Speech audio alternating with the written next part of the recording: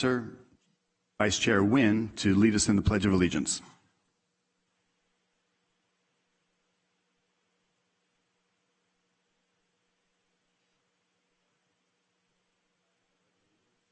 Flag.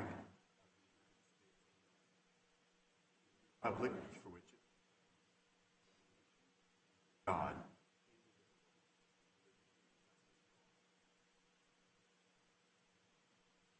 Thank you, Vice Chair. For the record, this is a regular board meeting of September 14th, 2021. Madam Clerk, roll call, please. Supervisor Miller? Here. Supervisor Nguyen? Here. Supervisor Villapudua? Here. Supervisor Rickman? Here. And Chairman Patty? Present. Thank you. At this time, we're going to have recognition and presentations of proclamation of September 2021 as Yellow Ribbon Suicide Awareness and Prevention Month in San Joaquin County. I'm going to go down front. Thank you, Chairman. And as you come down, I'm going to invite Cassie Lowe, Program Director for the Child Abuse Prevention Council, Victor Avina, Suicide Prevention Program Manager for the Child Abuse Prevention Council, and our Behavioral Health Director, Tony Vartan, to receive the proclamation.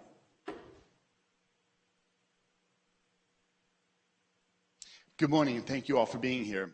First, I'd like to start off by reading this proclamation, and we look forward to hearing from all of you and from board members as well. Whereas September is National Suicide Prevention Month, a time in which individuals, organizations, and communities around the country join their voices to amplify the message that suicide can be prevented. And whereas this past year, the pandemic has presented our community with challenges and transitions that may be unsettling, disorienting, and stressful, all being environmental risk factors for suicide.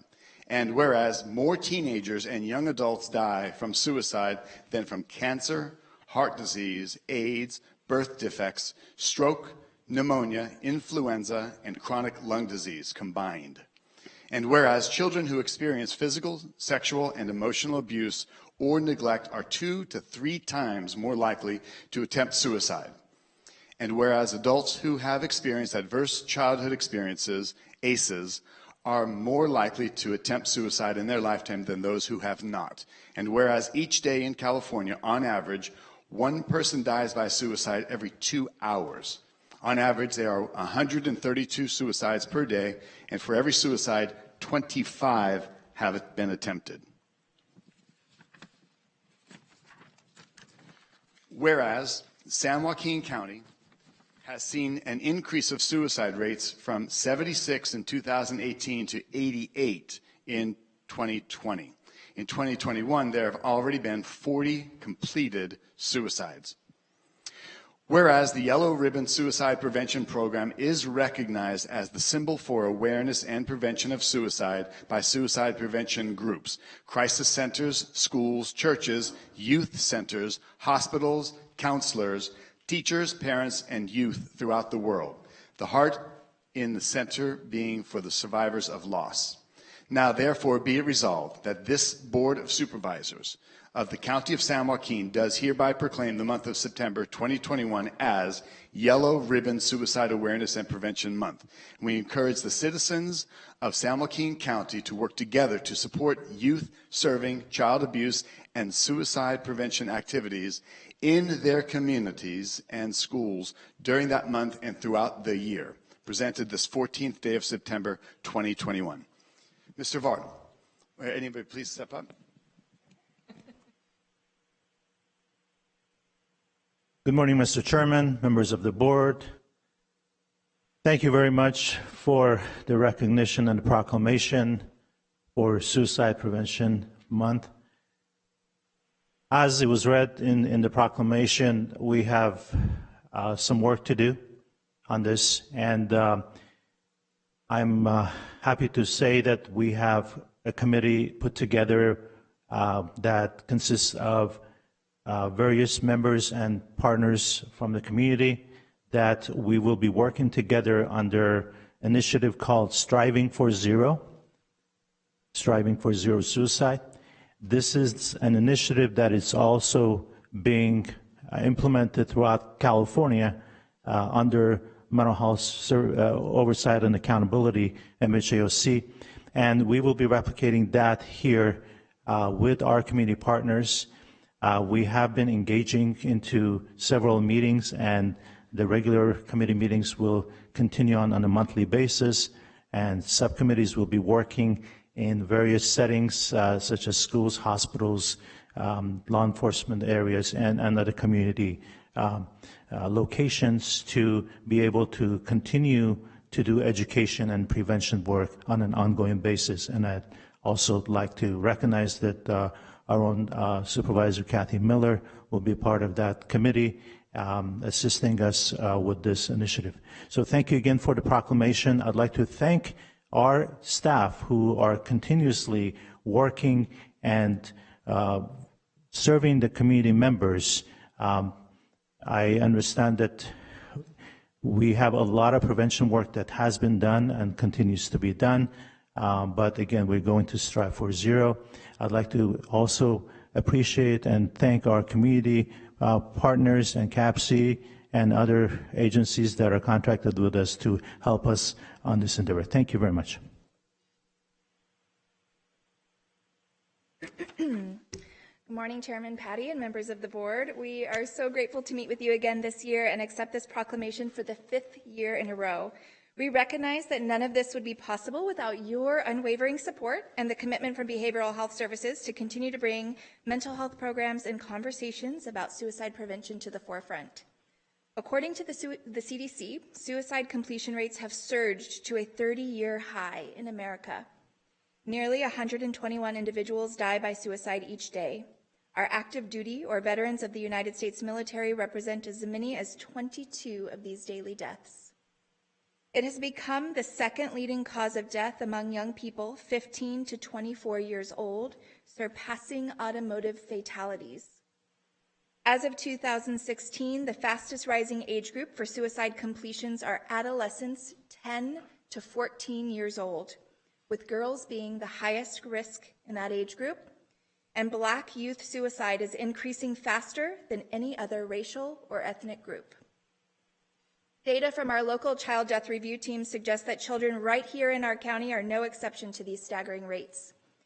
Suicides completed by youth have been on a steep increase since 2019, where only 1 youth death by suicide was recorded for San Joaquin County.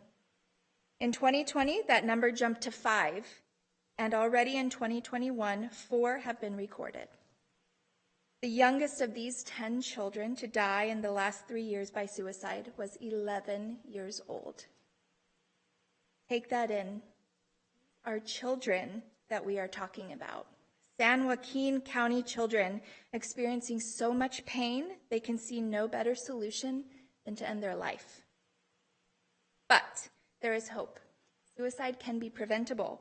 Right now, our biggest obstacle to effective prevention is silence. Silence that occurs among individuals in pain and silence within our communities. What I love most about our partnership with Behavioral Health Services and our suicide prevention contract is the voice that we are able to give young people and the glimmer of hope that they are not just understood, but valued, cared for, and important. Since 2015, our program has delivered suicide prevention messaging to more than 30,000 students and nearly 1,000 adults on high school campuses throughout San Joaquin County. We are acutely aware of the rising need for mental health supports and remain committed to our partnership with BHS and the San Joaquin County community. This proclamation offers an incredible starting point each year. It truly serves as a catalyst to activate our community, an opportunity to empower youth to save their generation from the perils of suicidality and depression. Together, we can achieve tangible impact by remembering that we all have the potential to be agents of safety in our community. As you leave here today, we invite you to do some things too to help create a suicide-safer community. Wear your yellow ribbon, talk about suicide prevention efforts, or even just ask someone how they are and really listen in for their response. We all can make a difference in saving someone's life. We remain grateful for your commitment and your continued support to making mental health a priority. So thank you.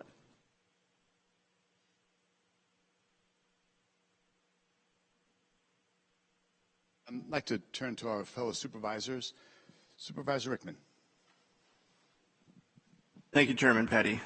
Thank you all for being here and for what you do for the community. Suicide awareness, especially in the last few years when COVID has hit, since 2020, and as the chair mentioned, as you mentioned, we have seen, suicides on the rise. We've seen, drug and alcohol abuse. We've seen depression on the rise. And it's something that, we need to make sure we have a handle on. And I think, if you look at earlier in the year and looking at behavioral health, making sure mental health is our priority for this board. So I want to thank you for bringing awareness and, for what you have done in our community. And I know it has saved lives. So thank you, and thank you all, everybody here today. District 2 Representative. Thank you. Thank you for all that you do. I'm honored to have been asked to serve on the committee, and I look forward to working together to help raise awareness throughout our county.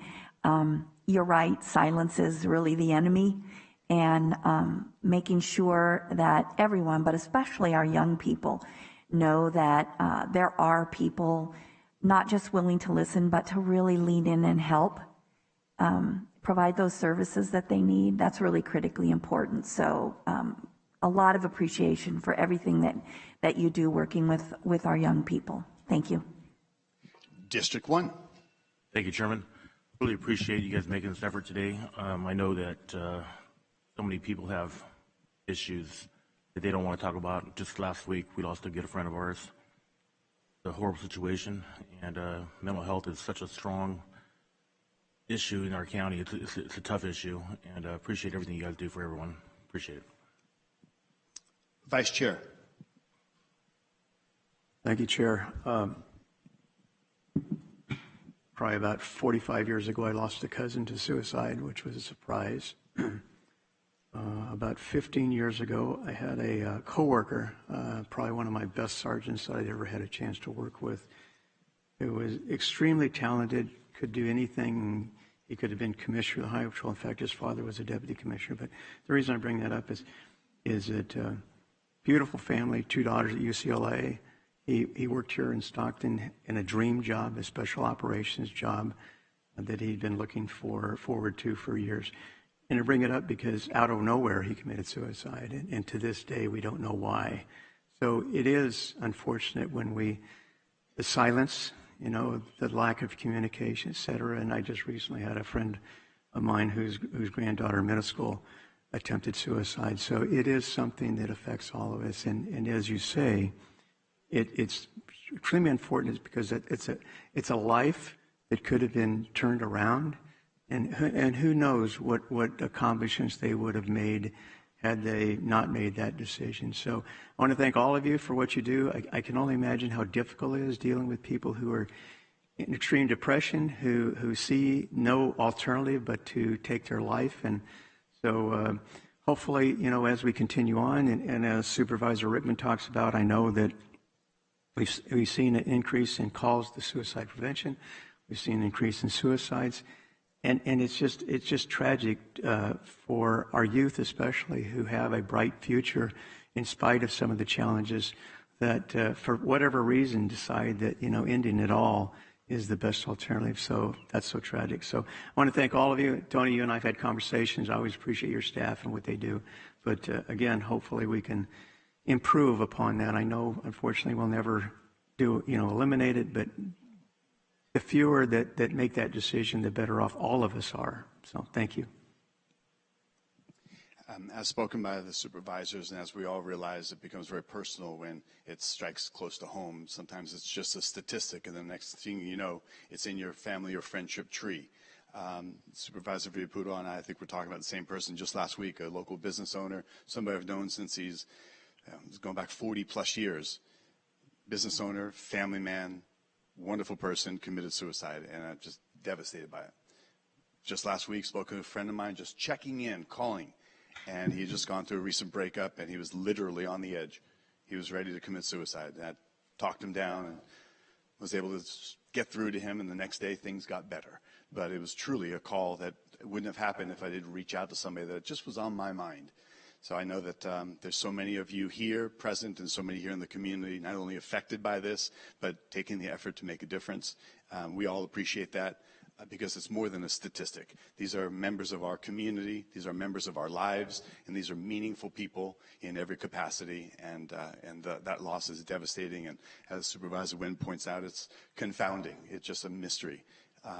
So, please keep up those efforts, and I know that we're all here for our friends and for our community, and we celebrate and really exalt that extra work that you guys do. We truly appreciate it. Thank you.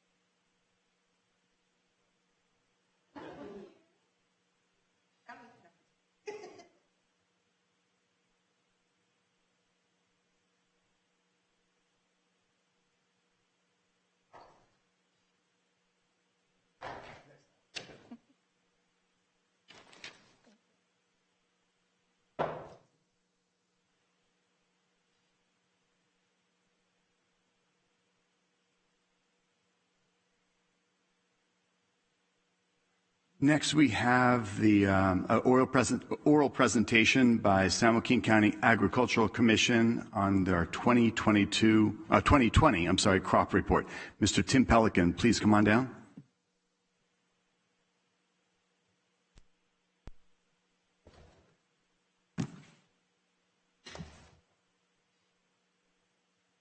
Good morning, sir. How are you? Very well, sir. Thank you. Good to see you. So, Supervisor Patty, members of the board, I'm here to present this year's, or 2020's, crop report.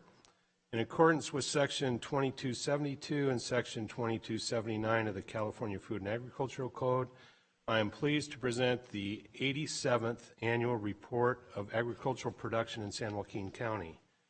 The gross value of San Joaquin County agricultural production for 2020 is $3,031,279,000.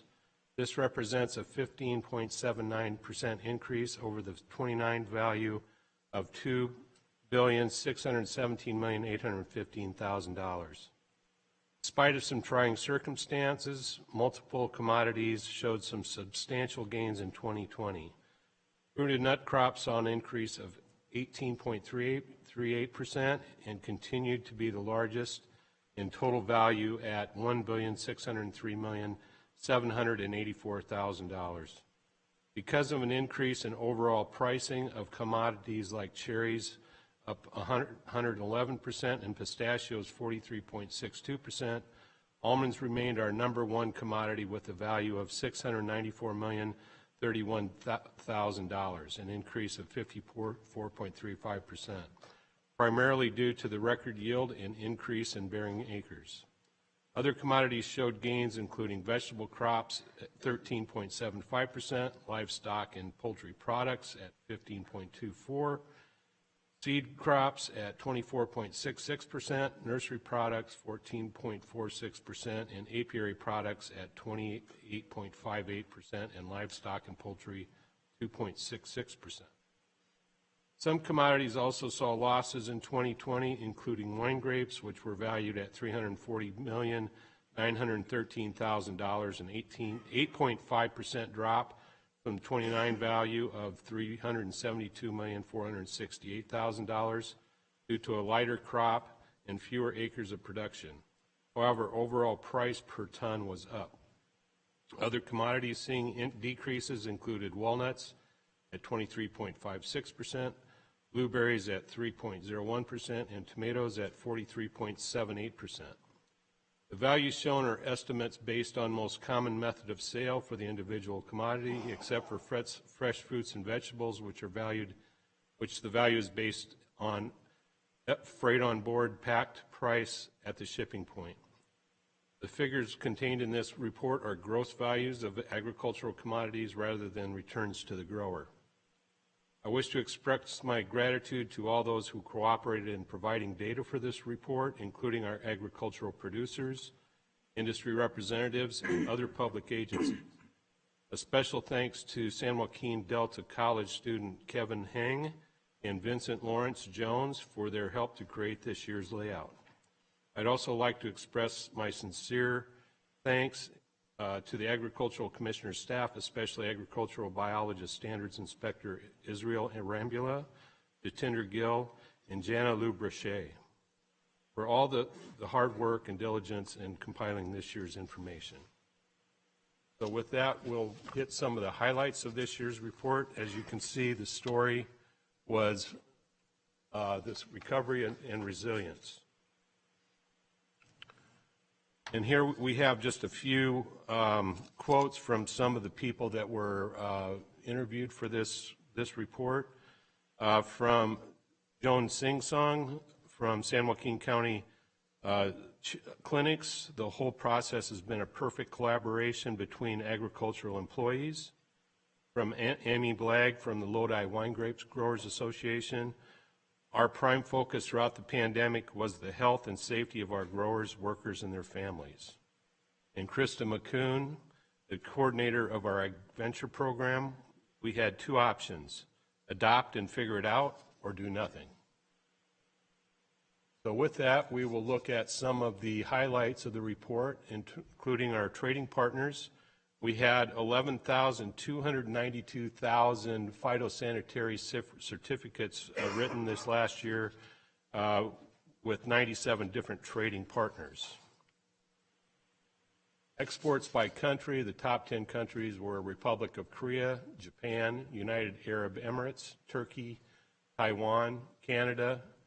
Number 8 is China, Italy, and number 10 is Vietnam. Our pest exclusion program, which is the inspection of incoming shipments to different ports of entry. We inspected 12,053 shipments last year and found 24 pests. Our pest detection program, which is our number one program that helps protect our ag community in order for them to be able to export. We had a total of 13,735 traps placed, of which 86,608 were serviced. Direct marketing, we have 7 certified farmers markets and 85 certified producers. Our registered organic producers, we have 46 with a total value of $11,695,600. And our apiary program, primarily, which is the primary helper in helping us produce our crops, we had a total value of $48,671,000. We had a total of, at the peak, of 198,000 hives in the county. Now for the leading top 20, the top 10 crops for 2020. Number 10 was hay at $57,185,000, an increase of 1.8%. Number 9 is blueberries at $59,118,000, a decrease of 3%.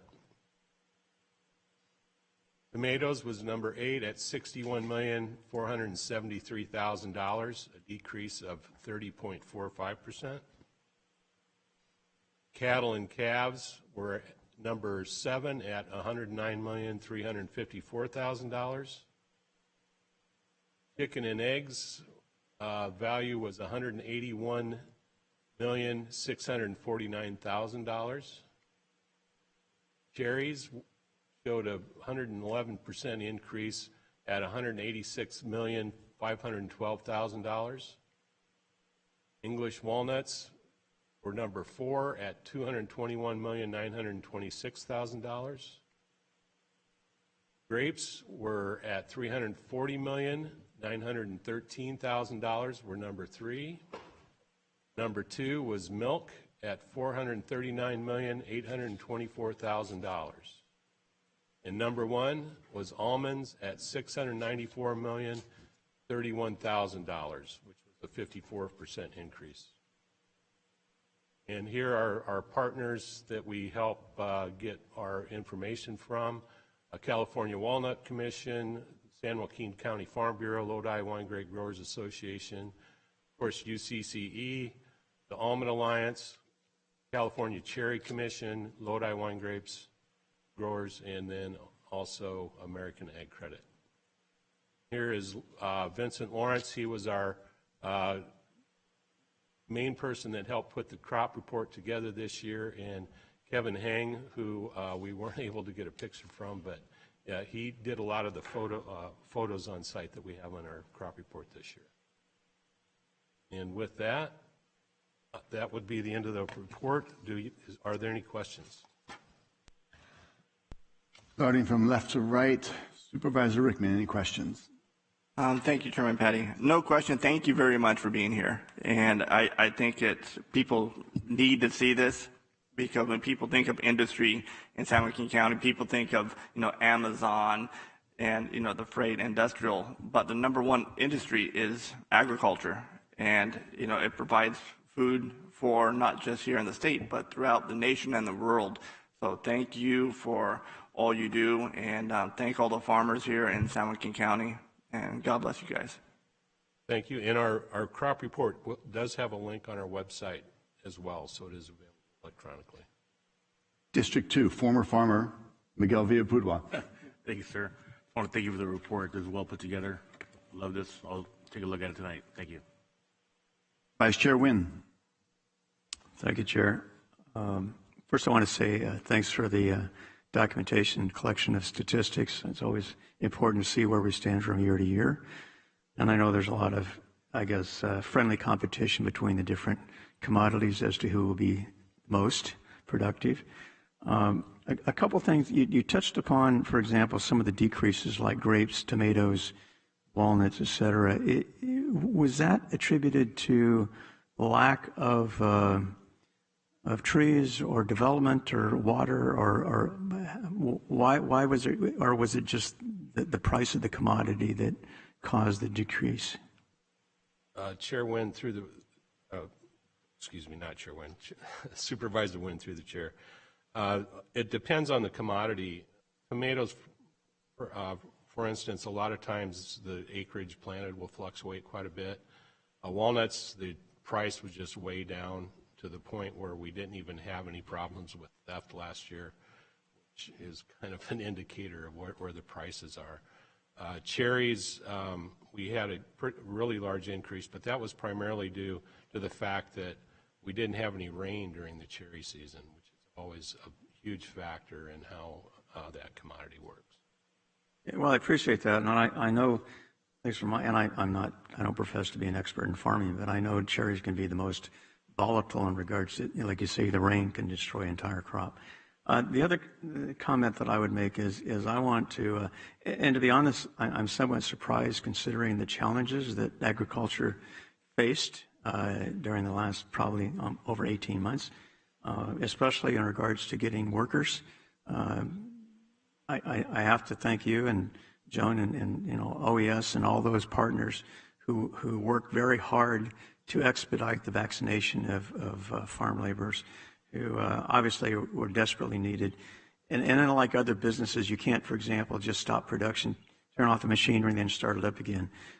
When it's ripe, and it needs to be picked, or harvested or whatever. So I want to thank you and your staff, because I know you worked very hard, especially on securing specific locations in the agricultural community.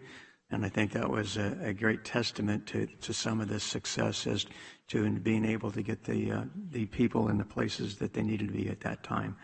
Also, I would add that I was kind of surprised at the numbers, because I know in the past, our output's been like in the 2 billions. And so this is probably the first time in several years we've been over 3. And I guess it's amazing considering, the downturn in the economy and all the other things that have been happening.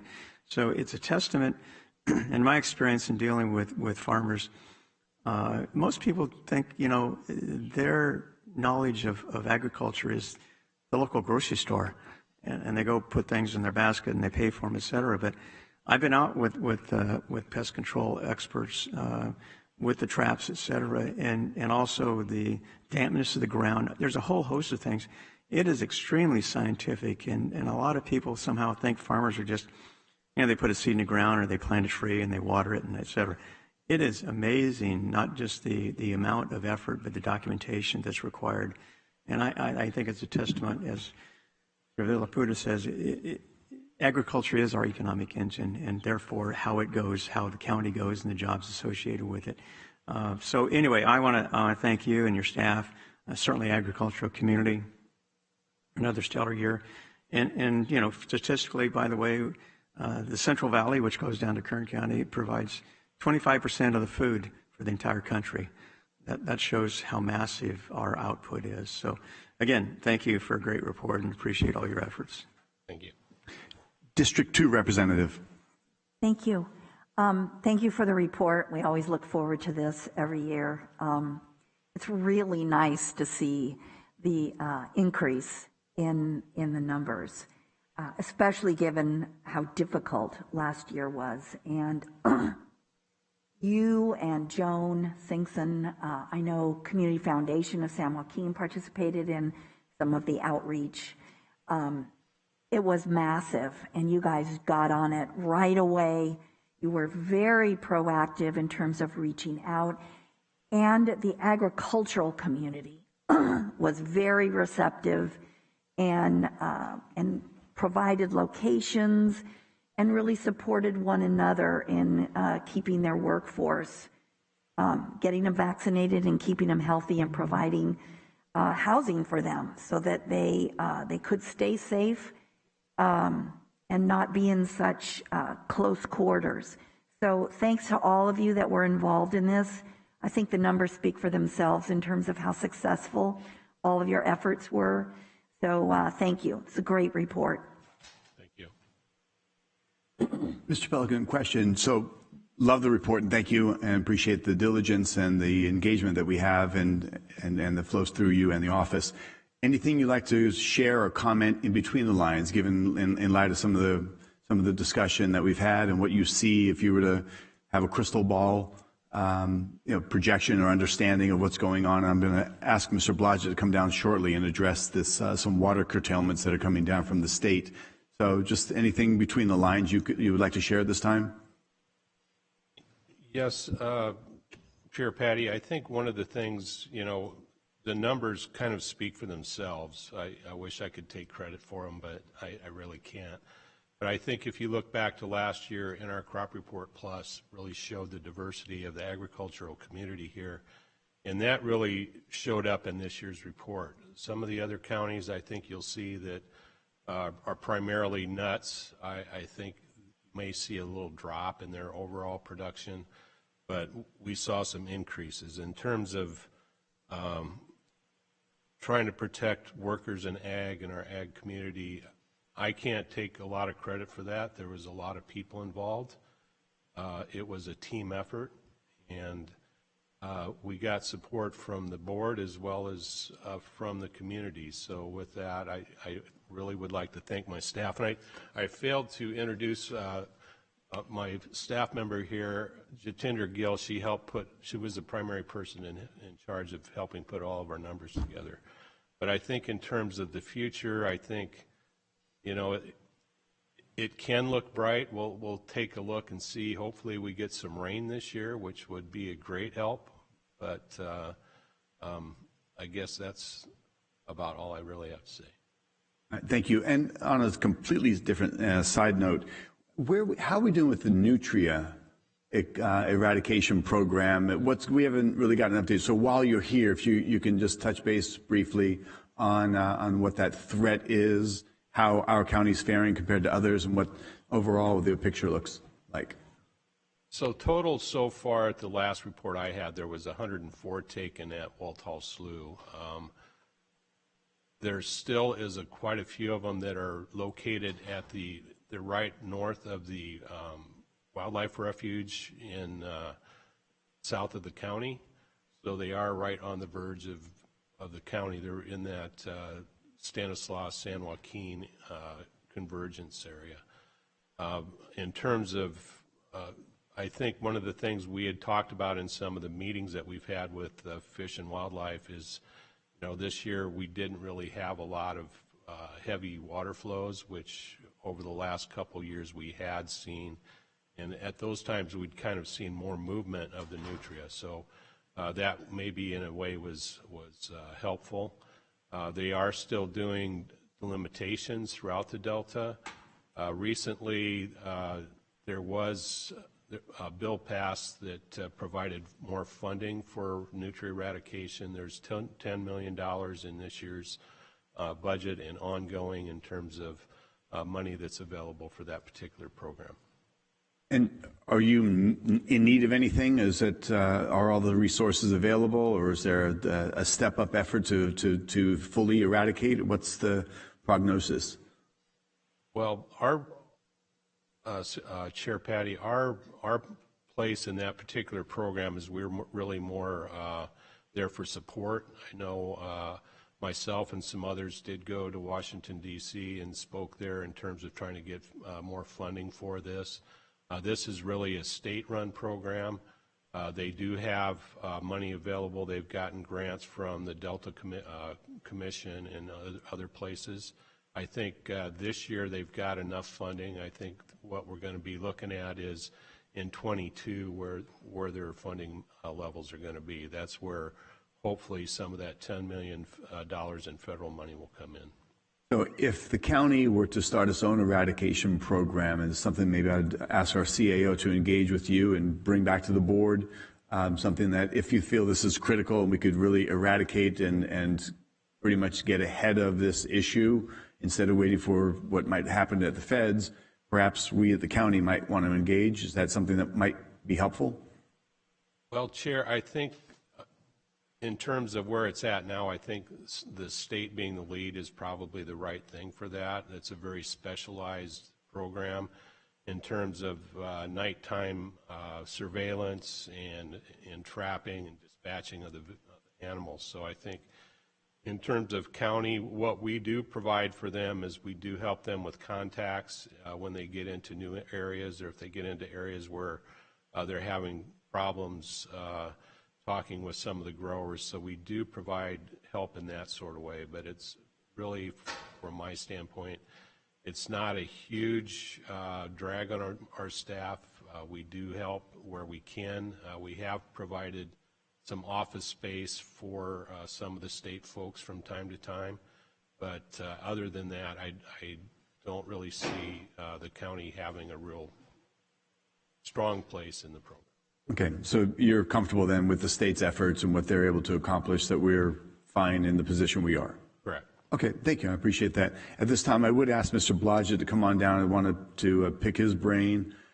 We've, in the west part of San Joaquin County, which is in my district, the farm agricultural area is being dealt some water curtailment issues, and perhaps you can just share, and I'll also ask County Council for a little update, but can you talk to us about the potential impact and maybe share where the Farm Bureau is on this and the awareness and engagement, please? Absolutely. Bruce Blodgett with San Joaquin Farm Bureau. Pleasure to be here. On crop report day especially, $3 billion, the second time we bumped into that number. So that's an extremely important threshold, something we should all be proud of in terms of our agricultural industry. But let's look at that number here in a couple of years because of what you just mentioned, curtailments, and on the same time, unimpaired flows. So you have unimpaired flows on one side, state board with curtailments on the other side. Curtailments this year, fortunately, we got through most of our harvest. We're not done yet, though. So we are going to see some people that are impacted. It's going to be devastating for them. But for this growing season, we're less concerned about that than what this means moving forward. Curtailments also means you're not going to be storing water. You're going to be releasing water all year long.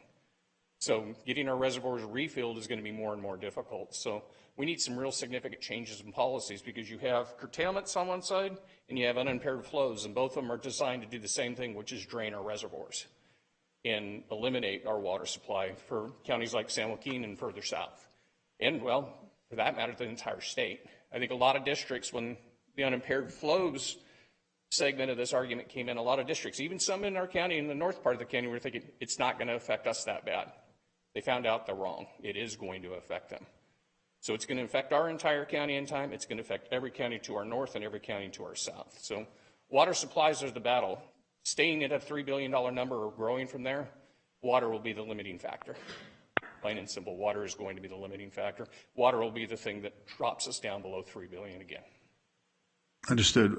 What's the Farm Bureau able to do? I know there's statewide and what levels of engagement. I know there's multiple lawsuits and such. So it's as always, you are dealt with many challenges, restrictions, laws, and environmental or legislatively.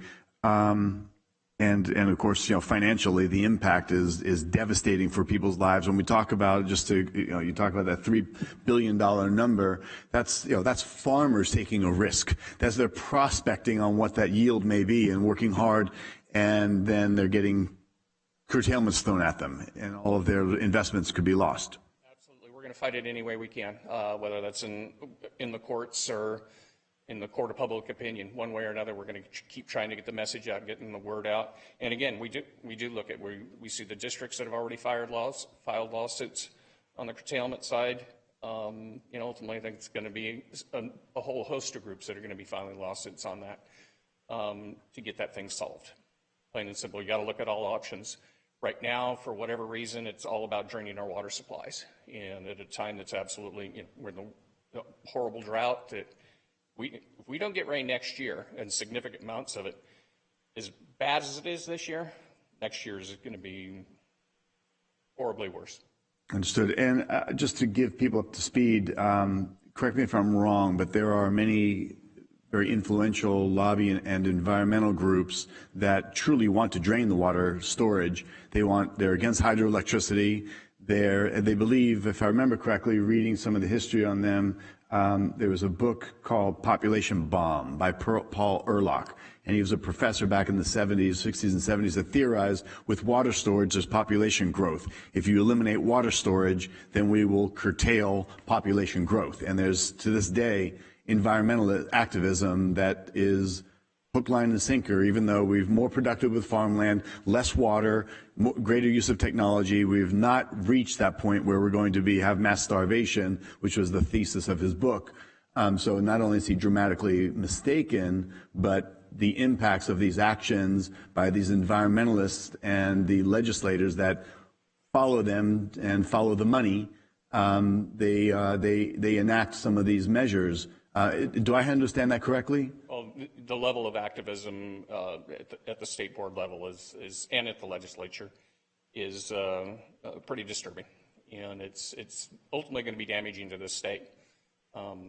Hopefully, some people wake up before that happens. Understood. I appreciate the fight that you and your organization and the farmers and everybody is in.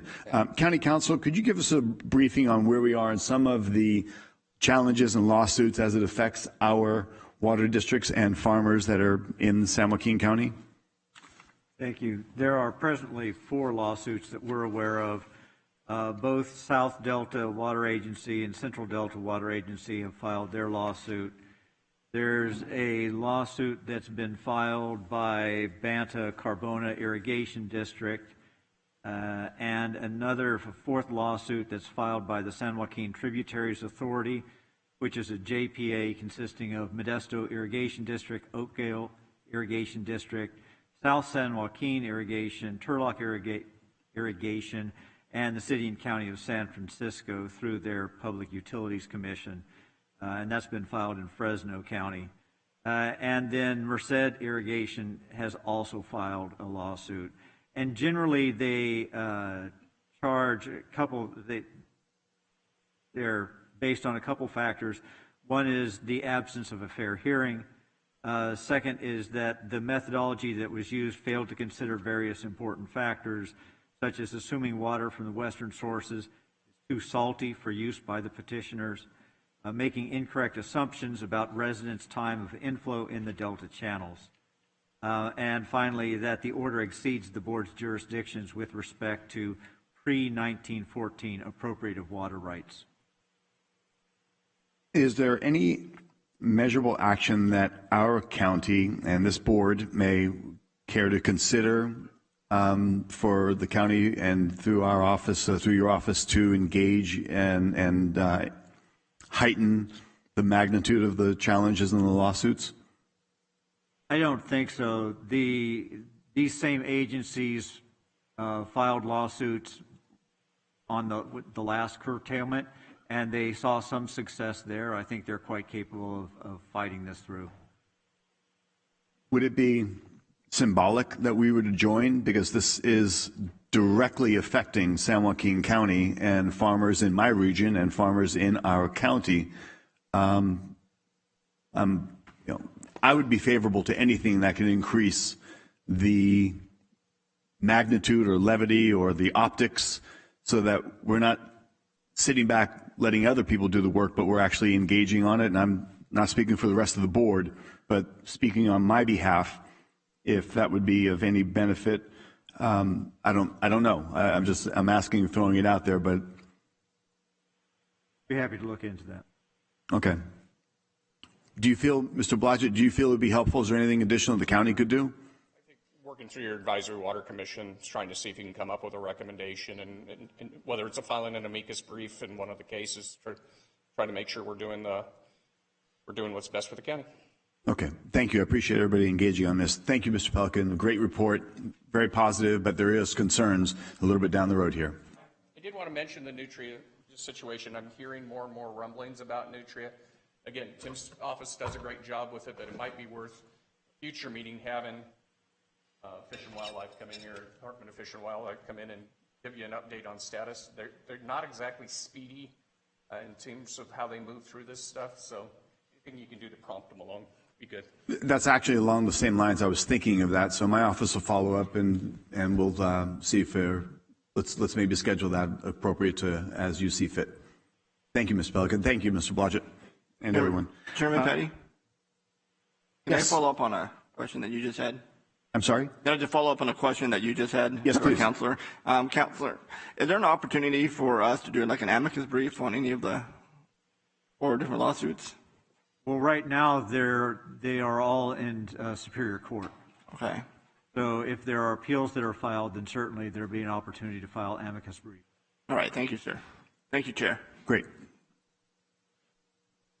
At this time, we will be conducting public comment. Now is the time for comments on matters within the jurisdiction of the Board of Supervisors that are not listed on the agenda and minutes, appointments, consent calendar, and closed session. We request anyone here to fill out a comment form if you plan to address the board in person. I do have some here. I would also ask if we have any that have been submitted through the clerk.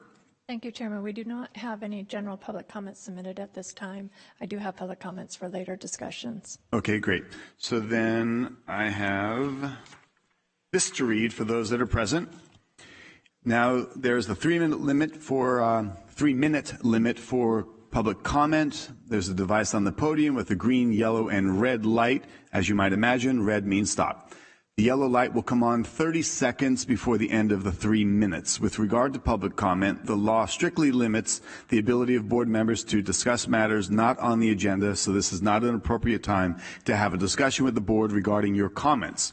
We will ask that you refrain from personal attacks, which oftentimes is ignored, but during your comments, and that you address all comments to the Board of Supervisors, not to the audience.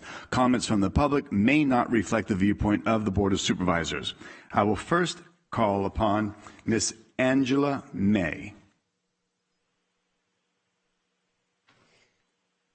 Good morning, supervisors. Good morning, public. Good morning to all of our first responders. As we all know, we just did a remembrance of 9/11. I would like to offer a moment for that, to recognize all of our first responders, all of our service members. We just heard about our Suicide Awareness Month. I would also like to add that 22 veterans a day are committing suicide, and that number is ever increasing with the shutdowns. The lack of mental health treatment in this county is exacerbating our own individual responsibility within this county. I mention that because I actually have an Iraqi veteran at home, and so that one hits a little bit home for me. And he enlisted the very moment that he saw the buildings fall. We say never forget, but come Monday morning, how quickly we already forgot. This board has made a very big stance to say that we're not going to be doing mandates regarding the vaccines, regarding masking, regarding many other policies in this county. Unfortunately, Our County Public Health Information Officer's office is doing just that. Our hospitals are denying care. Our officers, our first responders, our nurses, our NICU, our maternity ward staff are being threatened with termination and have already received letters that if they don't comply with getting vaccinated, they will be terminated. There is no room for immunity. There is no room for antigens. But testing is no longer even an option. And on that note, I would like to remind everybody that the PCRs are fraudulent, according to the 2020 CDC report regarding the PCR testing, that it was not even based off of a SARS-CoV-2 isolate. It was actually based off of something completely unassociated, in which your common cold will test positive. Now that those are being phased out, they will tell you if you have the flu, commonly like any other doctor's appointment. But what they're not going to tell you is the other category. And that is the same category that fell in the 2020 window of coronaviruses, rotaviruses, adenoviruses, et cetera. We happen to be in the Valley. Thank you for the USDA presentation. We actually happen to still be the top #1 infection for coccidioidomycosis, which is valley fever. That also is a false positive, as is Legionella is common too. There is no distinction. I would like to remind everybody that we have a very high migrant population here. The Migrant Center is reporting that they're being told their migrant worker visas will be revoked should they choose to not get the vaccine. This is what we have settled with. This is what we are okay with. I'm sorry, but as a citizen of this county, of this state, and of this country, this is America. We don't do this to people. We don't treat people. While we are allowing our government to give treatments of ivermectin, hydroxychloroquine, albendazole, and other methods, we are denying that to our common citizens. These people deserve action. They deserve our respect. And especially our service members, they deserve our backing 100% to not be faced with losing their jobs. Thank you, Ms. May. Appreciate you coming in. Next, I'd like to call Ms. Kim Kelso. Mr. Kim Kelso, pardon me, I'm sorry.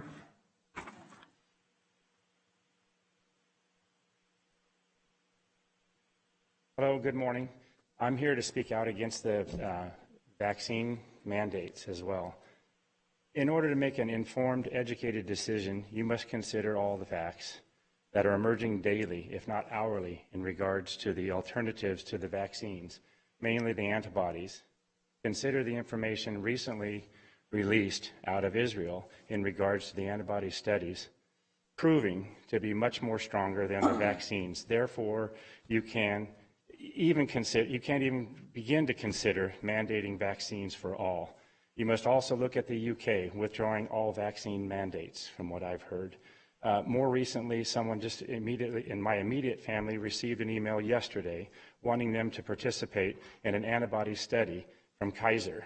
So they are definitely starting to explore those options for people. And here, the vaccine mandates are coming down now. They need to wait until they get all the information. You can't make a decision without being fully educated. And also, I'm here to you really have to get the information before you make a decision. You need to stand behind us and our rights to make that decision for ourselves. Thank you. Thank you, Mr. Kelso.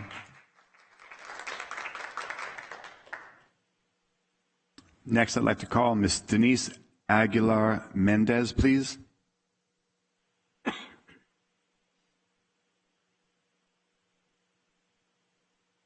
Okay. Well, then, next I will call upon Ms. Mary Fuhs, F-U-H-S, perhaps? Fuhs. Okay, thank you.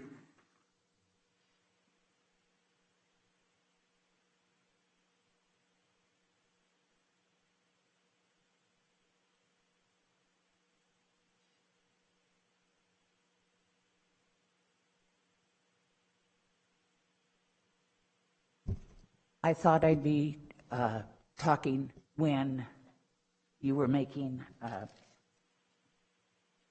the assignments for commissioners. I have applied to, once again, be a park commissioner. I was a park commissioner for 12 years, and I worked for San Joaquin County back in the 70s. Because I have watched our parks for all these years. I was there before Kennedy Park was created, and I remember going to its beginnings. I left as Oak Grove was being designed. My heart is with these parks, and I would like to be back with the commission. I provide the history that very few who work for the department and very few of the commissioners have, because I have paid attention for so long. Anyway, that is it. I have no problem with a mandate for COVID. I have one lung. The last thing I want to do is be around people who have potential COVID. Thank you. Thank you, Ms. Foos. At this time, that looks like the last comment. I will hold Ms. Denise Aguilar Mendez for a later time when perhaps Dr. Park is here. If there's anyone else here in the public that would like to come down and speak, now would be the time. Please come down.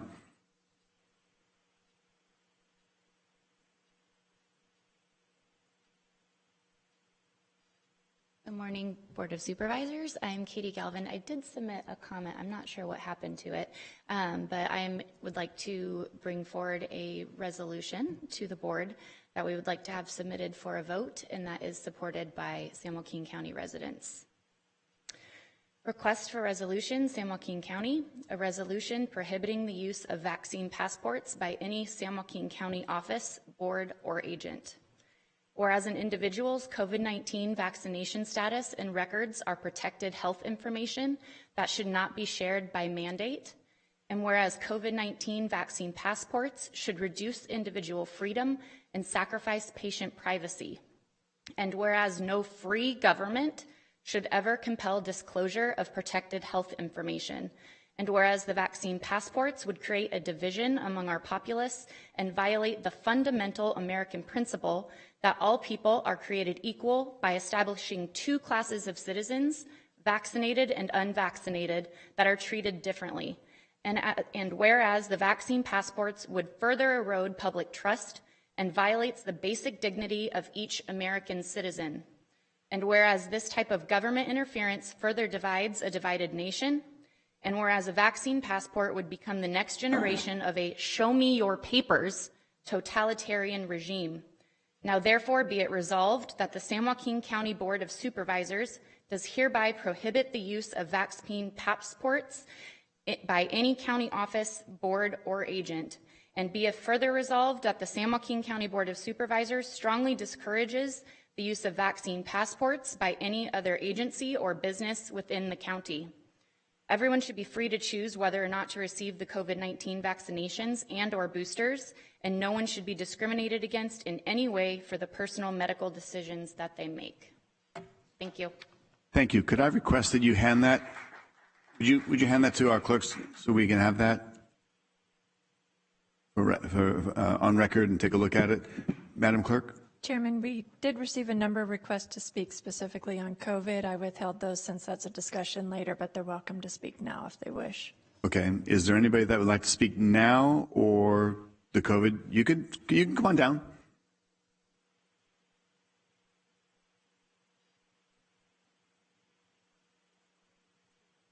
So. Can you introduce your children to us as well? This is Tammy and Desmond. Hi, Tammy and Desmond. Hi. Good to see you guys. Thank you for being here.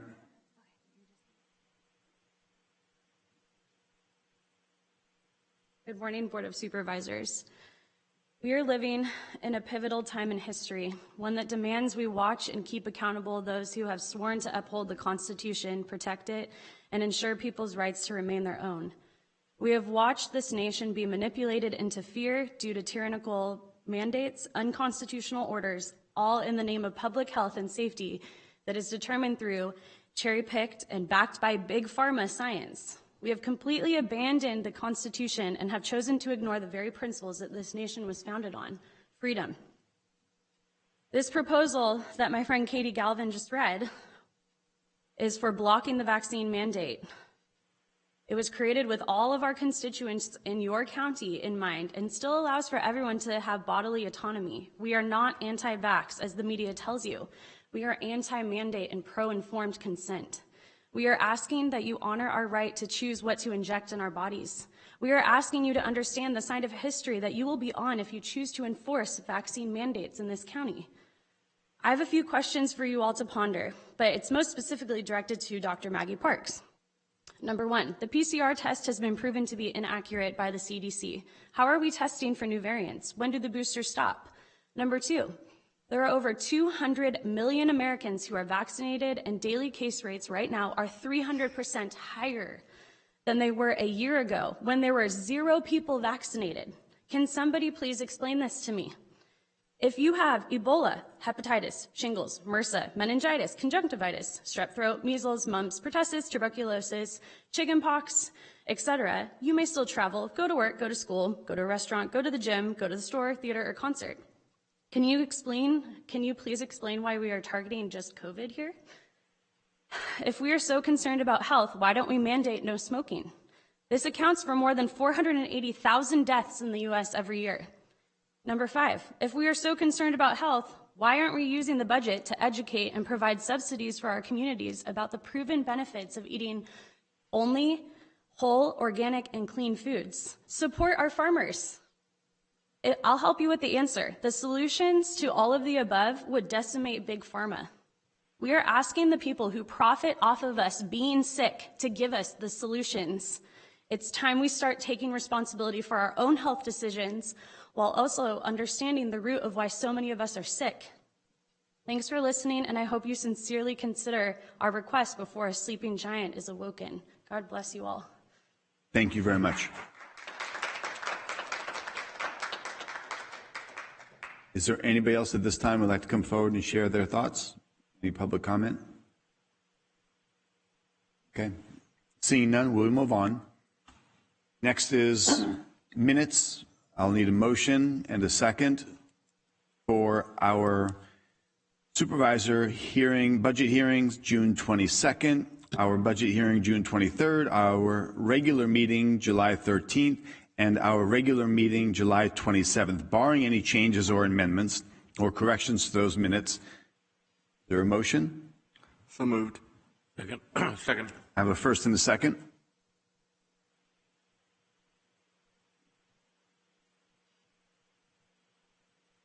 Those have been adopted 5-0.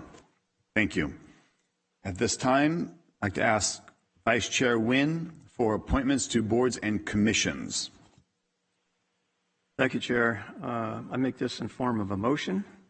First is Advisory Water Commission, 2 positions, City Representative, position 1007.5, Daniel DeGraff, and City Ripon alternate, position 1007.5A.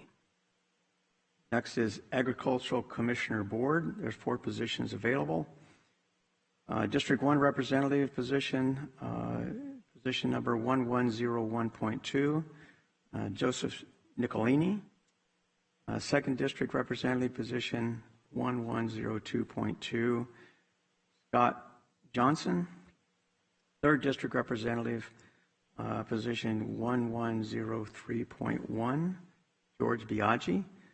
And then the last is California Women for Agriculture Representative position 1111, Terry Ann Paletti. Next is Aviation Advisory Committee, position number 1402.7, Wesley Ray. Next, Behavioral Health Board, 1 position, General Interest Representative position 6704.4, Samuel Keys Wire. Next is Children's Services Coordinating Commission. First District Representative is Elia Holman. position 2001. Next is Community Action Board, 1 position, District 1 representative, position number 2401, Alfonso Diaz. Council for Quality Care and Education of Children, 1 position, community representative, position 2502.2, Julia Del Diego, I'm sorry. Next is In-Home Supportive Services, 2 positions, provider representative, position number 3702.1, Glenn Castellano, provider representative, position 3702.2, Jane Kamar. Parks and Recreation Commission position, 4th District Representative, position number 5104, Nathan Kiwara. Redistricting Advisory Committee, 1 position, 2nd District Representative, position 7302.2, Michael Oster. CAF Community Center Advisory Board, at-large representative, position 6201.2, Eugene Farrell. And then Workforce Development Board, at-large business representative, position 7208.7, Sylvia Sanchez. Again, I make that in form of recommendation, in form of motion. Thank you, Chair. Thank you, Vice Chair. I'd like to need a vote. I would second that motion. I have a first and a second. Please vote. Those have all been approved, 5-0. Supervisor Villaputa, I have a request for you to speak that just popped up on my monitor. That was a mistake, sorry. Mistake from you? Yes. Okay. You have been deleted. Next up, we have our COVID, I believe. Yes, we are up to our COVID discussion. I believe Mr. Dietrich and Dr. Park are present.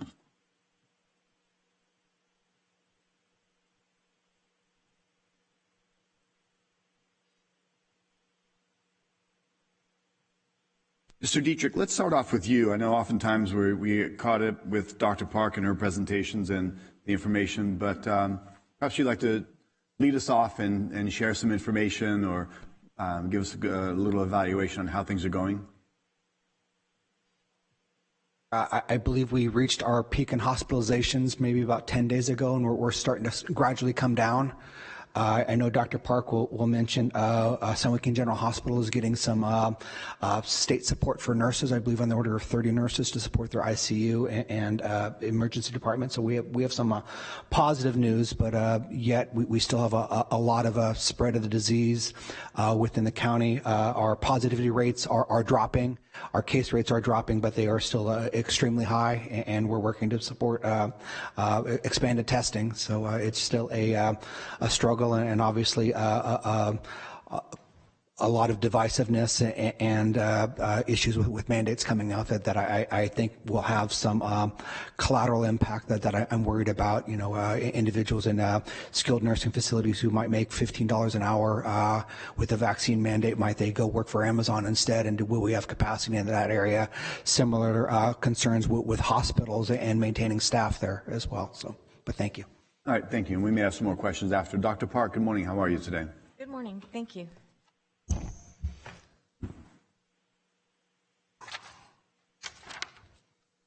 So I did receive instructions from Chair Patty to focus on some items in particular and not so much on our local data and statistics. But what I wanted to present for anybody who's interested is the fact that you can find this here on our website. If you go to San Joaquin County Public Health Services and you go to data information, you could click on the weekly report, and that would lead to a report that comes out actually more than weekly now. It's Monday, Wednesdays, and Fridays. So that's where you can find local statistics. Chair Patty, you've asked me to present items that I may be pushing the state to do in my engagements and conversations with the state. So I've listed here some of the things that in the past few weeks I have been talking with the state about, and not just me. Sometimes this involves other health officers in the other counties as well. And the first thing is that we are really pushing them to help us with the third dose boosters that we imagine are coming up in our skilled nursing facilities and our long-term care facilities. You may recall that early on in the pandemic, there was a federal pharmacy partnership with Walgreens and CVS doing most of the vaccinating of our skilled nursing facility residents and staff. There is no federal pharmacy partnership plan at this time, so many of us are worried about how we're going to get into all of these facilities and vaccinate them. So we have really asked the state to step in and either get the feds to do it, or if not, the state needs to try to find a way to help us with this. So that's one thing, and there's no outcome to that yet. Another thing that we have engaged with the state on is to use their outbreak response team, which is something that's new. They have put together a mobile van unit that can do testing and vaccinations in the case of an outbreak. And so we were one of the first counties to utilize that van, and it was here in Stockton for 5 days. We took advantage of that, and it really helped us to get one of our schools that had closed reopened as we did testing at several outbreak sites. I have asked the state for assistance with contact tracers. As you know, with this surge, we have very high case rates every day, and we can't possibly call every single positive person. And we had many state-contracted contact tracers with the last surge that are not available anymore. So it's really hard to come by state-contracted contact tracers. But I did make a plea to the state, and they did give me a team of 5, which were then assigned to schools. We do try to focus our contact tracing on school outbreaks, skilled nursing facilities, and shelters. So they're called the 3 S's. And we did need assistance with our school team.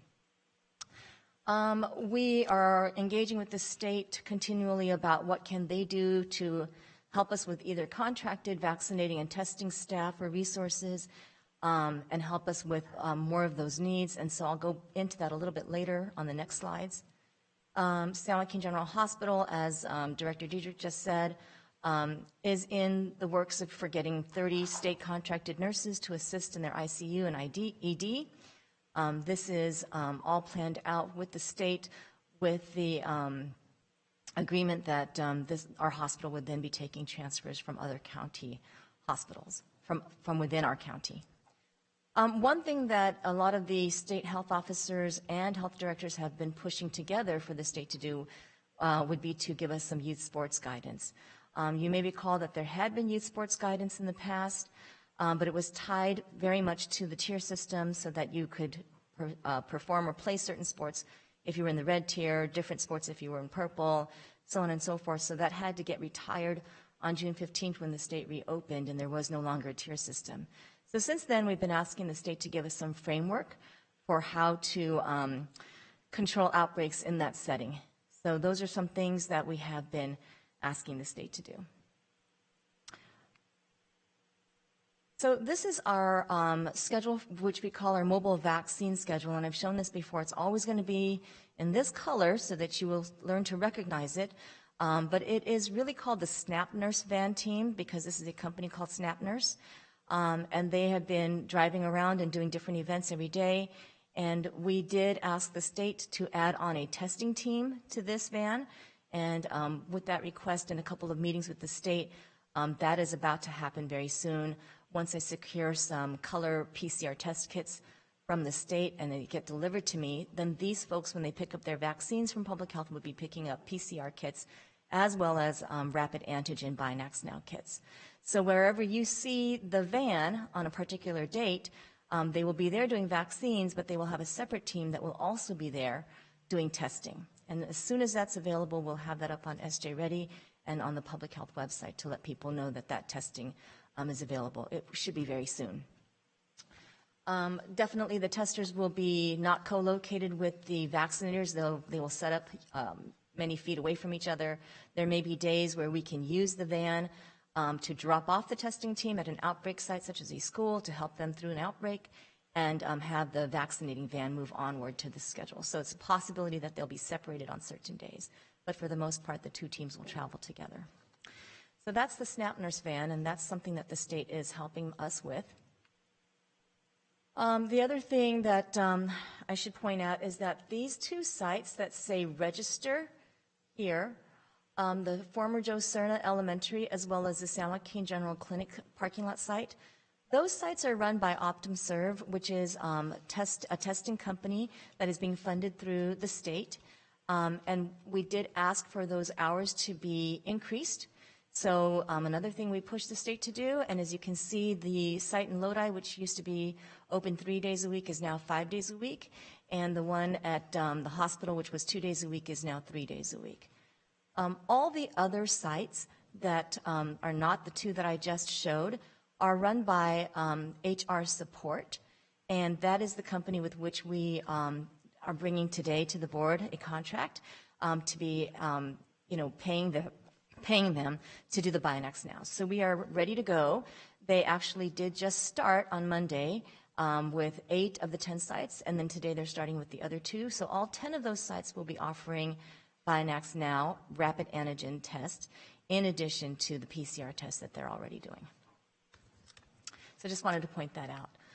And lastly, although this is doesn't have to do with really the state, but just wanted to show you the last option for getting tested or vaccinated, just to be complete. This is Joan Singsong's group out of San Joaquin County Clinics, and as you can see at the top, it says there that the rapid antigen test will be offered as well as PCR and vaccines. So these events that go on daily, this calendar is also up on SJ Ready, and so this is going to be kind of like the SNAP Nurse Van, where they will be moving around and doing all of it, the vaccinating and the testing, so people can utilize them for what their needs are. And lastly, the state county health officers and directors, as I said, really we're asking the state to give us some uniform guidance on youth sports. They did not come out with a separate isolated youth sports guidance this time. Instead, they added this language to the K through 12 school guidance that already exists. So this was added on September 1 to give some guidance to how sports will be played. This also pertains to band, chorus, and clubs, but basically reiterates that indoors right now on any school campus, masks will be worn. So even in the context of sports, the expectation is that masks will be worn. And there are some caveats there for how to mask when you are playing a musical instrument that's a wind instrument. So that is that. And I do have the usual epi curve and hospitalization curve if you would like to see it. But that's pretty much it for now, unless there are questions regarding those. If you have some slides, yeah, that's fine. Share some of the information that's... Well, these are just the, if you want to bring back the slides, they're the usual curves that I do show. So this is that curve that I show every couple of weeks. And just to show you that it does look like we reached a peak and we seem to be moving downward, which is great news. I think we're coming out of this Delta variant surge. Some things to warn you about is that the steepness of that downhill decrease might not in reality reflect what's really going on, because we're still getting cases added to those bars every day.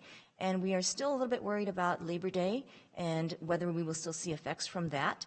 Because as you know, it takes a couple of weeks to get all those cases added into the case rates as more positives show up from Labor Day gatherings. The other thing is we're just seeing that aside from our own rapid antigen testing that we just started doing, that in general the entire state is very much interested in rapid antigen tests, and we know that people are buying them over the counter and that urgent cares are offering them. And so we're a little bit concerned that in those instances where they're not being reported to the state, some of that decrease might be representative of the fact that a lot more antigen tests are being done and not being reported as positives. So what we think is that in reality what we might be seeing is more of a plateau and not such a steep decline. But yet a plateau is better than the increasing rise in rates that we were seeing up until now. A lot of this is really expected for the rest of the state too, that counties are going to plateau and slowly see a little bit of a dip after some more of a climb. And then just the last one that I usually show is the hospitalization. So as Director Diedrich said, you can see that that curve is also starting to take a dip. So we did have, at the very peak, the most, 291 people in the hospital a couple of weeks ago, which was higher than the peak of last summer. But now that number has gone down, and we're at 237 people, the blue line, for people with COVID, and the red line is representative of those in the ICU, and that's 76 people in the ICUs right now. So still very high numbers, still concerning. Hopefully this decrease is real and will be sustained. I think over the next week or two, we'll really know if we're going to have a sustained decrease in the number of hospitalizations. And Dr. Park, if I could add on that slide, I'd like to point to the green line, which is the overall hospitalization capacity. And you can see that it's at all-time highs during this pandemic, and we're heading into the cold and flu season. And then I think I might just have... So, and I don't know if everyone in the public is aware of this, but we are under a state health officer order on regional surge ICU capacity. As of 13 days ago, our region, the San Joaquin Valley region, was identified as having less than 10% staffed ICU beds available throughout the region, which meant that this order was enacted. And this order means that any hospital in the county who has ICU bed space needs to take transfers from other hospitals. And when there are none in the county, then the region needs to help out. And when there are none in the region, then the rest of the state has to help out. Hospitals from around the state are ordered to take transfers from us if we cannot handle them. So this was enacted early September and was renewed again because we have not been able to get above that 10%. Thank you. Thank you, Dr. Park. I'd like to call upon Vice Chair Wynn. Perhaps you have some questions with Dr. Park or Mr. Dietrich. Thank you, Chair. Again, I always appreciate your presentations because we get glimpses, and I look at the reports that we get in regards to the hospitalizations and ICU and those types of things. But I think it's important for the public to hear, certainly from you and from your perspective, as to what's happening. A couple of questions in regards to the availability of hospital beds, whether it be ICU or regular hospital beds. I've heard, and this is generic, we get a lot of information, all of us, obviously, through the media on actually an international basis, but certainly a national basis. But I've heard and seen or read in regards to, for example, the healthcare facilities, the staff, doctors, nurses, et cetera. And we talked about this last time in regards to the number of healthcare professionals who aren't vaccinated and don't want to be vaccinated. And I'm not trying to put you on the spot. I'm just making a comment. So there is a concern, and obviously I think from my vantage point, and just a layperson, is that these are individuals who've been, fighting the COVID battle for almost 2 years, and they're in a better position than I am to see what's happening. And whatever reason, I have no idea. But there seems to be a particular trend in that particular area. Then I also read where there was a reluctance, for example, of importing nurses from out of state because of the California mandate for vaccinations, and some just, again, for the same reasons, whatever they are, don't want to come to California because they don't want to be vaccinated, I don't want to say unwillingly or involuntarily. So all these things together, and then I think the confusion, and we keep talking about the unvaccinated versus vaccinated. The one thing that I would appreciate, and this is a generic comment, from the medical community and maybe from our politicians, is at least a discussion in regards to those who've already been impacted by the virus, who've contracted it. And as was mentioned by one of our speakers in regards to the Israeli study, it pretty much shows, anywhere from 5 to maybe 20, depending on number of doses you've received or none doses or whatever. But certainly it appears that those who've actually had the virus are maybe at least 5 times, maybe it's 23 times. It just varies based upon the circumstances, immune from the virus itself. And I guess what I'm saying is, when we talk about education, information, those things, I think a lot of people who are hesitant, I think we've gotten to a point where a lot of individuals because of and we've talked about this, and I've raised the issue about moving the goalposts, in California, certainly nationwide, probably worldwide. The question arises is, what are people to think? They usually trust our healthcare professionals, but there's been so much reversal of opinions. I won't get into the politics of it, but the fact is that whether it be our president, Dr. Fauci, Nancy Pelosi, the CDC, all these individuals at one point in time said that mandatory vaccinations are either not possible or would not be implemented. And here we are. And so what's happening is that the people who look to the healthcare professionals, agencies, and our elected officials who basically are overseeing this are continuing to give messages or promises that evaporate over time. And therefore, especially with the vaccination, someone mentioned about the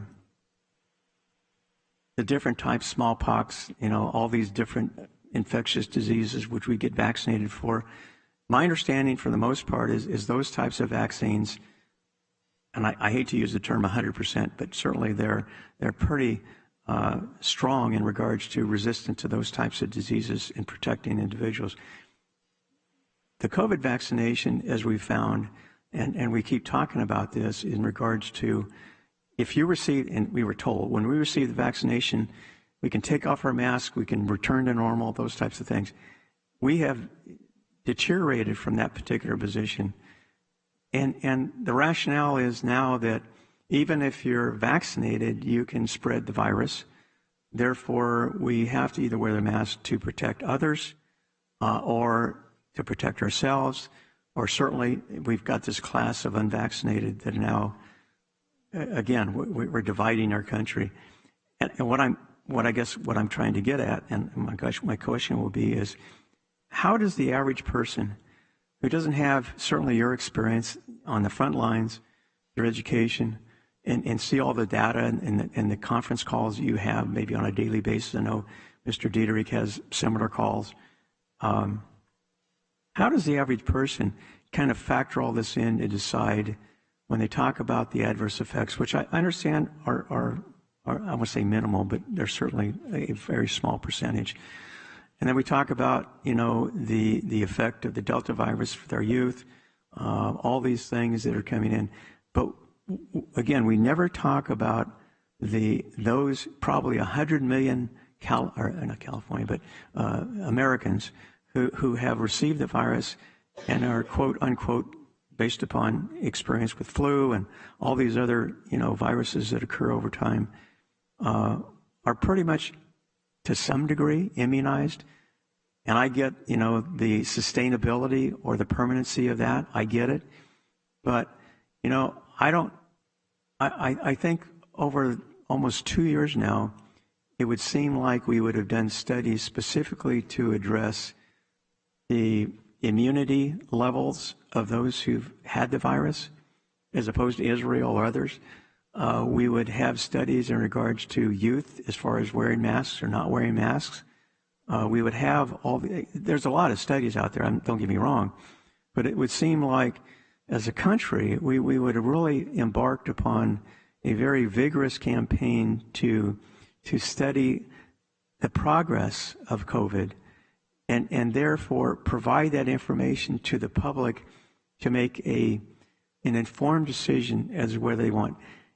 And unfortunately, I think because we're now attacking this as us versus them, so to speak, that, if I've taken the vaccine, I'm protected, but if you haven't, you need to stay away from me. I think that with this, that there's going to be individuals who are going to quit their jobs or be fired, which means that their income for private family gone. But people feel very strongly, and I think there's, and I believe that if we were to, as a government, and I know you don't control this, I'm not picking on you, but as a government, if we would back off and all the things you talked about, in regards to the availability of whether it be rapid testing, whether it be the vaccine, all those things that we're working very hard to provide almost next door around the county. I think that's great. But on the other side of it, we have this ongoing debate as to whether government should be mandating that we take a medicine that we may be concerned about.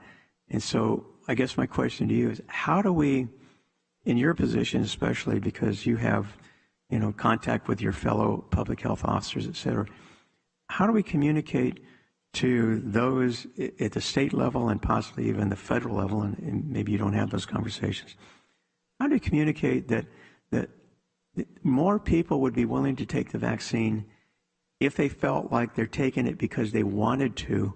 They're making that choice. We've heard that a lot, as opposed to I'm taking it because I'm being forced to by our government.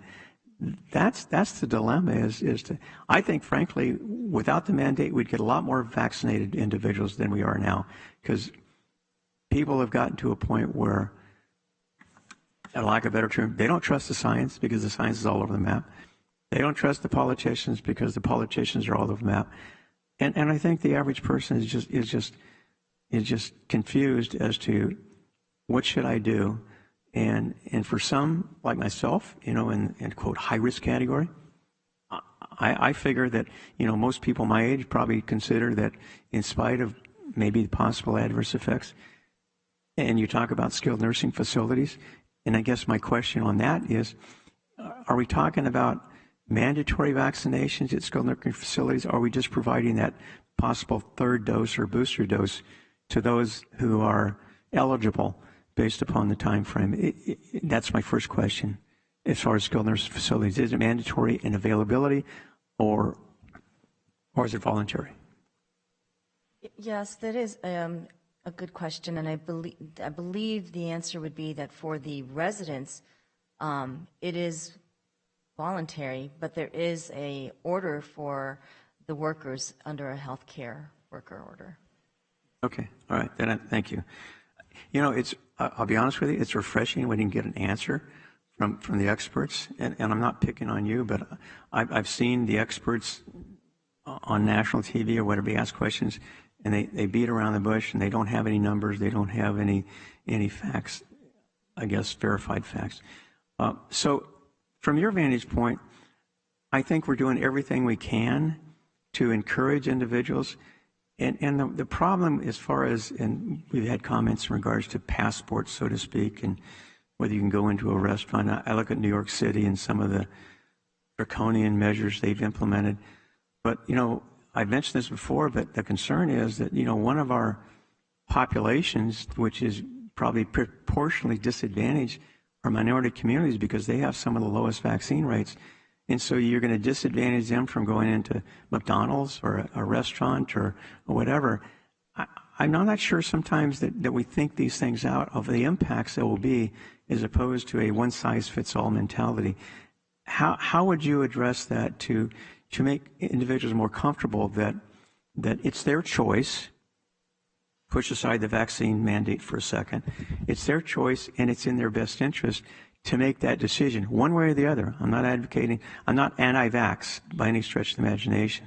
But on the other side of it, I think people would be more comfortable if they made that decision as opposed to being forced by their employer or by the government or whatever. So how would you address that particular issue to make it more willing of individuals to make that decision?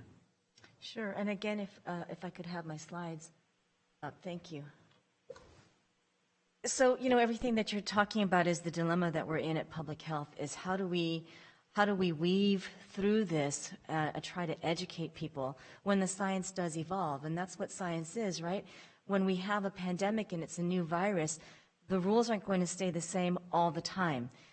We're learning more as we go about masking and vaccinating and all of the hospitalization rates. So I can see how it's very confusing to the public to make a good, informed choice for themselves when they're hearing so many different sides of the story. And the only thing that we can do at public health is to show the facts. And so I do have I have here attached the weekly report. And what I'll share with you is that there is new information that we're going to be putting in here every Friday and Saturday. Just on Fridays, but once a week as we get it from the state once a week. But this slide number 11 and slide number 12, shows our weekly cases by vaccination status. And all the blue are people who are not fully vaccinated, and the orange are people who are fully vaccinated. So definitely there are breakthrough cases, and some people who are fully vaccinated do make up our weekly case rates. But if you look at the line at the bottom, only 0.67% of our fully vaccinated population have experienced breakthroughs. So this is the kind of story we tell to people. It's numbers. It's not something that we make up.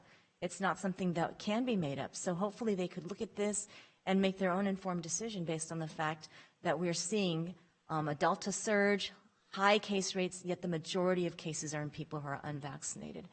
And the second slide, and again, as I said, this will be coming out once a week on Fridays, is the deaths. And so obviously we don't have a lot of orange in January, February. There weren't a lot of fully vaccinated people to begin with, so you wouldn't expect a lot of orange in the early months. But really, as time goes on, you see that there's not too much orange when it comes to our deaths. And so for the month of August, really 92.6% of deaths were accounted for by people who are unvaccinated. And that's what we strive to do, is share facts, and then people can kind of go from there and make an informed decision. And hopefully people talk to their doctors and pick a reliable source, someone that is a trusted medical authority. It could be the CDC, it could be their personal doctor. But what I really would say to people is the information evolves. Just because we said a while back you can take your masks off and now we're asking you to put them back on, doesn't mean that we're crazy and we've changed our minds. It means there's a Delta variant, it's got a very high viral load, and even if you're vaccinated, you can get it. You might not transmit it for very long because you might not keep it for as long as an unvaccinated person, but you can certainly transmit it to others in a short period of time. You might not get severely ill, hospitalized, or even die, but you can be mildly symptomatic and you can transmit. And this is what we know of the Delta variant. There will be maybe another variant, and we'll again have to study it, learn from it, and advise people what they can do to best protect themselves. Well, I appreciate that. I would just offer this, and this is reality. This is what I see face to face in regards to, since Supervisor Rickman and I are involved with redistricting, I'm sure he's been doing I've done about 5 presentations in the community to groups. I have yet to attend one of them that the overwhelming majority, if not the entire group, was unmasked. And my point is when I say that, there will be those who say, well, they're idiots. They're obviously too stupid to understand. I don't think so. I have a tremendous faith in the public, individuals, and their responsibility. And I'm going to speak at a dinner night. I'm sure there'll be 50 people there. To be honest with you, I doubt if there'll be a mask in sight. My point is that, government can mandate and make all the regulations in the world, just like we have speed limits on the freeway. But there are those who will, basically reject them. And unfortunately, when we get to a point where all these things become more, I'll use the term insidious in regards to regulations and restrictions. The question was going to rise just as it is for the last 18, 19 months. How do you enforce it? New York City has patrols going out to check people in restaurants, et cetera, to make sure they have their vaccination papers, et cetera. I just think we're headed down a slippery slope, and I guess my bottom line is I trust the public to make the right decision. I understand there are those who will not make the right decision. I get it. But I think the vast majority of people have common sense to figure out what's best for them. And that's what I'm concerned about with government mandating that, and this goes to a lot of things, not just this particular issue. They know better than we do. And I think that's a sad commentary in regards to us as elected officials who work for the people who are out there who are impacted by these regulations. And again, I want to thank you. I know you've been an advocate for us. I know you've worked very hard with the state in regards to trying to get answers, which sometimes is very challenging. But more importantly, as we go through this, hopefully, whether it be us as a county, the state, the federal government, whoever, that they provide more information. They've got to address this immunization from having the virus. And without that, a lot of people just don't even listen. So again, thank you. I turn it back, Chair. Thank you. Sure, thank you. Supervisor Rickman. Thank you, Chair. And thank you, Supervisor Nguyen. It's always a pleasure to hear you speak on this topic. And I agree with pretty much everything that you said. Thank you, Dr. Park, Mr. Diedrich, for being here today. And thank you for the work that you both have been doing. You know, there's a couple of things I want to get out of the way at first here. I know there's been some, some letters that have been forwarded during public comments that have criticized some members of the board being too hard or disrespectful to Dr. Park. And I just wanted to let you know that I don't believe it's not my intention, or I believe any member of this board's intention to show any kind of disrespect. I respect you both for what you do in your profession. I know it's an uphill climb, and you can't please everybody. And for being here twice a month listening to this board. Now, with that being said, you know, there are many questions that are unanswered, right? And many of those questions come from our constituents that, you know, are asking us for answers. So we come here and we have the experts here, Dr. Park, and so we address those questions to her or you, to Mr. Diedrich. You know, as a policymaker, before I make a decision, I mean, I want to make sure I have all the information available to me, you know, make sure I make an informed decision based on data and facts. And in order to do that, you know, I'm going to have to ask questions. And just because certain members of this board ask questions, you know, we're not trying to be disrespectful. We're just trying to get information. You know, as some people pointed out, and you heard it, you know, using Google doesn't make you a doctor. You know, we never said we were doctors. But what it does make at least me more informed about studies going on around the world and debates going on in this country and throughout the world. Now, these studies that I have brought forward and, you know, my colleagues have brought forward are studies discussed in the media, among elected officials, amongst medical doctors, and in the courtroom as more people are suing in response to some of these studies that have been coming out. I mean, in fact, there have been some some litigation recently by doctors of universities because they're claiming that they have natural immunity and yet they're still being mandated to get vaccinated. So it'll be interesting to see how that plays out. Now, you know, these aren't conspiracy theories or from unknown sources that, you know, you're getting this information, but from well-respected and or medical experts and from media outlets that we all watch. I mean, for example, Israel Public Health. And I think the world is looking at Israel because it's one of the most vaccinated countries in the world. Italy, the UK, University of Minnesota, MIT, University of Albany, University of California, Irvine, Washington University, Johns Hopkins, you know, the Washington Post, CNN, MSNBC, Fox. And these are reputable studies from reputable and medical experts, right, that they're sharing with the populace. And for me, not to question something because we are not experts in a particular field, I believe is a disservice to our residents here in San Joaquin County. And since being here, I have questioned a lot about COVID. I mean, I strongly and I made it very well known, opposed closing of our small businesses. And, you know, if you look at the data, right, follow the data, follow the science. I mean, it was a little over 1% of COVID cases came from in-person dining, and majority of that cases were from large gatherings at home. I know I asked Dr. Park several times, you know, earlier this year, whether there were any outbreaks in our restaurants, bars, hair salons, or churches, and she informed me that there were not. I mean, look at what happened to Pomp hair salons, right? So I opposed and was very vocal when closing our churches.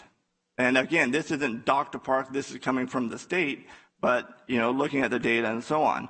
I mean, you look at the closing of our churches, and again, I mean, before I got up here on the Board of Supervisors, when I was mayor of the city of Tracy, I was very vocal about it. You know, I believe the free exercise clause of the First Amendment protects the right of individuals.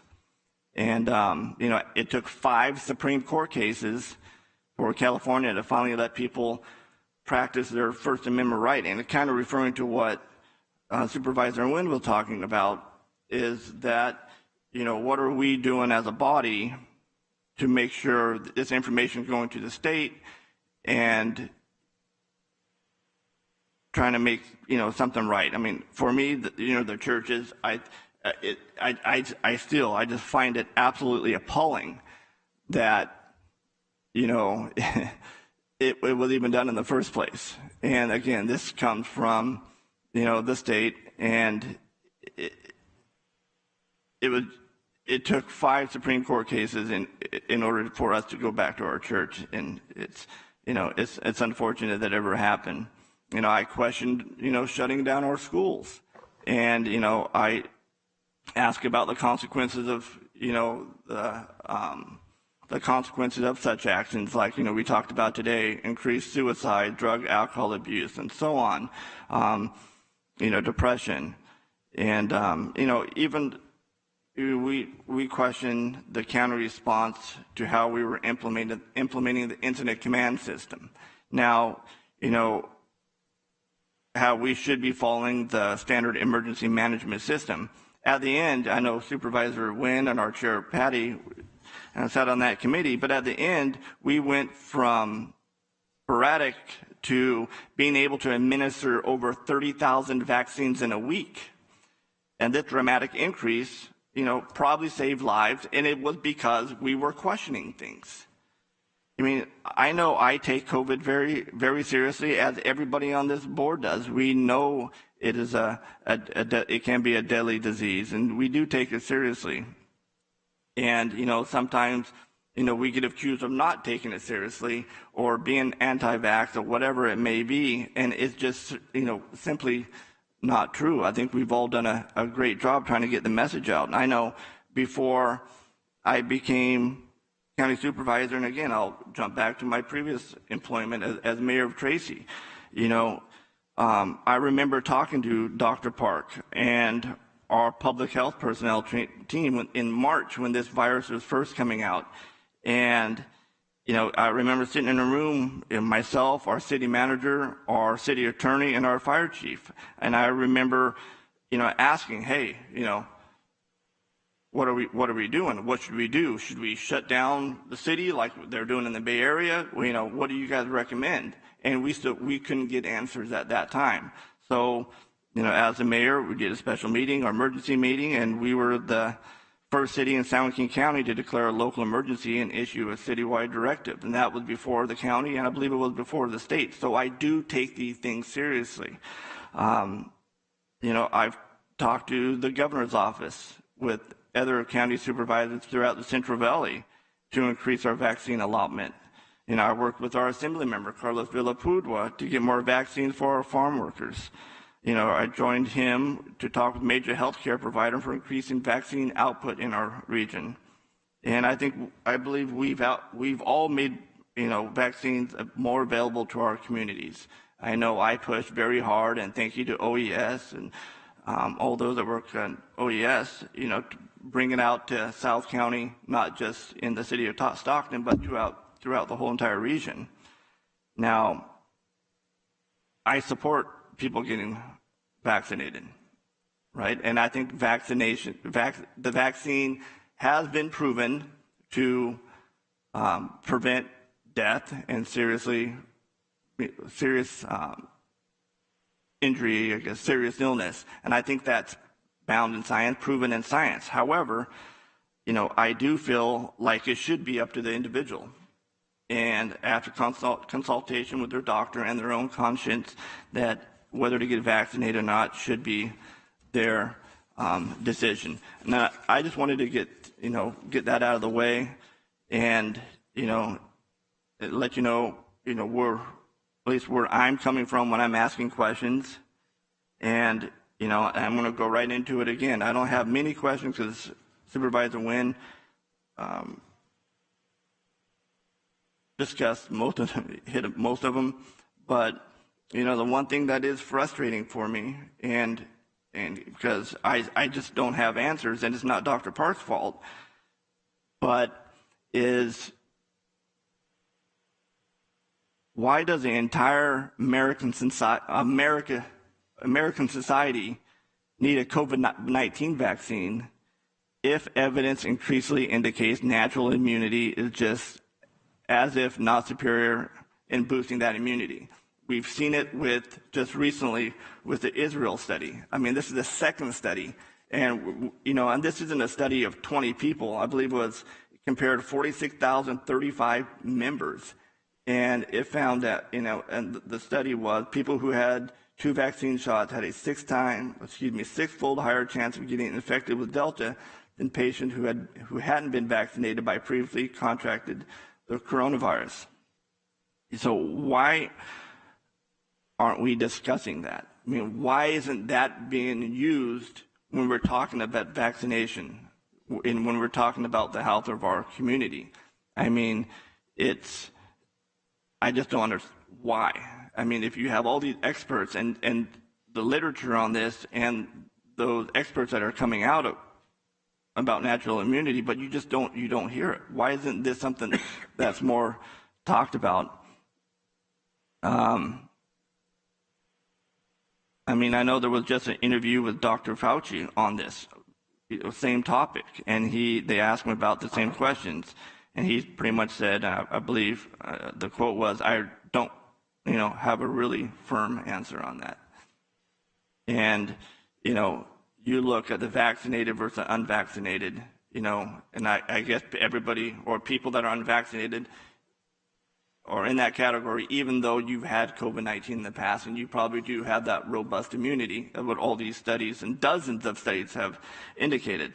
So with that being asked or being said,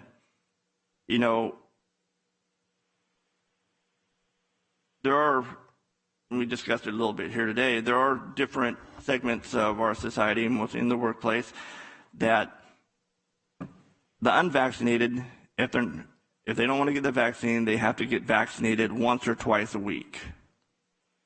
Why is it just the unvaccinated when the vaccinated can carry and transmit the virus? Why is that? Why wouldn't you have everybody? Why are you just picking on the one segment of that group? Could you guys answer that? So I'm not the one who created that ruling, right. And it could be that will get changed.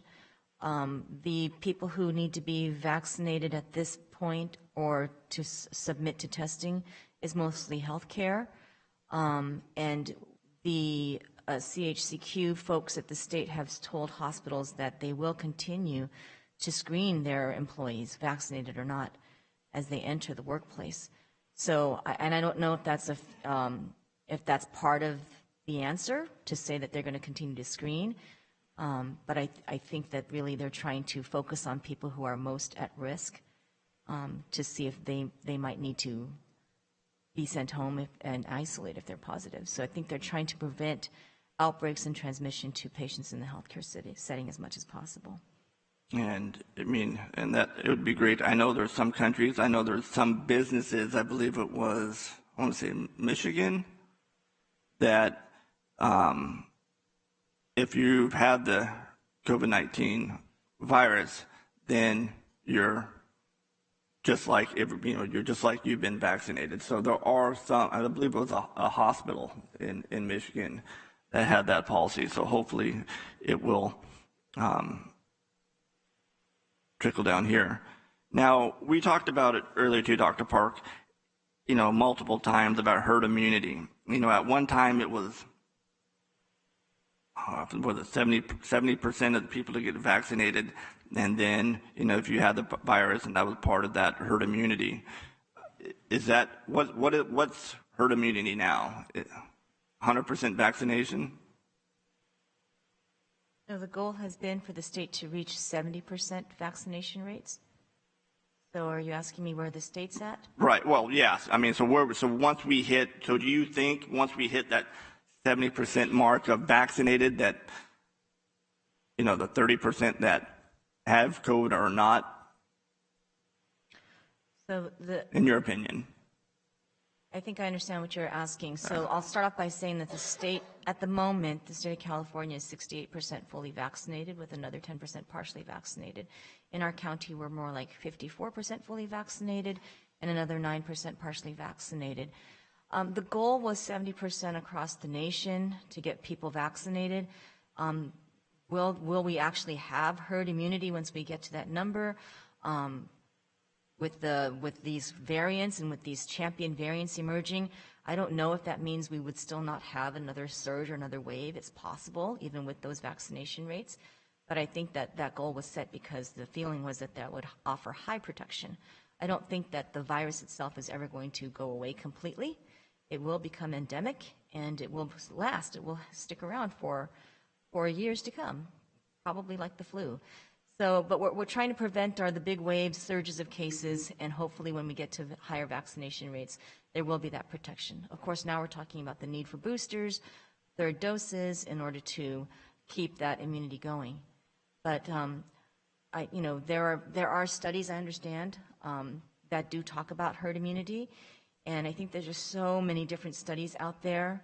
And when it comes to, Israel's most recent study about people with histories of coronavirus infection having that great protection, that is great. I hope it's real.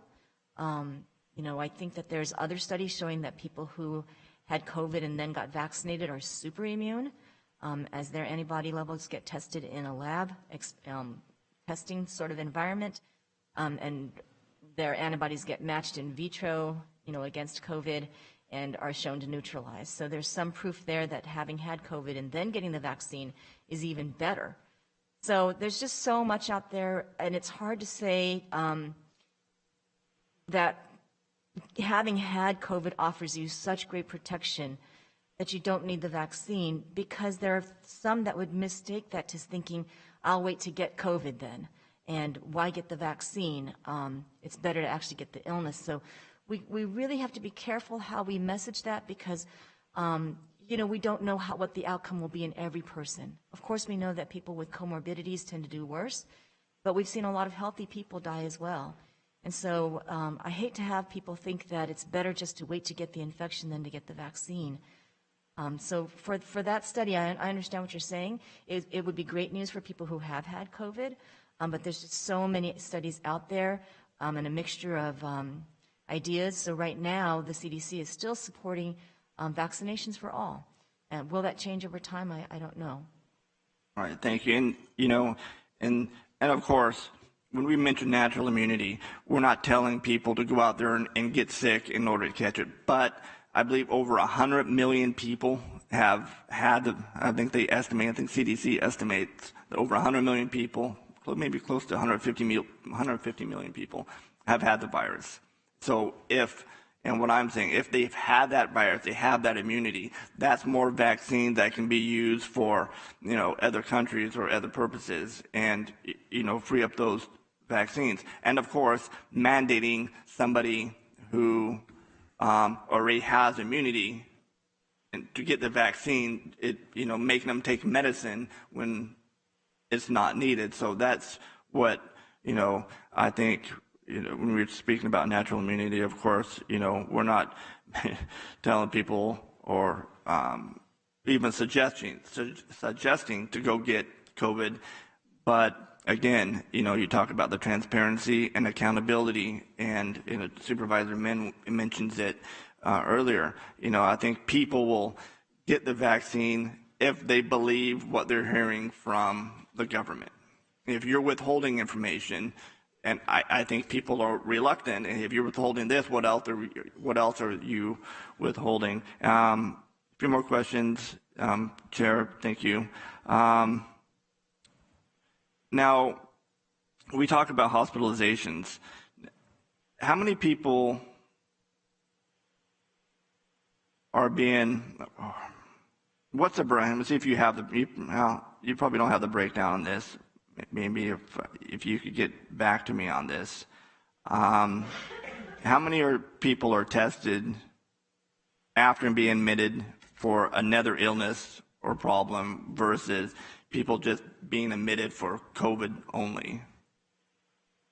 Yeah, I don't have numbers because every hospital has different policies. Right. Some hospitals are testing people pre-surgical before they clear them for surgeries, and might find that someone who's in the hospital for unrelated purposes is positive for COVID. And then how many people have been previously infected and have been reinfected? If we have, I know I don't expect an answer, but it was just if you do have those that information, I would like to see that. I could ask our EPIs if there's a way they could find people who have had COVID viruses twice.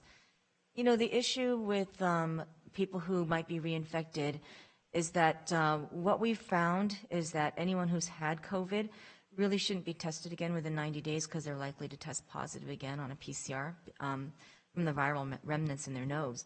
And so we really discourage it because you might get another positive result and think you're reinfected when in fact it's still the original infection. Very hard to say because some people get a cold or have allergy symptoms and go get tested again. And the only way you would really know is if they've had two separate infections is if in both circumstances their PCR had been sent on to the state lab for whole genome sequencing, and you could prove that they had two different variants each time. If you actually had that information on someone, you could really prove that it was a true reinfection. But very hard to know that number because not every sample gets sent on for whole genome sequencing. All right. And two more questions. And then when we talk about available beds, like when you mentioned ICU beds, now, is that conditioned on the amount of medical personnel available? Yeah, for that Not regional the beds ICU. themselves, but how many medical personnel, like nurses, that are capable of taking care of those patients, correct? Staffed ICU beds. Right. Because I think Supervisor Wynn mentioned this also. I believe it was in New York. There's a big old headline that they're turning away patients because of COVID, but the reality, well, they were, but the reality is, it's not because they didn't have beds, but they didn't have the personnel. And one of the reasons they didn't have the personnel is because people have quit, nurses have quit because of the mandate. And this was in an article from, I forget what, I have it here with me. But, so that's a concern. But Dr. Park, I'm going to end my questioning there. And, thank you guys very much. And like I said, this isn't about being disrespectful of putting you guys, both of you on the spot. It's just about getting information. I mean, I'm a firm believer in transparency and accountability. The more information that the public has, and they have an absolute right to know everything. I mean, it's so frustrating. I mention it every time. It's, we did a Public Records Act request with the state of California to ask for data and science, and we get denied. People have a right to know, and I believe everybody that watches, the dozens of people that watch the supervisor meeting knows that you're not the one that's making up these rules and policies, that is coming up from the state of California, and it flows down, and we have to implement it. So we do get the blunt of it. I mean, you may seem like, you're getting questioned from the supervisor put in the hot seat, but I can guarantee you each and every one of us, are questioned every single day from residents asking these same exact questions that I'm asking you. So at least I can go back to them and say, hey, this is what I asked Dr. Park in our Tuesday meeting, and this is what I was told. Or they're going to get back to me with that information. So thank you guys, very much. And Chairman Patty, thank you for your patience, and I'm going to yield my time to you. I just want to say one thing to make it clear. The information that I share about our hospitalization rates is gathered by our local EMS agency, and the reports come from hospitals on people who are in hospital for COVID. So it's not people who are in the hospital with COVID. It's in the hospital for COVID. So those are numbers of people who are in the ICUs because they are suffering from COVID. Well, that's specifically the ICU, but I believe hospitalizations overall, somebody could be there for a surgery and have a positive for COVID, but they're in there for the surgery, not for a respiratory distress. But I know David Culberson also from the hospitals here, because my main goal is I believe at the end of the day, getting a vaccine or any medical procedure should be an informed consent and optional. But let's provide the science. Let's provide the opportunity, make it free, make it easy. As I mentioned at the beginning, when the chairman asked me to speak, I'm afraid of our hospitalization capacity. You mentioned New York. I'll point to Idaho. Idaho is doing rationing care and austere care. I mentioned that the chart, we're tipping up to using about 85% of our licensed capacity. We can surge above that by bringing in portable hospital beds, but it really comes down to staffing. I know our Mohawk Mental Health Operational Area Coordinator, Dan Birch, was working with the state and the feds and San Joaquin General over the weekend to bring in that resource. But I was talking to David earlier, and I encourage him to come down to really talk about the staffing and not just the nursing, but also the physicians and making sure we have that capacity, because right now there are indeed collateral impacts because people who need elective surgeries that aren't really elective aren't getting those done, and individuals coming to the hospital that might be in a traumatic auto accident might not have ICU capacity because it's being used by impacts of COVID. Mr. Culberson. Yes, good morning. Chair Patty, members of the Board of Supervisors, David Culberson, CEO of San Joaquin General Hospital. Yes, a number of things are coming together here that are creating a challenge for us here. We are happy to report, as Greg mentioned, we worked with Dan Birch over the weekend, and we'll be receiving at least 30 nurses from the state, from their supply sometime this week, and that will go a long ways. We're holding somewhere between 35 and 38 patients in our emergency department right now.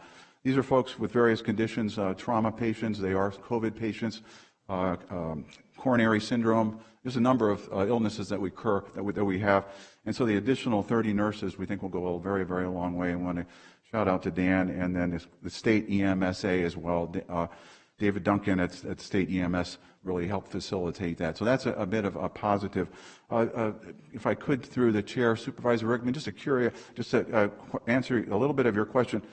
ICU capacity is really going to be three components. One is a physical bed that has all of the equipment that's needed. Secondly, the physicians that are available to help take care of the acuity of these patients. The number of lines, the drips, the IVs that the COVID patients are having are clearly much more than the other patient, where it's a coronary patient, whether it's a trauma patient. And then the third component really is going to be the nursing and the respiratory staff.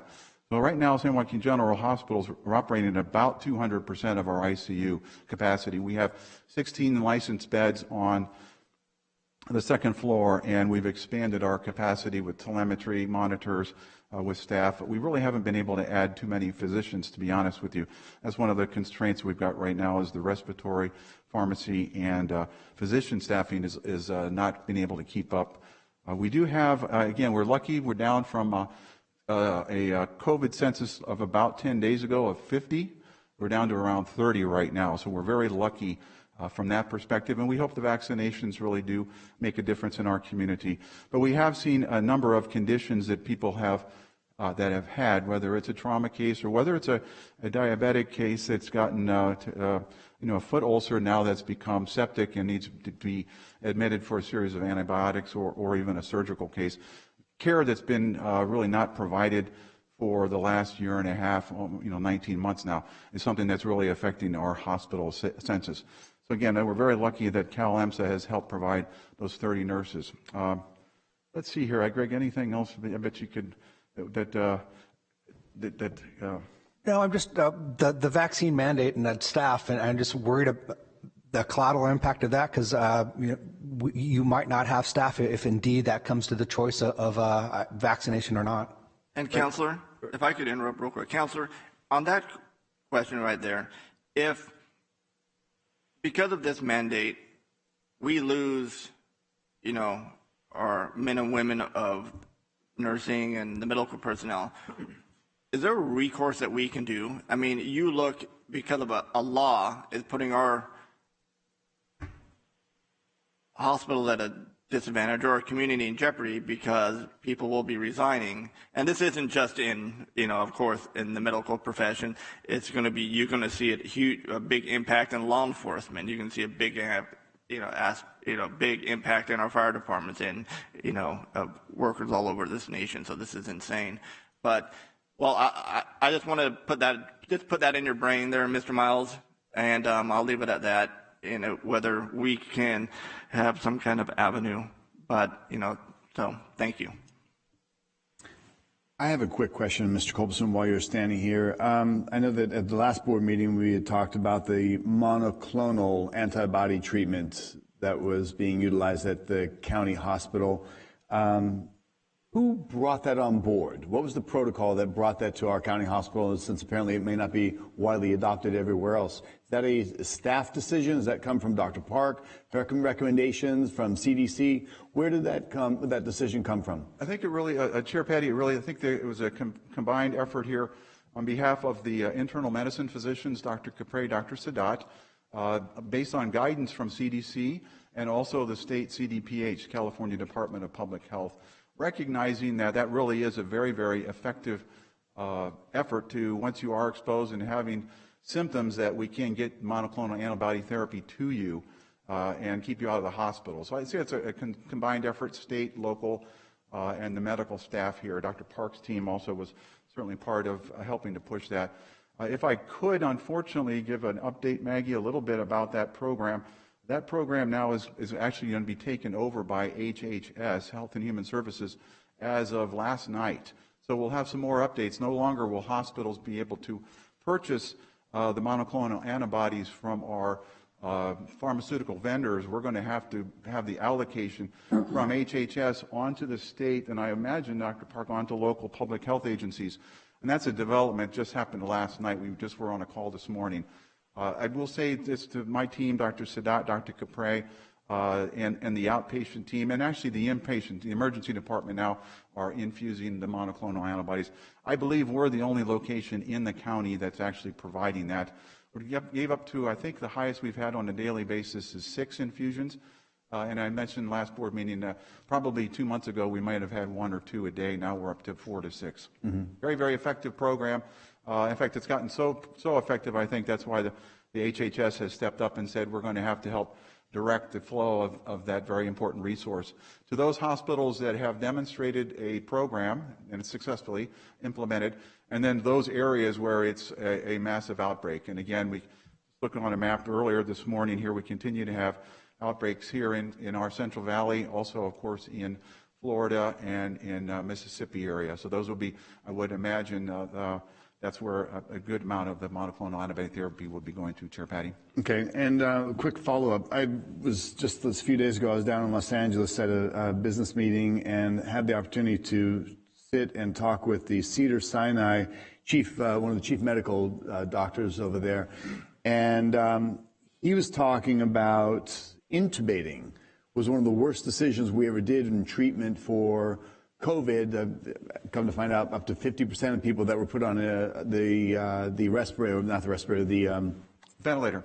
The ventilators led to mortality. Yes. So have we stopped that? Is that common practice? Is that something that Dr. Park is aware of? That, here's a chief medical director at Cedars-Sinai, which I would imagine is one of the top, not to dismiss the qualifications of our own staff and experts, but it's common, he says, common knowledge now. We all know we shouldn't have intubated.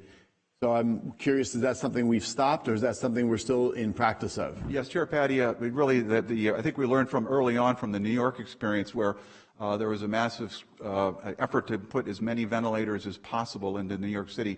They were really the biggest, huge outbreak, and we learned ventilator dependency is one of the worst things we can do on anybody, but certainly with the COVID patients as well. And I'd have to defer to Dr. Park with a physician's license, but that's a practice that our hospital stopped in favor of high-flow nasal cannula. And again, that's a non-invasive. It is giving you oxygen, but it's not making your lungs dependent on mechanical ventilation. And again, that's one of the things we've seen not only on early on with the elderly, but now with the younger population, the unvaccinated who are coming in. We really don't want to get you on that ventilator dependency here if we can at all costs. So yes, that's something we've stopped probably pretty early on. I'm going to say maybe as early as April or May last year, Chair Patty, when Dr. Capre, Dr. Sadat were actively searching through their colleagues and reading literature that said ventilators are really not the thing to do for the COVID patient. Understood. Thank you. And Dr. Park, to that point, is that something then that you, as our medical director, have you studied, looked at, and shared with hospitals that that's something we don't do in San Joaquin County, or is that not something that's part of your oversight? It's not really part of my oversight. Every hospital has their ICU physicians who are now really well versed in the care of COVID patients. I will say that although every effort is made in our hospitals to not get to the point where someone has to be on a ventilator, we do have 61 patients right now on ventilators throughout the county. There's, at some point, it can't be helped when there are no other measures, and the person really needs, respiratory support for respiratory failure. But I know that our hospitals do try to use the high-flow nasal cannula and CPAP and other forms of oxygen delivery, and they even try medications and even tilting the patient and positional changes to see what they can do before the point where they're getting on a ventilator.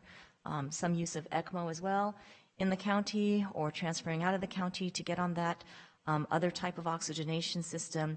But at some point, some patients are just at the point where they do need to be intubated, and we do still have people on ventilators. I wonder why then at Cedars-Sinai, the medical director would say they should never have been intubated, and that's a practice that they learned and they've discontinued.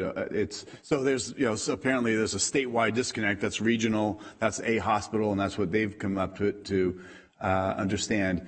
And I think this kind of falls along the lines. And I'm not the expert. I'm just sharing what an expert at Cedars-Sinai had shared with me. But I think this kind of comes along to the lines of what Supervisor Rickman's talking about, is that we are conveying and sharing.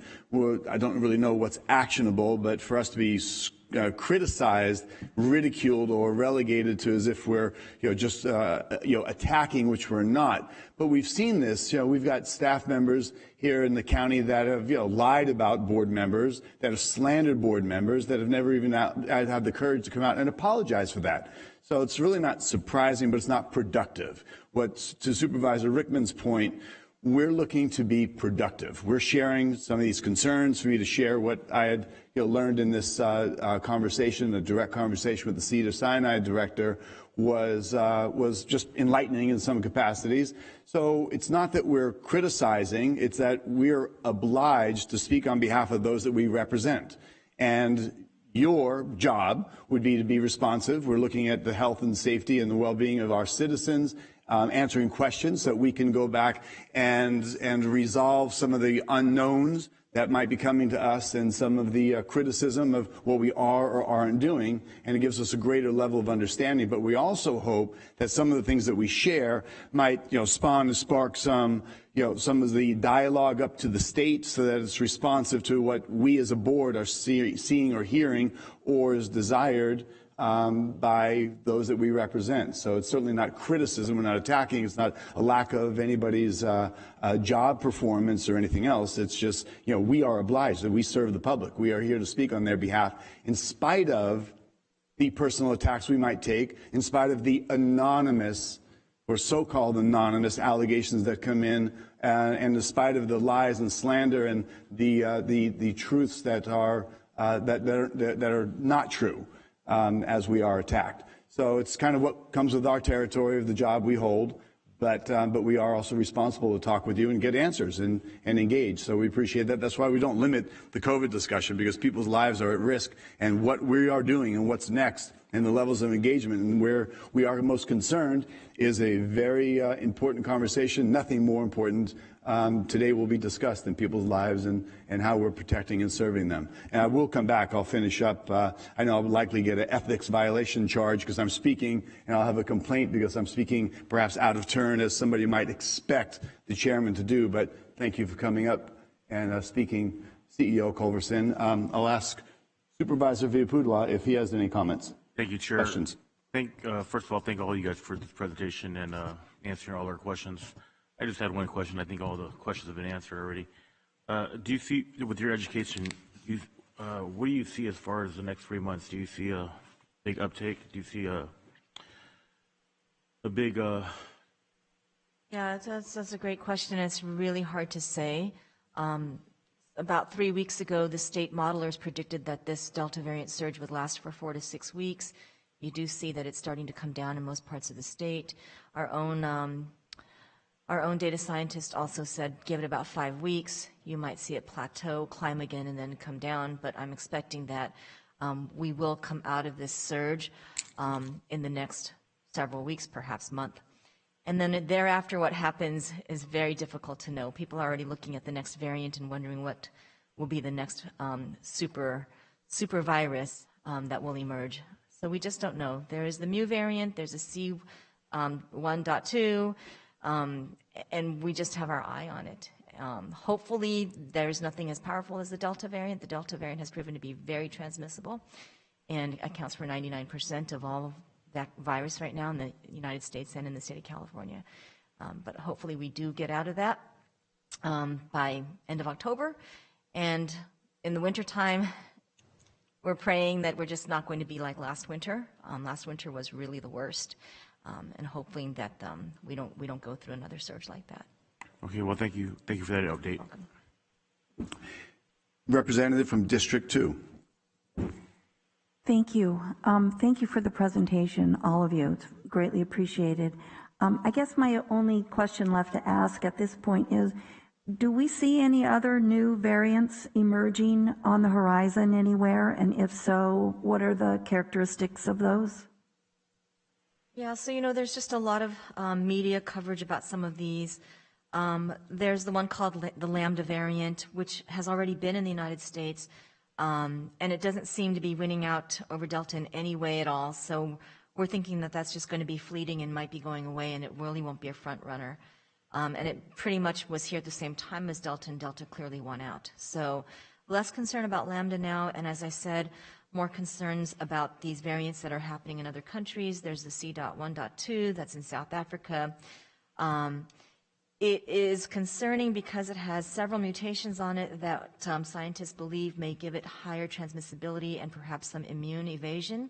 And so we have our eye on that very closely. And the one you're going to hear a lot about in the media is this Mu variant. The C.1.2 is not even given a Greek alphabet letter yet, but it will be. But the Mu variant is the one that started in January of this year in Colombia. So it's been around for a while. It's actually not new. It does make up a lot of the cases in Colombia and some parts of Ecuador and Chile and Peru. That also has 5 mutations on its spike protein that are concerning for perhaps increased transmissibility and immune escape. So that one has been named by the WHO as a variant of interest now, not yet a variant of concern, and the CDC has not yet called it a VOI or a VOC yet as we continue to monitor it, but happening mostly in other countries. And we do have the Mu variant here in the United States, and we've had it here in California. So I think the last count was about 260 cases of Mu are now in California or confirmed out of the portion of cases that get sequenced. None of the cases being sequenced in San Joaquin County yet have turned out to be Mu. We're at this point 100% Delta. But that's not to say that Mu's not here. It could be here, and we just haven't identified it yet. And we will see if that's going to be the next variant that rises to the top. But those are the ones that we're looking out for right now. Great, thank you. And finally, I just want to thank you and Greg, all your team for ramping up so quickly on the rapid testing. We're hearing from constituents all over how grateful they are to see that, to have that information posted, it's just taking a lot of stress away from a whole lot of people. And so I really want to thank all of you for listening to our concerns here from the board and really mobilizing quickly to get that into place. I think it is greatly appreciated by the residents of our county. And I think we're far ahead of most other counties on this. I think we jumped on this early, and I think we are in a better position than most other counties now for providing access to rapid testing. So many thanks. Thank you. Supervisor Rickman, you had a follow-up? Yeah, thank you, Chair. And I know you mentioned the monoclonal.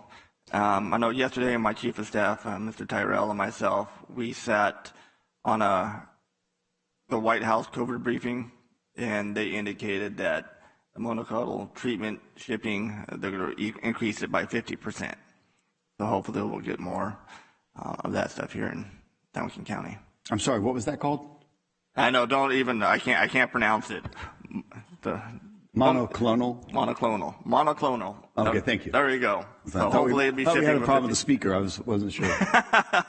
But yeah, so 50% shipping increase. So hopefully we'll see a lot more of that here for our residents. Supervisor Rickman, through the chair, I think I heard on a call this morning from CDPH that statewide the monoclonal antibody is up something like 2,000% over the last month or so. So clearly interest in it and its success is a great story, and I'm sure the pharmaceutical manufacturers are ramping up production.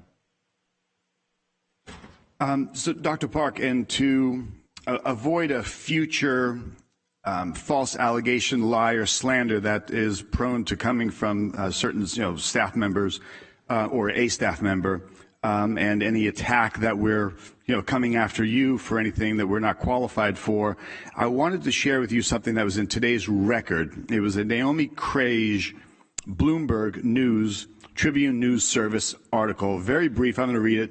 It says, from experts, booster shots not needed.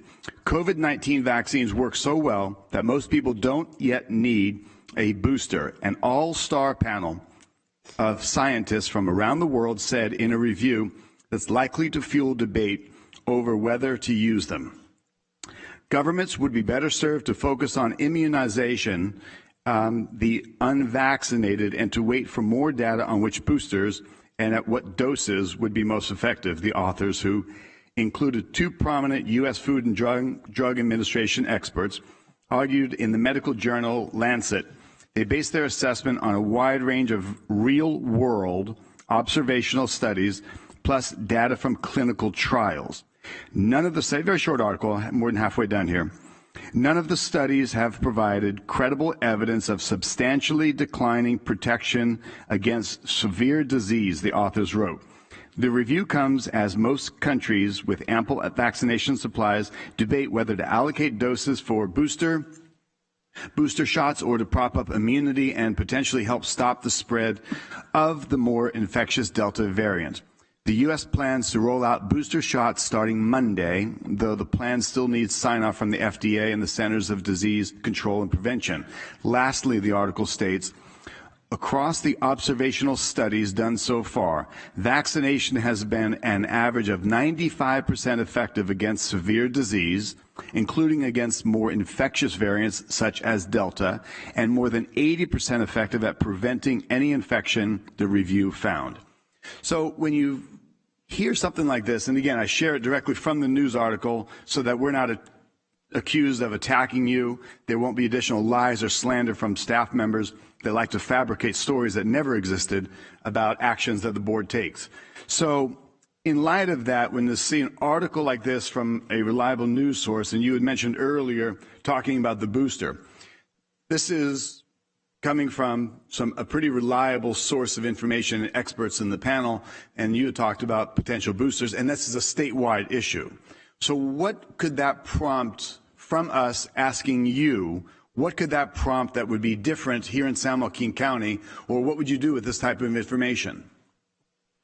Yeah, I have seen other articles in the media like that, so I think there's a lot of questions as to how much is our immunity really waning after 2 doses of an mRNA vaccine, and is it really time for boosters? And I would say that I'm very anxiously awaiting this Friday's FDA call which is open to the public. It is a VRBAC call, which is the Vaccines and Related Biological Products Advisory Committee. VRBAC always has to be that arm of the FDA that looks at all the research and then approves the use of these vaccines as a booster. After that, I expect that the CDC arm, called the ACIP, the Advisory Committee on Immunization Practices, will then review what the FDA has done. So I'm honestly looking forward to that meeting. It actually starts at 8 a.m. Eastern Time, so it will be early Friday, and it will go on all day Friday. So I think really I'll reserve any comments to after I see the research that's presented there. I'm very excited to see it, to see what happens. We have no idea at this point what the VRBAC people will do and whether FDA will grant this approval. I think it is expected that they will, and that the ACIP arm of the CDC will then follow suit and give us recommendations as to how and when to start. A lot of people are expecting it's going to start on Monday. So we have to gear up very quickly when we find out who's getting boosters. And at this point, it's a mystery. We honestly don't know. Is it going to be people who are 6 months out of their second dose? Is it going to be people who are 8 months past their second dose? That's a whole lot of people. So are they going to limit it to SNFs first, to people over 65, to immunocompromised people? We just don't know. So waiting to see the research that is presented this Friday, and we will have to go from there. And I'm sure there are many people in the county that are actually waiting and looking forward to getting their boosters. So we'll have to make sure that they're available and that we're ready to go. So in the article recommends that we would be more focused on getting people the vaccination for the first time, not the boosters. So if we have resources, if we're going to have efforts, if we're going to have allocation and cost and use of vaccination, looking at experts like what they say here, wouldn't we be best to continue to focus on and push and promote the vaccination, especially those with comorbidity issues, especially those that we might identify if we're still engaging in some of the Bayesian information that, thanks to you and the Bayesian technology that was brought to us, that we utilized, we were able to, I believe, save many lives because we found and identified those most at risk and those that were most likely to be hospitalized or in challenge of mortality. So in light of the fact that it's saying that boosters may not, is not being recommended by these experts, what do we do? And why do we have to even think about boostering? And we should continue the push for getting the immunization or the vaccine to those that need it. Well, first of all, I completely agree that we need to keep pushing on vaccinated folks to get that vaccine, start out with their first and eventually become fully vaccinated. We've known for about a month already that this conversation about boosters was coming, and so we've kind of been working our hardest to get unvaccinated folks taken care of because we knew that there might be a surge of demand once the boosters get approved. So we have actually been working hard to get that message out. But we're trying to gear up for the boosters as well, because once the government approves it, there will be people who will want it because the science looks both ways, again, where you have maybe two people from the FDA saying that it's not necessary, but eventually the FDA and the CDC, the larger groups, the VRBAC and ACIP, are likely to look at the research and approve them. So, we are, and you will see this on the, another agenda item when we are looking at our contract with HR Support, looking to bring them back to do vaccinations because we know we do have to gear up. But that's not to say that as we gear up and get more vaccination sites going again and get into maybe perhaps a little bit of mass vaccinations again, that's not to say that we're going to stop messaging unvaccinated. We'll have to do two things at once. And I believe that basically most of our vaccine sites that you would see on My Turn or on SJ Ready are going to be offering vaccines to whoever wants them, whether it's your third dose or your first dose. So we'll just be hopefully widely open and we'll be able to handle us. Do we have a limited supply of vaccinations, or is it open supply at this point? No, at this point, no. But to get ready, we did order 10,000 doses of Pfizer, and we have them. They're in our possession now because we believe that this demand will be coming very soon. But thereafter, we can continue to order what we need from the state, and the state has reassured us that there's not a shortage at this time. And Chairman Petty, I would just add, I think it's kind of a both-and approach. Right now, vaccines are readily available. We host vaccine events where literally provide 0 vaccines, but if you go to the state My Turn system, you could see that vaccines are readily available. Basically, every chain pharmacy in the county, large physician offices affiliated with health systems. The boosters, if you will, are currently approved for about 700, 800,000 Californians that have immune compromised, and therefore their first and second dose, they might not have had as robust of a reaction. They are being offered right now via My Turn. You can go there. It's a self-attestation form, but I think what we also need to be gearing up for is I am anticipating by the end of October, the FDA might approve Pfizer for administration to 5 to 11-year-olds, and I think that's going to be a large influx of demand at that point. Okay, and lastly, Dr. Park, I would ask, reading information as we do, and as you talked about, and Supervisor Rickman brings out, those that have had COVID, you had mentioned that they found that with a vaccination, they found that they're even, a bigger, stronger, more resilience. So one of the articles I had read talked about how 1 dose, not 2, if you were formerly infected and had a pretty good viral load, as I did, and they were saying that you did not need the 2. 1 would be sufficient. So how do we flush that out? Let's say I wanted to go get a vaccination and take advantage of one vaccination and not 2, but yet that wouldn't qualify me for being fully vaccinated, so therefore I'm penalized, restricted, or limited in our approach. Or for that matter, people that have had COVID that choose not to be vaccinated. How do we get past the point of their being penalized or any scrutiny against their choice? Well, there would be no penalty, really, and if that's somebody's choice to get the 1 vaccine, there's really no system stopping them from doing so. And there are many experts who are saying that having had COVID, the actual illness is like your prime of your vaccine. It's the primary dose. It primes your body to start setting up antibodies, and that by getting a vaccine, that then is your second dose, and boosts the primary. And it's very likely that's true. Whether getting the second dose after that boosts you even more, I think some studies have shown that does happen. I don't think there's a whole lot of studies out there studying people who opted to just do 1 dose and then their antibody levels are checked to see if they've become super immune. But I do know that some experts believe that 1 dose is sufficient. From a standpoint of legal things where you're required to be fully vaccinated, unfortunately, it doesn't count at this point in the state. The state's looking to see that you've had 2 vaccines and that you're, or 1 dose of Johnson & Johnson, and that you're 2 weeks past the second vaccine or 2 weeks past your J&J to say that you're fully vaccinated. So here's the point, and this is where, again, we could be scrutinized, we could be slandered and lied about if we're questioning this. But, so discussing this now, and this is a real concern, this is a true point, as you mentioned, the point and counterpoint to it.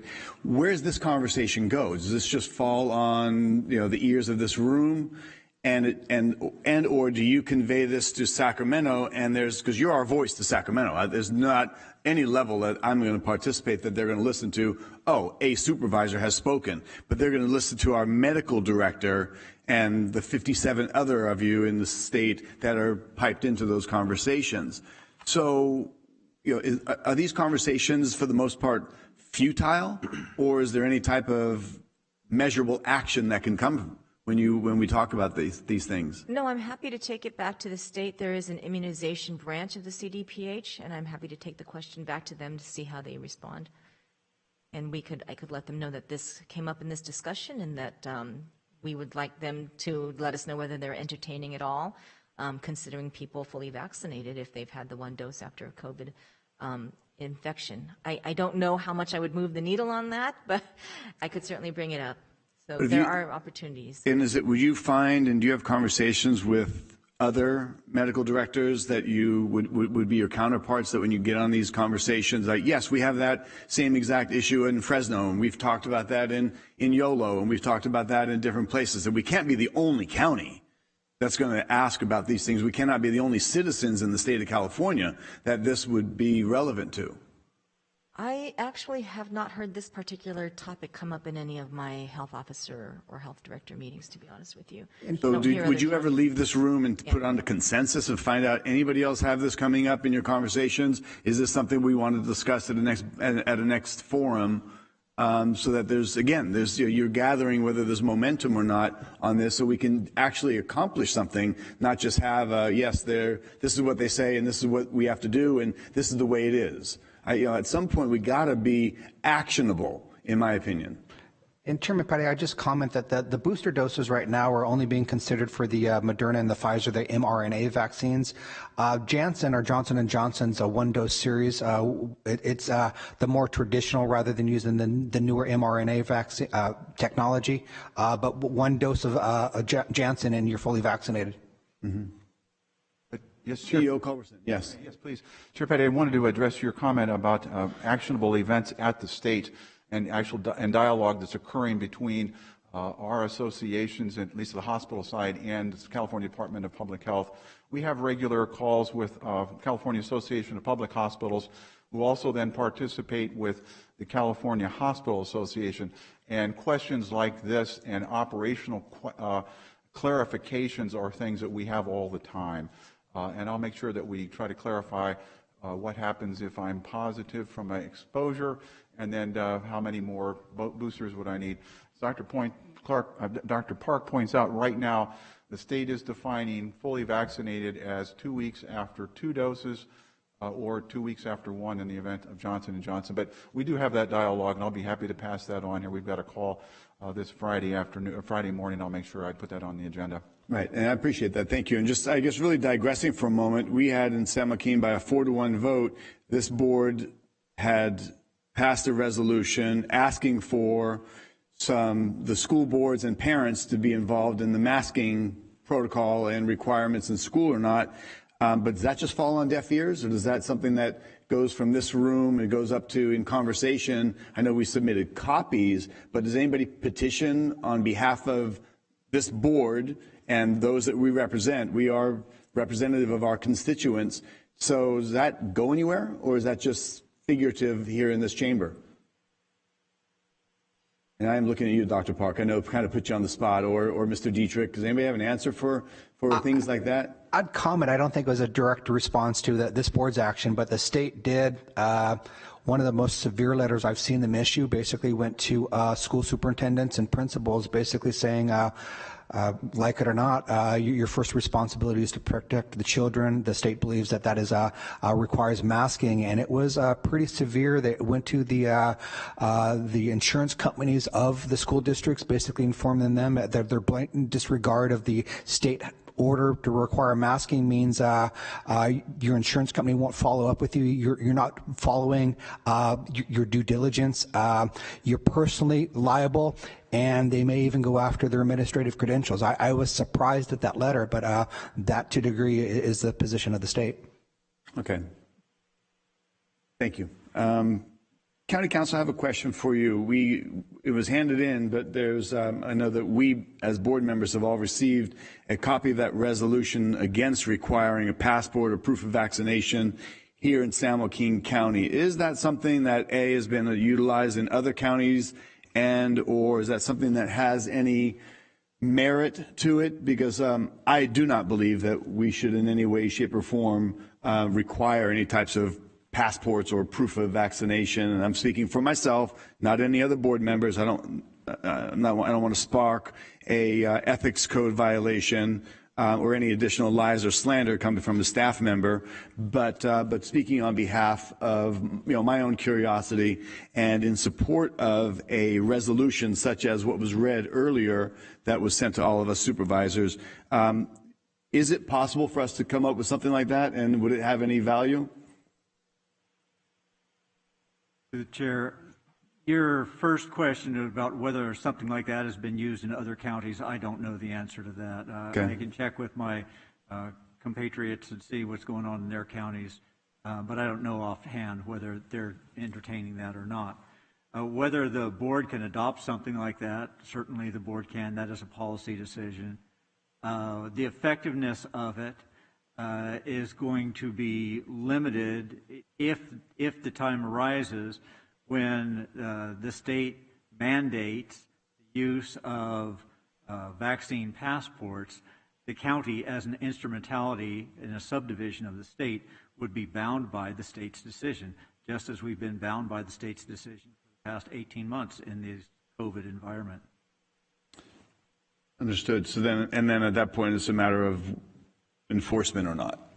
Well, it would, once the state acts, then the county's resolution would be preempted. It would not have any effect after that. Okay. If and when the state acts. All right, I'll take a look at that resolution, and we might put it on the next agenda for a discussion item amongst the board. I do have some public comments, and 2 so far that have been sent in. Madam Clerk, you indicated that you had a couple of people that had sent in emails. That's correct, Chairman. Would you lead off with those, please? Sure. The first one is by Richard Wong, who writes, I strongly recommend masking in public, especially indoors and in schools. COVID-19 is real and truly life-threatening.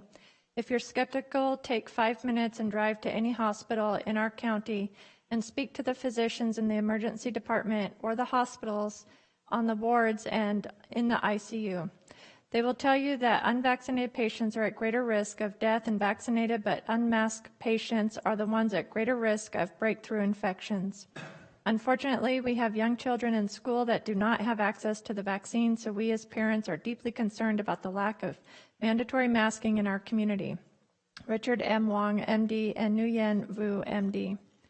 The next comment was submitted by Mohammed Pathan, who writes, as an eye physician and surgeon practicing in San Joaquin County with Zyder Eye Medical Group, I fully endorse a public health order for indoor masking at all times for all individuals regardless of vaccination status.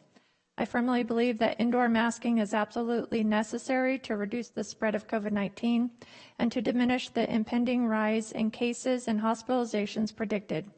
Finally, I believe that indoor masking is an easy way to help with the spread of COVID-19 in our community, which would unfortunately be devastating.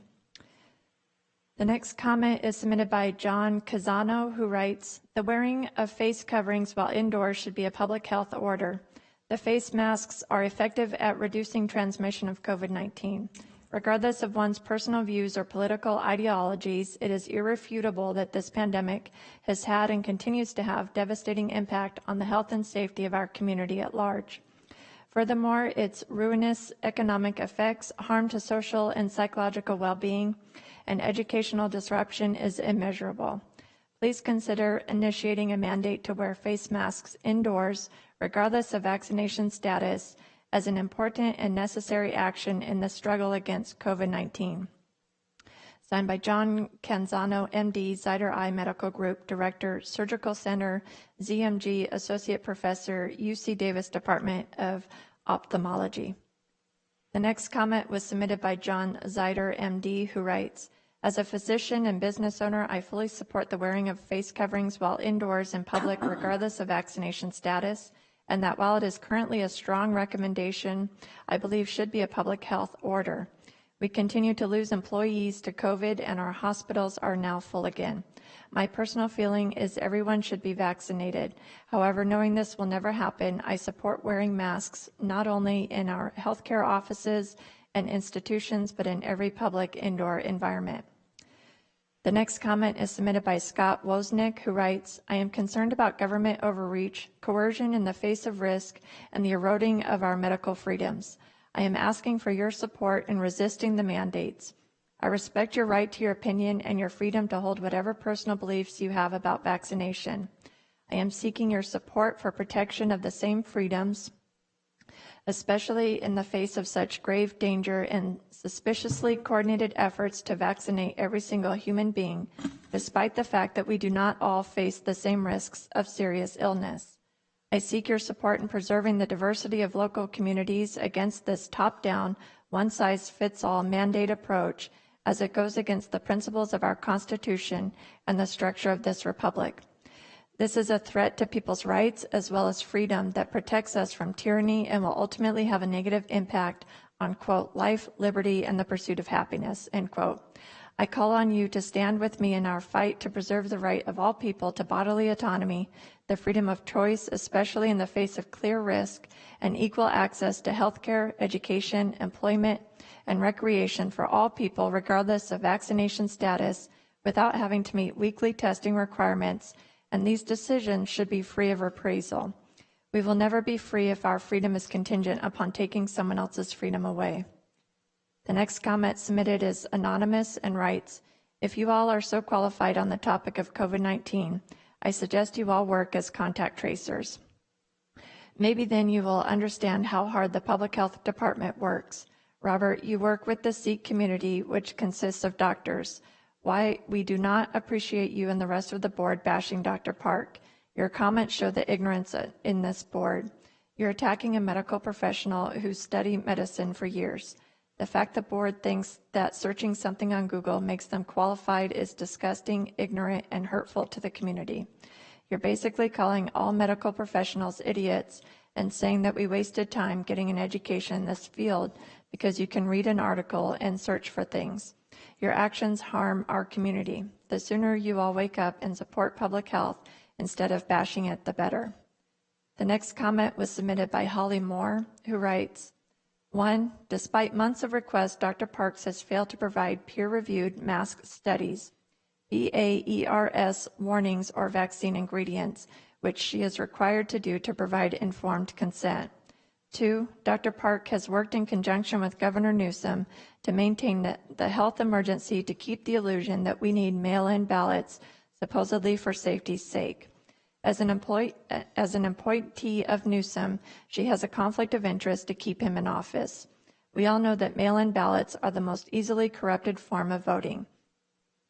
San Joaquin County is considered a, quote, dirty, end quote, voting county, according to Seth Keschel, and we need greater voter safety, not less.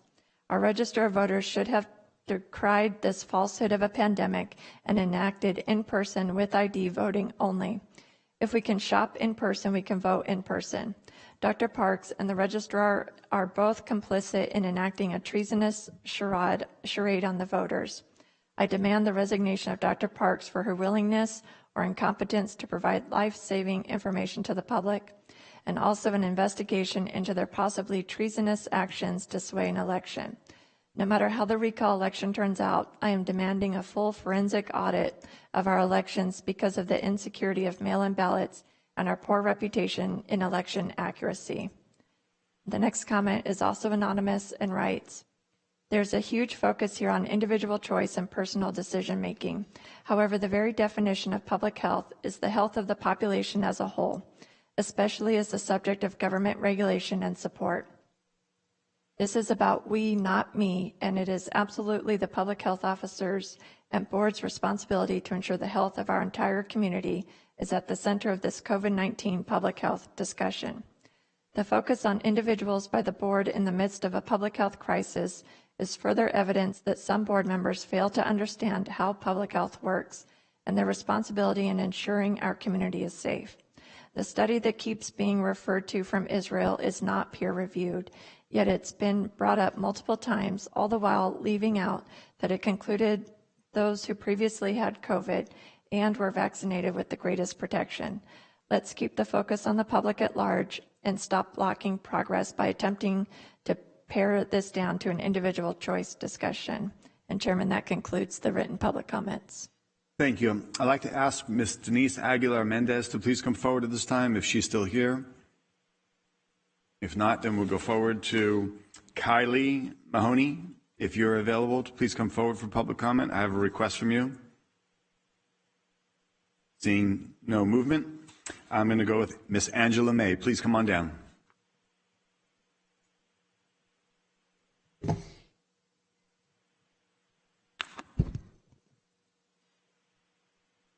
Okay, so there have been some facts that have been omitted from today's information, and so I'm just going to say it point blank. You as our county level Board of Supervisors are our direct line of defense to unconstitutional law, mandates, regulations, policies. Otherwise, that would be infringing on any one of our rights, including your own. Mr. Miles is county counsel. He is our middleman. legal-wise. It's his job to do that. Now, I have no problem sitting down and with any one of you, with county council, with the administrator, to itemize the binders of research that has come out. Now, I'm not going to go over my personal CV because I have a wide range of experience, including with respiratory patients and diseases. That's neither here nor there. Legally, we have to reiterate that the voluntary consent of the human subject in any medical treatment or procedure is absolutely essential. Missouri versus McNeely 2013 reiterated that the court has never retreated from the recognition that any compelled intrusion into the human body implicates significant constitutionally protected privacy interests. Marbury versus Madison. Under judicial review, anything found to be repugnant to the Constitution, it shall be ruled unconstitutional. It is our duty to the people to demand that you take this to judicial review, and that's what we're doing. This is unconstitutional bodily violation. The Nuremberg Code, established and initiated by the United States military tribunals in the 1940s, has become the universally accepted norm in customary international law regarding non-consensual medical experimentation and practices. The Helsinki Code, the Geneva Convention, the Nuremberg is encoded in our United States Code. The U.S. Constitution and the Universal Declaration of Bioethics and Human Rights, all of which maintain and preserve human rights for all globally. Doctors or anyone who would forcibly inject anyone against their will is guilty of a felony and guaranteed to lose their license. This applies to all EUAs where false claims are made and lack of properly informed consent is not being executed. Fact, in calling Pfizer and the FDA Infoline, Comirnaty has not been manufactured yet and awaits final approval of ingredients, listings, microscopy analysis, labels, packaging, inserts, and updated study materials anticipated in continuation through 2024 at the very least. Until then, all vials of BioNTech and any vial remaining under this packaging label and naming is under EUA. There's a reason that Dr. Parks is not our personal physician. She doesn't make decisions for us. She is simply an advisor to you what is being dropped down the line. Therefore, any information she has not given, there's a reason for it. Also a fact, studies published now show vaccinated cannot donate monoclonal antibodies because their killer T cells are now destroyed, and under a microscope, many show rulio formations in their blood. That is chain-like blood clotting. Skilled facilities for patients are now universally voluntary, but patients often threaten denial of care should anyone refuse, some patients being pressured and coerced, and few also forcibly injected. The answer to Thank you, Ms. May. Thank you. Was no. Thank you. Patients are being violated, and they are being forcibly injected. Thank you, Ms. May. Thank you. Any other comments from the public? I know I called two names. They were absent, so seeing none, we'll go ahead and move on. Any other further comments from the board? If not, I believe we're done with our COVID discussion today. I'd like to ask if Ms. Lonnie Schiff is available to come forward.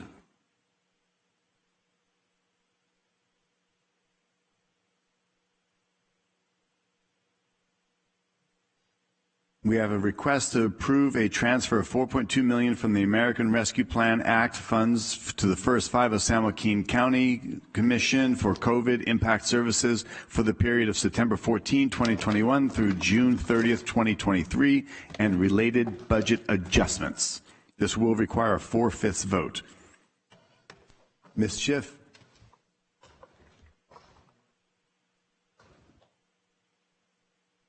Hello, how are you, sir? Morning, Chair Patty, members of the board. Woods. I'll answer to whatever. Why do I keep doing that?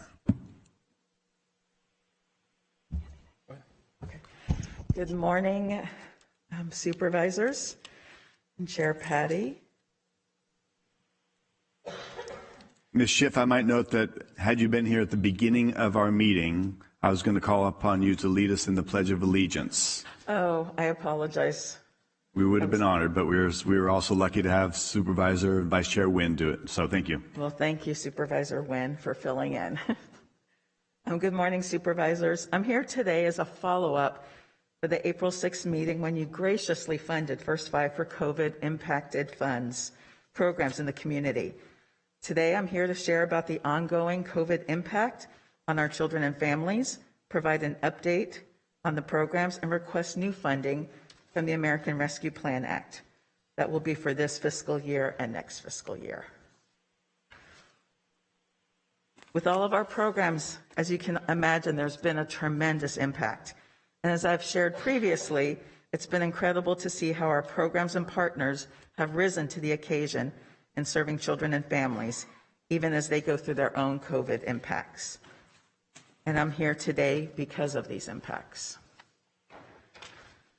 These are some of the long-term impacts our families are sharing with us, impacts that will not go away overnight. Starting with oral health. This is a slide comparing Head Start students and access to oral health.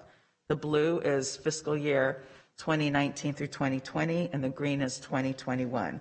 We can see the numbers plummet. Our SJ Teeth program was funded by the Department of Healthcare Services through December of 2020. The care coordinators were there to play a crucial role in helping families understand it's now safe to go to the dentist. The children that they care coordinated with were able to connect with much needed oral health services. It's the #1 reason why kids miss school pre-COVID, teeth pain that's untreated. Thanks to your funding in April, we were able to reinstate this program in July. We're funding trusted messengers in the community, Absara, Catholic Charities, El Concilio, Family Resource Network, and Family Resource and Referral Center. This program will serve approximately 1,500 children and parents and caregivers. We see great needs in special needs services, and our goal is to help children, to reach children as early as possible so that families can receive the much needed interventions. We also have data showing the high need of referrals for developmental screenings, and that's what our Help Me Grow call center does with Family Resource and Referral Center. This is ideal as they also get referrals from the numerous 211 calls. From one of our programs, we recently saw a 42% referral rate for social emotional issues. Thanks to funding we received in April, we were able to expand our Help Me Grow call center, and we're making more connections with pediatricians. Help Me Grow staff does the follow-up and case coordination that doctors simply can't do. This program will serve approximately 1,100 families. Under the Grandparents Initiative, our partners provided virtual services to grandparents. This included dropping off materials such as PPE, oral health kits, and the Raising a Reader literacy bags. They also hosted virtual meetings and workshops with grandparents versus Zoom, FaceTime, etc. When we started dreaming about this program in the fall of 2019, we had no idea how the role of family, friend, and neighbor, or license exempt, would play in light of COVID. With your funding from April, we've been able to expand to new programs serving outside of Stockton. This program expanded our program funded by First 5 California, currently working with Concilio, Mary Magdalene, and Absara. Our expansion is with Catholic Charities and Concilio. The expansion started September 1st, and this new funding will expand on programs as we currently have wait lists. This program will serve 190 grandparents. This is a quotation from a grandparent, really captures the essence of what the purpose of this initiative is, to support and provide connections for grandparents so they don't feel alone and have someone to reach out to. We've seen a wide range of impacts of COVID, including home visitors and parents. Home visitation is a key strategy for impacting and supporting families. This program will serve 350 families. This slide highlights some challenges families and programs have experienced this past year. Many times, families turn to their preschool teachers for support and access to much needed services. This program serves children in preschools and helps support the very overwhelmed preschool teacher and builds more bridges with the parents while focusing on the strengths of the family. And this program will serve 200 families. So the next few slides show examples of our social media campaigns, and I'm sharing it today just so you can see that with this new funding, our reach is wider.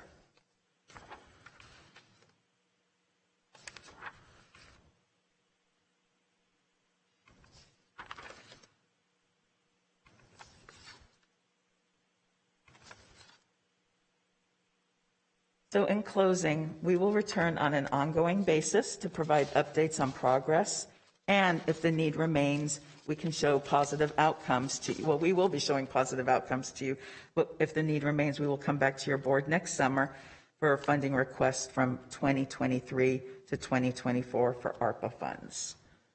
Thank you. Thank you, Ms. Schiff. Mr. Woods, do you have anything to add at this time? I do not. I think Lonnie's done a fine job, and she's committed me to coming back to this board after she retires. So thank you. That's so true? funny. No. Squash the rumor. No. Very sorry to hear that. You are one of my favorites as a fellow New Yorker. I appreciate, as you know, everyone in the room and beyond, you know, cares about the kids in our community. But I appreciate your tenacity, your hard work, your dedication. And I know that board members have maybe some questions on this, as well as some glowing praise on a well-deserved career here for your time spent in San Joaquin. I really appreciate it and adore you, and thank you. Starting off with District 2 Representative. Thank you. Thank you for the presentation. I, too, am a fan of First Five and HSA and the work we do with at-risk families and really providing some critical services. We're going to be having a meeting this week to talk with our community partners and our school partners about this ARPA money and what would be the most effective ways. I think you've demonstrated here today one of them. Very strong proposal. I think it's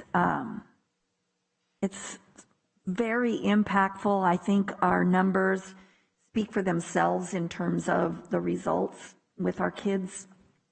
Preschool readiness moves to kindergarten readiness, moves to reading readiness, moves to reading at grade level at third grade, leads to a lifetime of success in school and learning.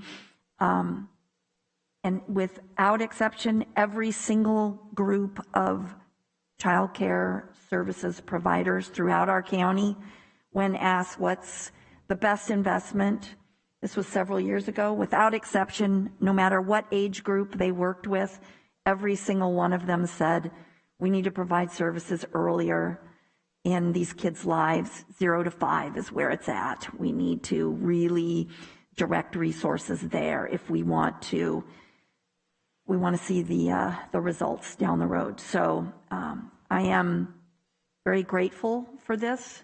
I definitely support it, and when the chair is interested in receiving a motion, I would be more than happy to make a motion to approve this transfer. Thank you. Supervisor Rickman or Supervisor Villaputa, any?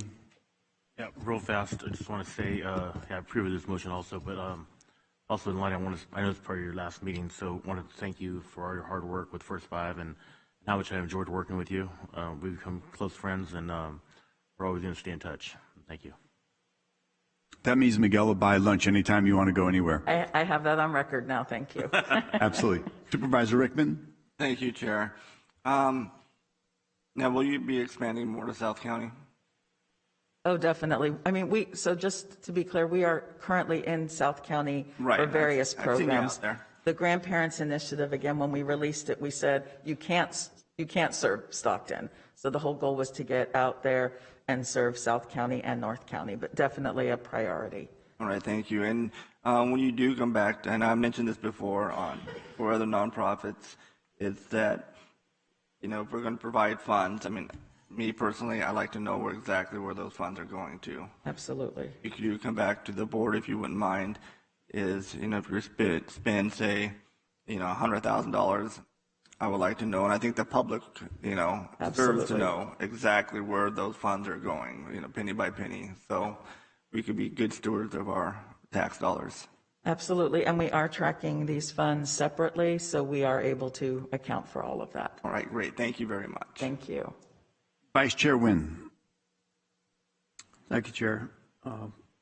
First time I met you back in 2015, I was impressed by your commitment, your enthusiasm, just your positive outlook. Obviously, you've maintained that all the years that I've been on the board, I want to thank you for that. The other part of it is, as far as the programs, I think you've done an outstanding job at administering them and really making a difference. And I have to think that from your own perspective, that when you look back on your career, you will see how much and how many you've benefited by your programs and just your commitment and dedication to these programs of success. I would also say in regards to the grandparents program, obviously as a grandparent, actually a great-grandparent, I appreciate that. And I guess the reason I bring that up is because I've seen over the years the impact that grandparents have on children, especially from their parents being absent for a variety of reasons. I volunteered in programs of mentoring youth, and in many cases, the youth were being raised by their grandmother because their parents were either gone, in prison, or dead. And so I can only say that reaching out to those grandparents to give them all the tools available to make their job easier and more productive is certainly a win for all of us, especially for the youth who have some stability in their upbringing and growth, and hopefully become productive members of our society. So again, thank you for what you've done, and I wish you the best. Thank you. One of the questions I would have is, can you maybe define some of the partnerships you might be utilizing as you look to have a greater spectrum of reach and influence in the outcome of some of those youth that we'll be serving? So thank you, Chair Patty. For us, it's been really important to expand our partnership. So as an example, in our most recent RFP that we released for home visitation, because of your funding from April, that funding will start October 1st. In it, we put that anyone currently doing home visitation was not eligible because we wanted to expand. So we have 2 programs that we will be taking to the Commission on September 30th for that. We also are getting ready to start a new program called the CBO Initiative, where we'll be providing stipends to our CBOs throughout the community, so throughout the county, to bring messages. So it could be $2,000 or $5,000 stipend to post on Facebook and send messages out on, like through their, let's say, e-newsletter. And again, we're really looking at from business community to faith communities to various nonprofits, and especially those we don't work with. So this one, we won't include in our initial pilot of this new program any funded partners because we want to continue to expand it. For us, trusted messengers have always been key. Supervisor Wynn, as you talk about the grandparent initiative, me going to a grandparent and talking about what they should do as a grandparent probably would not be the most effective approach. So we contract out with the trusted messengers to do that because they have that credibility. So for us, again, while we fund a lot of current programs, we're always looking at ways to expand our reach to bring those messages out even further. Excellent.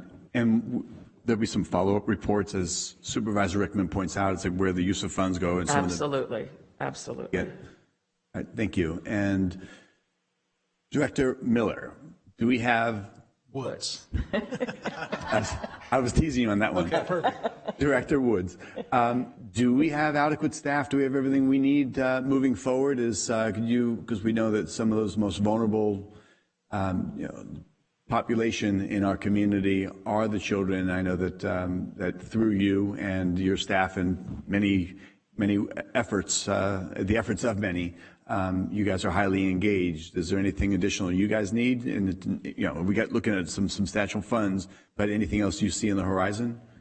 I think, Chair Patty, I think that we have sufficient staffing resources at this point. That doesn't mean that we can't do more. And if I know Lonnie's always advocating, right? And let's be honest about that. Lonnie's always looking for more. And I appreciate that from her. I think there will be some asks in the first 5 budget in the coming fiscal year in terms of staffing support, but at this time I think we're doing very well. I want to add that we did clarify in the letter that we will be coming back semi-annually to give a report back to the board.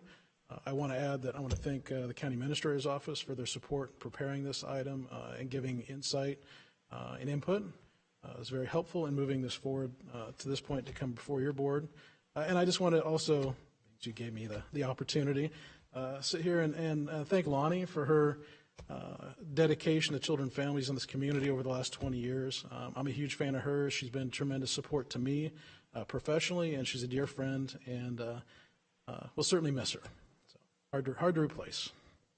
Very true, and I appreciate, as Director Woods points out, the New Yorker always wanting to do more. So I think I'm faulted for the same thing. It's like, what are we doing? What more can we do? So I really appreciate that spirit. I know that everybody has glowing praise for you, but especially those kids and the population in our community that are most vulnerable. The efforts and the care, and again, Director Woods, I know your team. We're all together on this, and I appreciate Supervisor Villapudua has been on that. Been a partner from the board in working with First Five and through HSA. So we truly appreciate all of you in these efforts. And at this time, I will entertain a motion to approve. I will make that motion to approve a transfer of $4.2 million from American Rescue Plan Act funds to the First Five San Joaquin Commission for COVID-impacted services for the period of September 14th, 2021 through June 30th, 2023, and related budget adjustments. I'll second the motion. I have a motion second. Before we vote, let's just pause for a moment.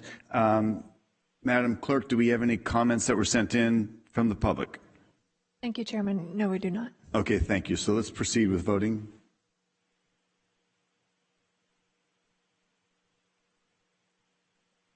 That's been adopted 5-0. Congratulations. We all praise this opportunity to help.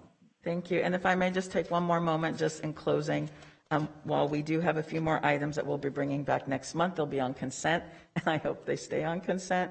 So this just gives me one more opportunity to just share a few thoughts. I wanted to start with District 5 and go to District 1. So Supervisor Rickman, while it's been a short time, I'm grateful that I've been able to see you in action. I was thankful and impressed that you took time to come to the COVID vaccine event that we had at the Tracy Mall. I was so convinced after that you know every single person in Tracy, or at least you interact with them as if you do, and they all seem to know you too. You will forever be the mayor of Tracy. Supervisor Nguyen, I'm grateful that you married a preschool teacher and that's had influence over you, and I've heard you reference that many times. It's been wonderful not having to explain the importance of early care and education because you already understand all of it. Chair Patty, I remember meeting you for the first time. You were full of questions. What can we do to make a difference? That's been your core from the beginning, and I'm grateful for that. I also love seeing how much family means to you. And yes, New York. Supervisor Miller, I remember the first time I heard you speak officially beyond the board meetings at our oral health town hall many years ago.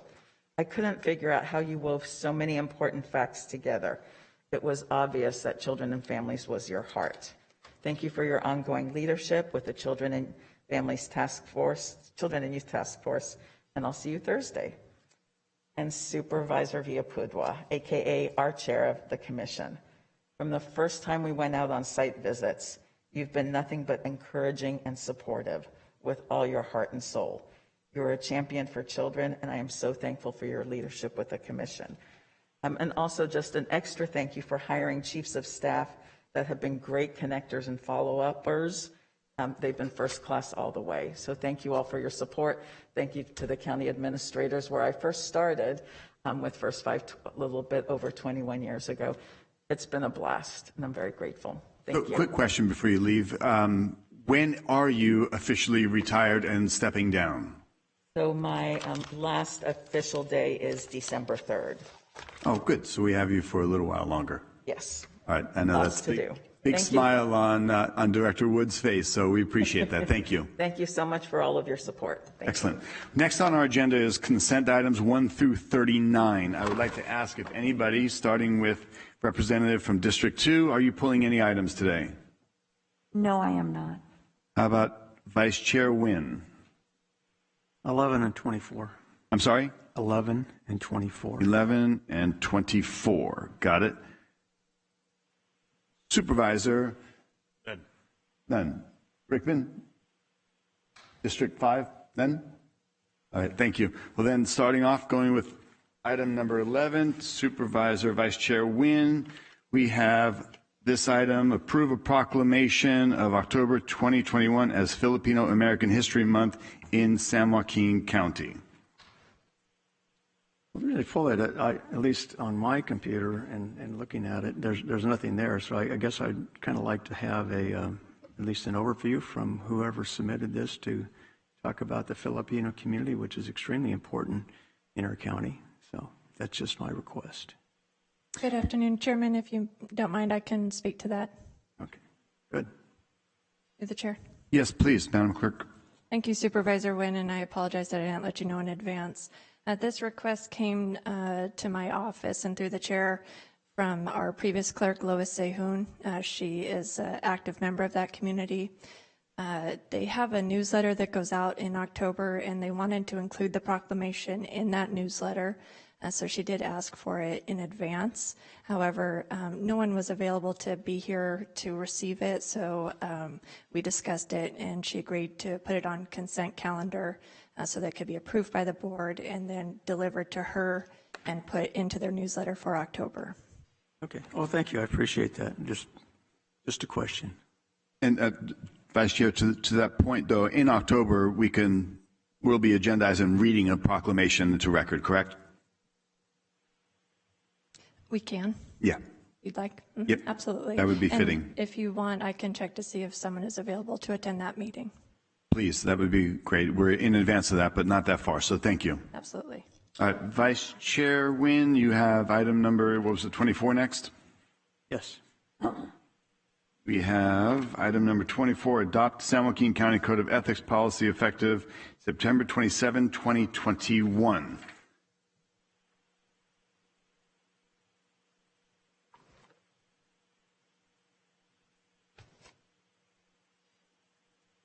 Welcome, Ms. Hopkins.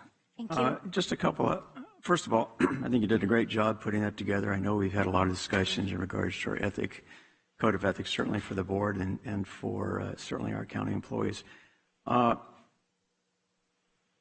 guess one thing that in AB 1234, which requires us every 2 years to go through the state ethics training, there is an item, or at least a paragraph, that kind of struck me in regards to the overall, I guess, addressing of ethics or behavior, ethical behavior. And it's not in our either one of our ethics codes, but I just wanted to bring this up in regards to maybe including it somewhere in the code itself. And the reason I bring it up is because sometimes I think there's a loss of the intent of ethical behavior beyond what normally our job responsibilities and authority is. And it reads very simply, and I took this out of the training. It says ethics is what we ought to do, not just what we have to do. Just because a course of action is legal doesn't mean that it is ethical. Therefore, a person who acts with ethical considerations in mind will often go well beyond the laws and minimum requirements.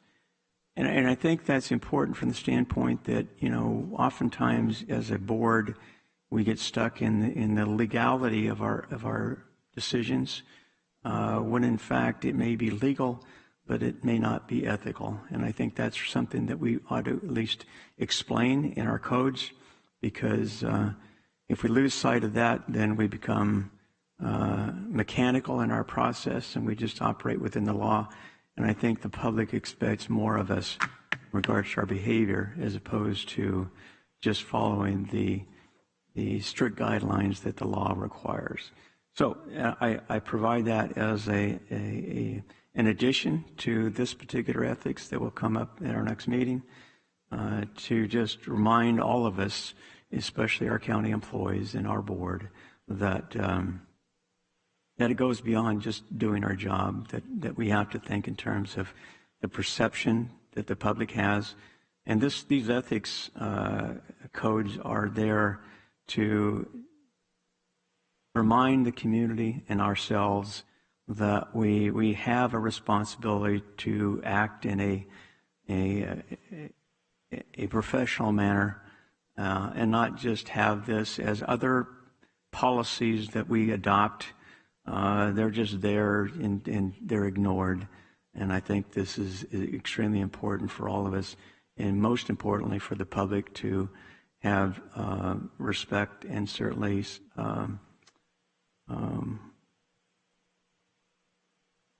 support for the county and certainly for all our employees.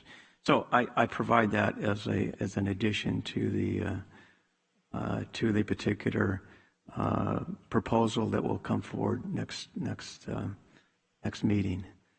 So that's basically my comment. I would offer just a side note, which is not necessarily towards this addition.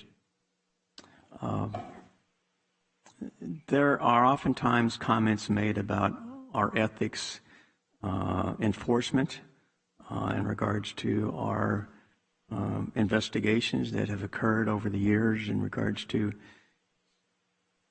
perceptions or at least accusations of unethical conduct that violate our code.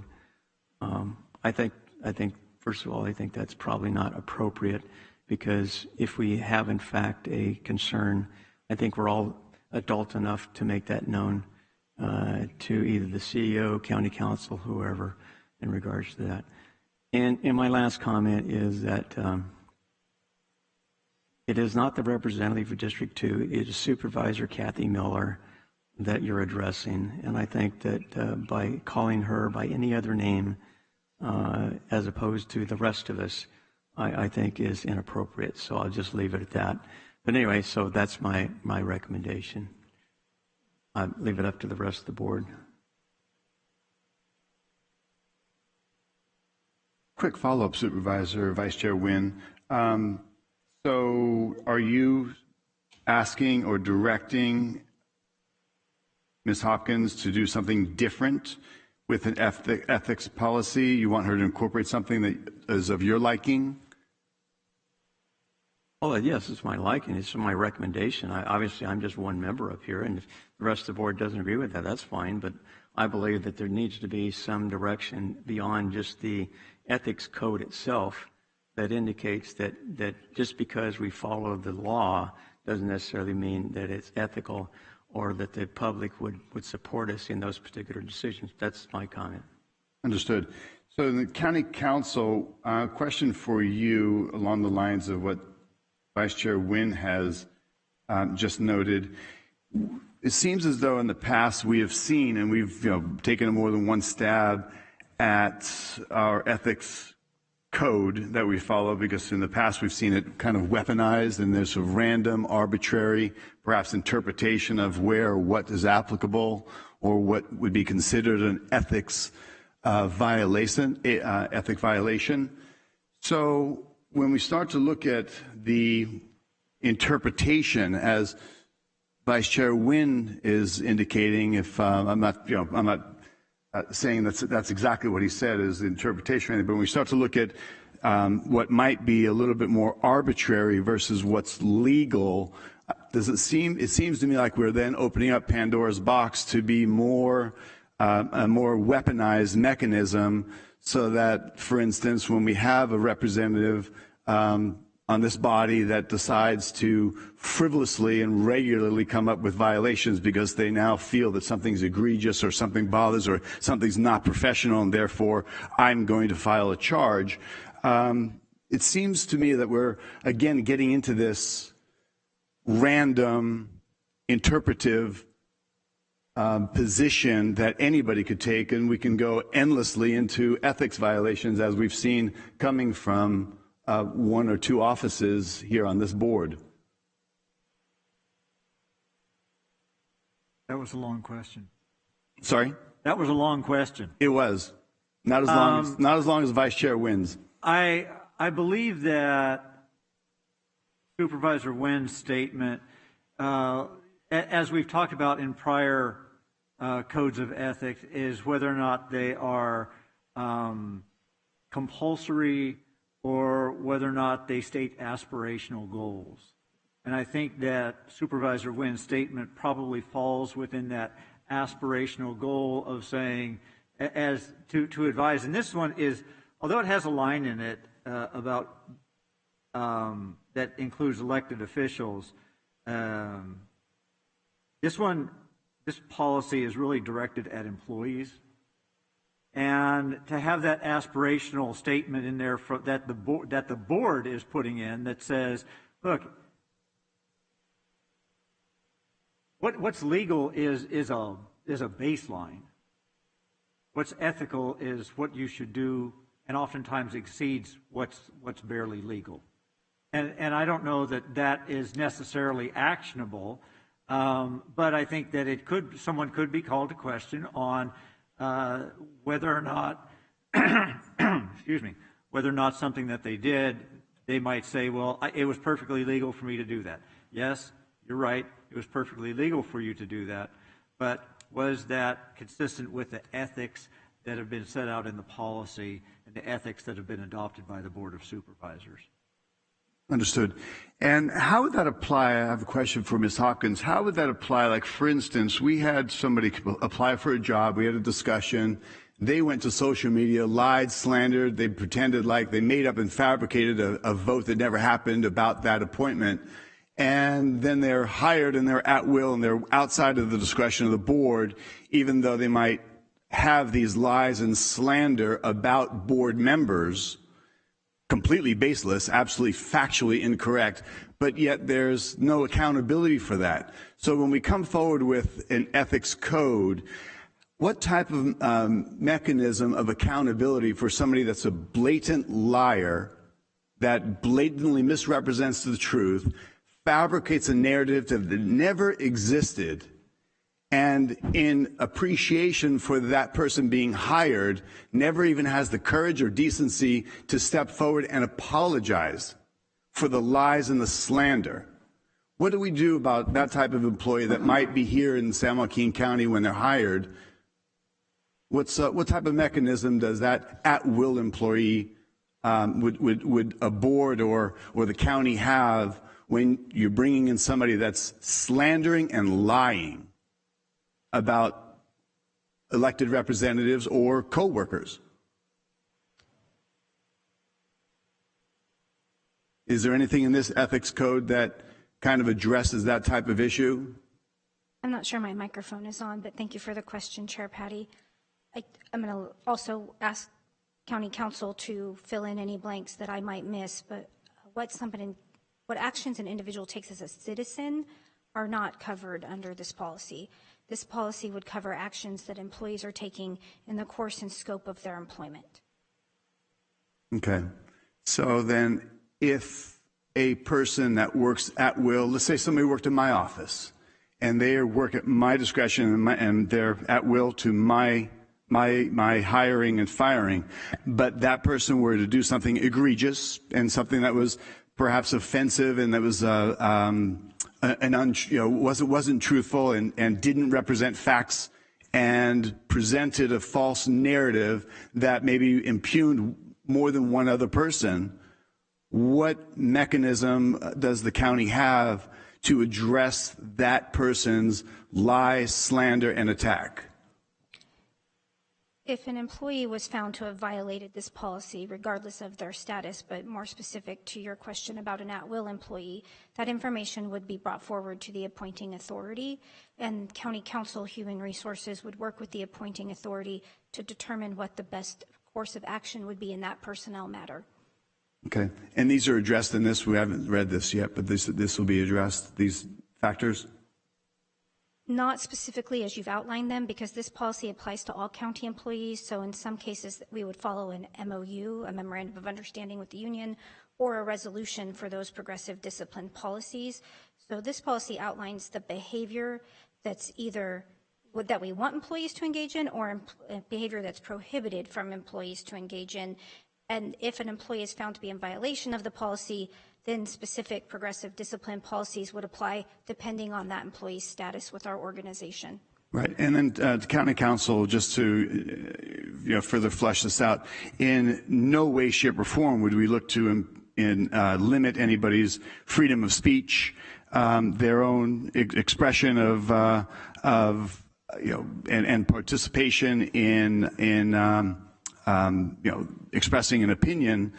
So what do we do in this instance when you have someone working that's hired by the county, and again, let's say, imagine they worked in my office, and let's say they were so audacious as to write in, let's say, anonymous emails attacking board members or attacking department heads.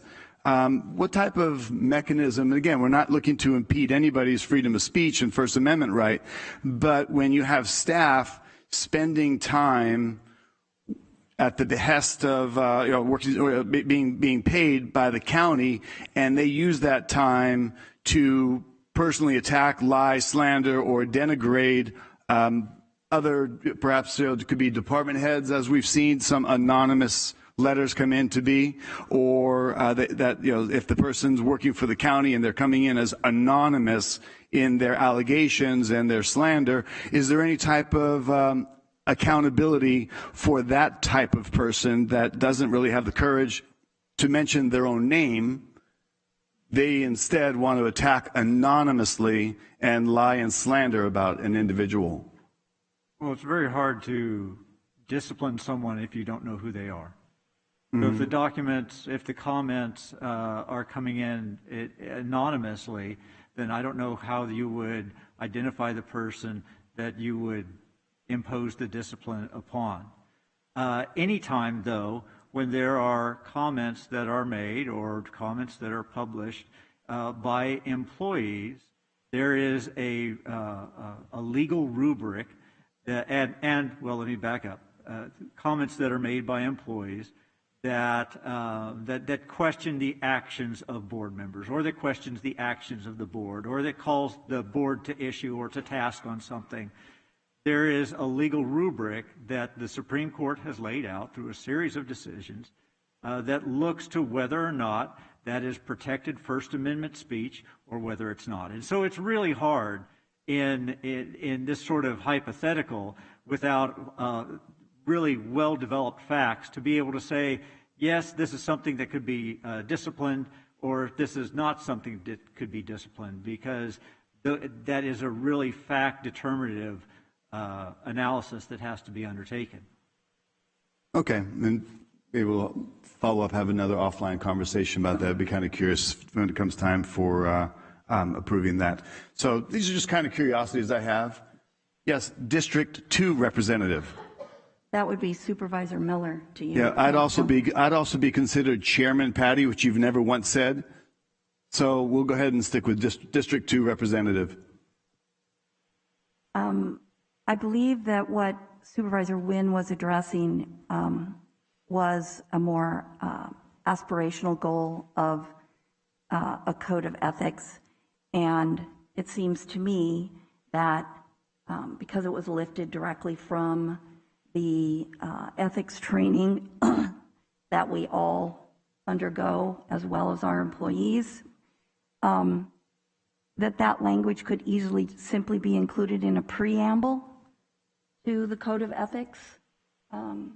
It's not something that would be enforceable, so to speak, but it would lay out the sort of overarching goal of a code of ethics, which is to establish that ethics are what you ought to do. It's basically doing the right thing, even if the legal standard is lower. And so I don't have any problems with including that. It seems to me that a preamble it doesn't materially change what you're bringing here today. And since that is pretty standard language that's been lifted directly from the ethics training, it doesn't seem like the language itself is particularly controversial. So I would not have a problem, and I would suggest, if the rest of the board weighs in and is fine with the statement, that it simply be included in a preamble as opposed to the body of the Code of Ethics. Very well. Any other questions or comments? Vice Chair Wynn? Oh, no, I would agree. This is standard language we've all read, so it isn't like I created it on my own. I think it's certainly appropriate. I would leave it up. My recommendation would be to Director Hopkins that we include that, as Supervisor Miller says in the preamble. It just gives a little more, I guess, direction, clarification, as County Council says, maybe aspiration, which I have no problem with. So that would be my recommendation, unless my fellow supervisors disagree, but I would suggest that be included in the preamble as Supervisor Miller suggested.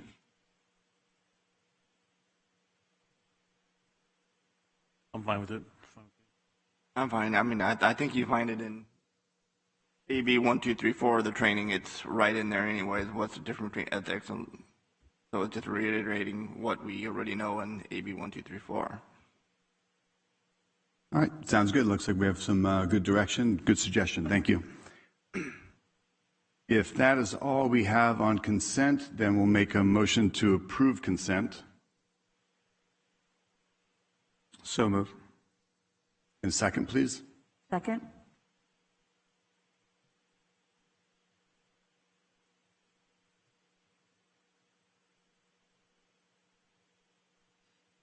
Consent has been adopted 5-0. Thank you.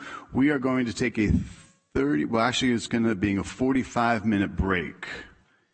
We're going to convene at 1:30, which will be our officers' recognition and first responder recognition. Is that correct, Madam Clerk? That's correct, Chairman. All right, thank you. Chair, just a quick comment. Vice Chair Wynn, you have something? We have some individuals who are here to make a presentation. I think we can go through it rather quickly. They have a short slide presentation, but if you would allow that, I'm sure we could be out of here fairly quickly. Where are we at with that then? That's that your presentation? Number 1. Yeah. Lodi House. Shelby Young, the executive director, is here, and she has a slide presentation. So, like I say, we can do it rather quickly, but I think it would certainly behoove them, because otherwise they're going to be here all afternoon, and I know how busy they are, so I would just offer that as an option.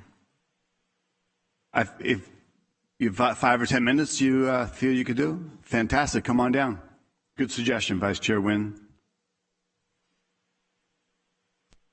As they're coming down, I'll make a brief comment in regards to Lodi House. I had the opportunity to visit not only the main structure, but also some of their apartments and talk to a few of their residents.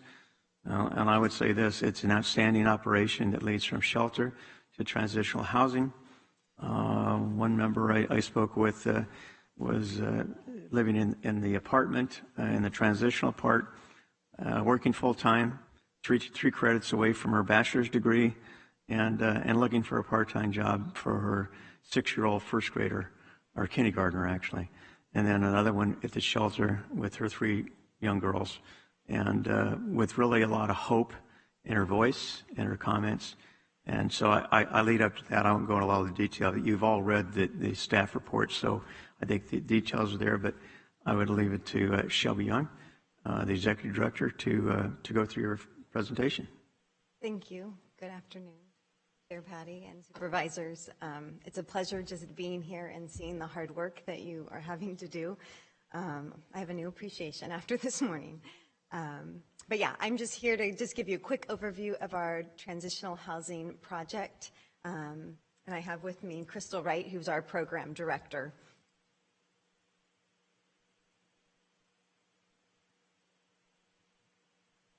So just the little history of Lodi House. It was founded in 1999. I actually was part of the group that helped start Lodi House over 21 years ago.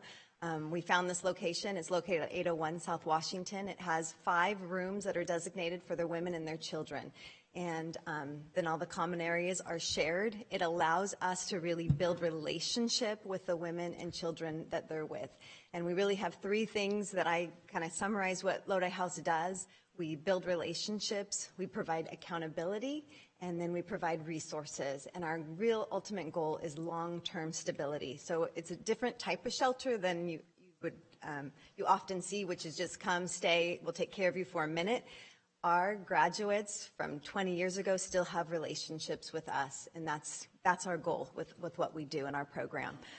We've served since HMIS started tracking all of the people we serve. We've served 413 women and children. And the average stay has been 4 months, but I will tell you the reality of the rental market has made that we're kind of bottlenecked right now. We've got lots of people that want to come in, but I've got working moms that have received their children back from CPS, and they're working the program, doing well, and I can't find any housing for them, and so that's what's kind of leading to this project. But 10 years ago, we actually did purchase a piece of property that allowed us to have an enrichment center, a counseling center, and 3 apartments, and so we have been running a transitional housing program for the past 10 years successfully. And so that's an important piece for you to know as well as we come to look to expand that. And then we also opened a thrift store, which creates revenue, as well as if somebody moves out of our program, they run into a bump in the road, they can come back, we'll provide clothing for their kids, household items, anything that they need. So the executive summary is Lodi House is seeking funds to expand its transitional housing program.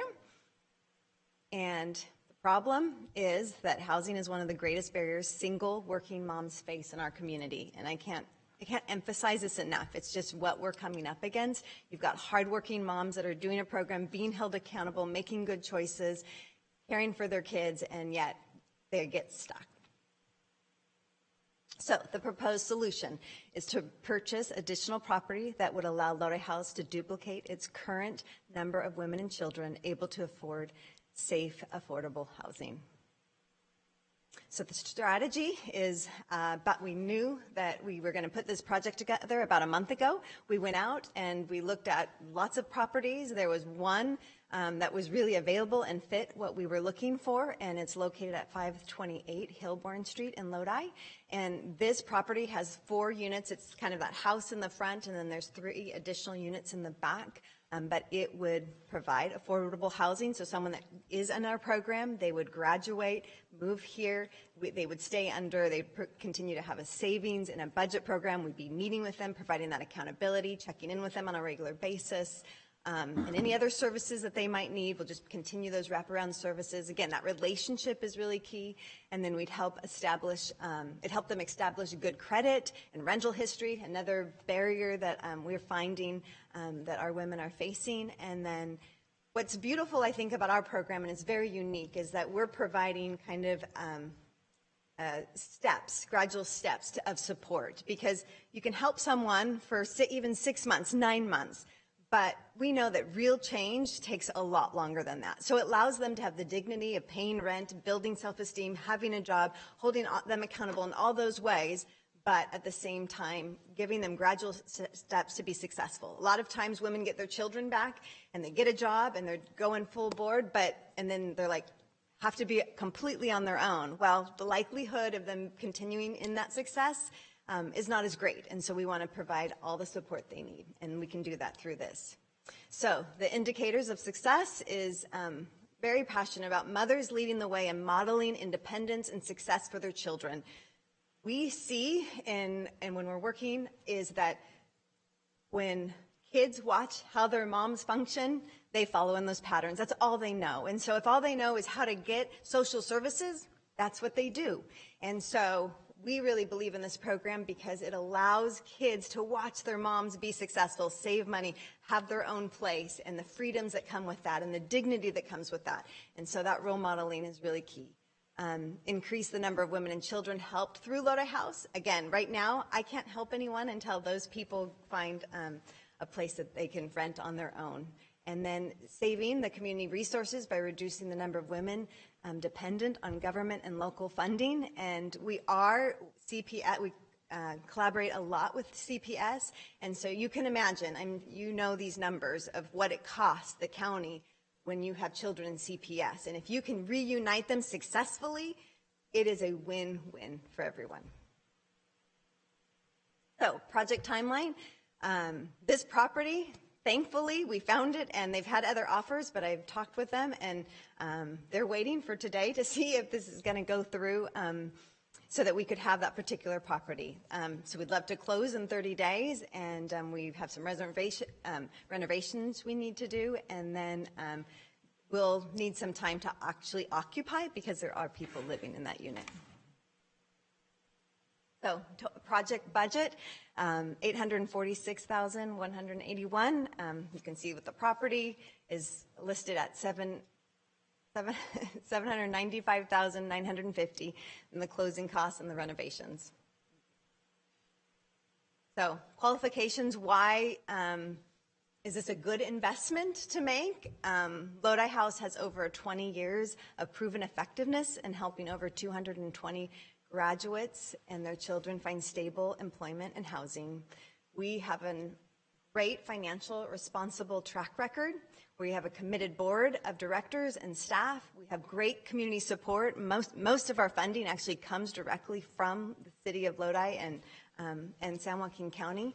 And we have a proven transitional program model. And so with that is, I know that you are short on time, but I wanted to give you an overview of Lodi House and our proposal. Thank you. Well, first, let me state that you have us at hello. But thank you for sharing this information, and I'll bring it to the board and we'll conclude. But thank you very much. District 2, would you like to say something? Yes, thank you. I would. Again, I'm Supervisor Miller. Thank you for the presentation today. It's greatly appreciated. This proposal checks every single box that this board has said repeatedly we want to see for this one-time pot of money that we have. It's a one-time request of funds for acquisition. You're not asking for any ongoing funding or operational support from the county. You are completely set up and ready to go. You've demonstrated 10 to 20 years, depending on what aspect of your program you're looking at, of programmatic results. You've demonstrated your fiscal responsibility, and one of the key components is you have laid out very clearly here your ability to provide for the operating costs for this expansion for the foreseeable future. So it literally checks them all. I'm so impressed with the work you have done and with the work that I know you will do with this.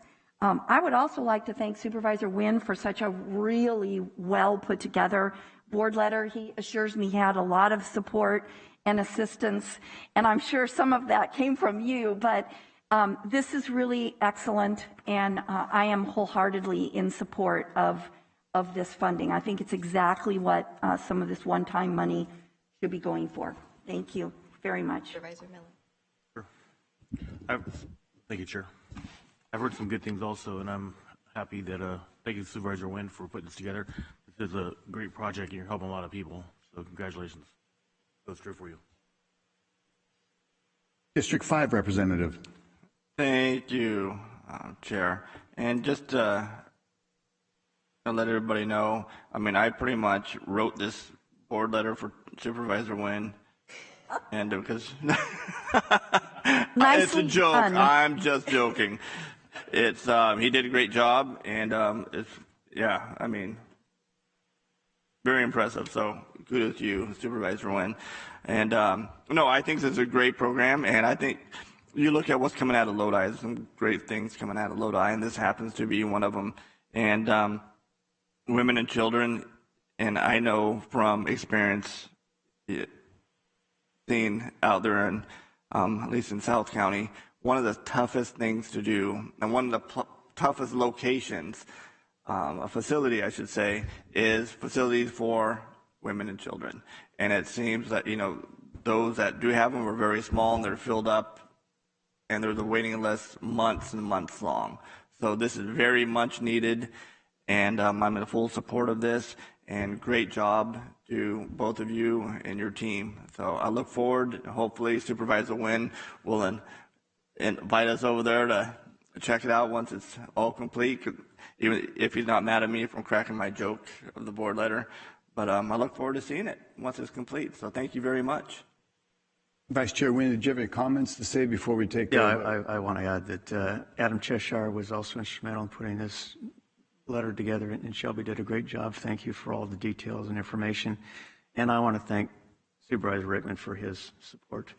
So we'll leave it at that. One comment, though. The young woman who is just about ready to get her bachelor's degree made a comment, although she's working full-time, she's looking for a part-time job because when she moves out of that apartment, she can barely afford to pay rent in other locations. So when you talk about, you know, the cost of rentals, it's just astronomical. And how else can a young woman with children survive economically, even working a full-time and a part-time job, and then on top of that going to school, and then thirdly, taking care of her child, who her picture was in one of the slides. But anyway, so thank you. I'll leave it at that. And I will make a motion to transfer these funds from the American Rescue Plan to public improvement budget for fund capital acquisition for Lodi House. Vice Chair Wynn, hold on just a moment before we take a second. I would ask, do we have any comments that have come in? Thank you, Chairman. No. Anybody in public that'd like to say anything? Not seeing anybody moving up. And also, I'd like to make a comment before we vote and move on. One of the first questions I have is, given the vast levels of experience and engagement and the successful models that you have, this board has also looked and supported a request that Lodi had to expand and create a homeless shelter program. Have you engaged with the city to share some of your best practices? Has there been any outreach to utilize some of that experience that you offer? Yes, I sit on the Lodi Committee for Homelessness. Oh, great. Yes. Okay. So that's wonderful news, just to see that there's this great symmetry, and obviously that you're not working in a silo. Not that I thought that, but I just wanted to kind of share that this isn't just what you're doing, it's above and beyond. This is just a piece of the extra work that you have dedicated to helping those that are in need. Yeah, Lodi is a tight-knit community, so we are all working together on this project. And we have obviously a very specific group that we're targeting, and there's lots of different groups that need to be targeted, but we're women with children. Yeah. Well, fantastic. These are the kinds of projects that we love to come to us, and I appreciate Vice Chair Wynn bringing in the robust support and the congeniality and the feel-goodness that we all have that's not oftentimes displayed, but in this instance, you will find it across the board that we really, truly appreciate and support projects like this and the efforts. It's really the work that needs to be done to help those that are struggling. So we have a motion to approve. I need a second, and then we will vote. I'll second. I have a motion and a second.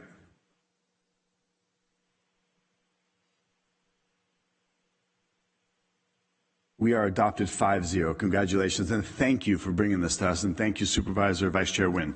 Appreciate that. We are going to take it's going to be about a 30-minute break, and we'll come back. We will recess and pick up the rest of our agenda and closed session after we come back at 1:30 for our officer recognition.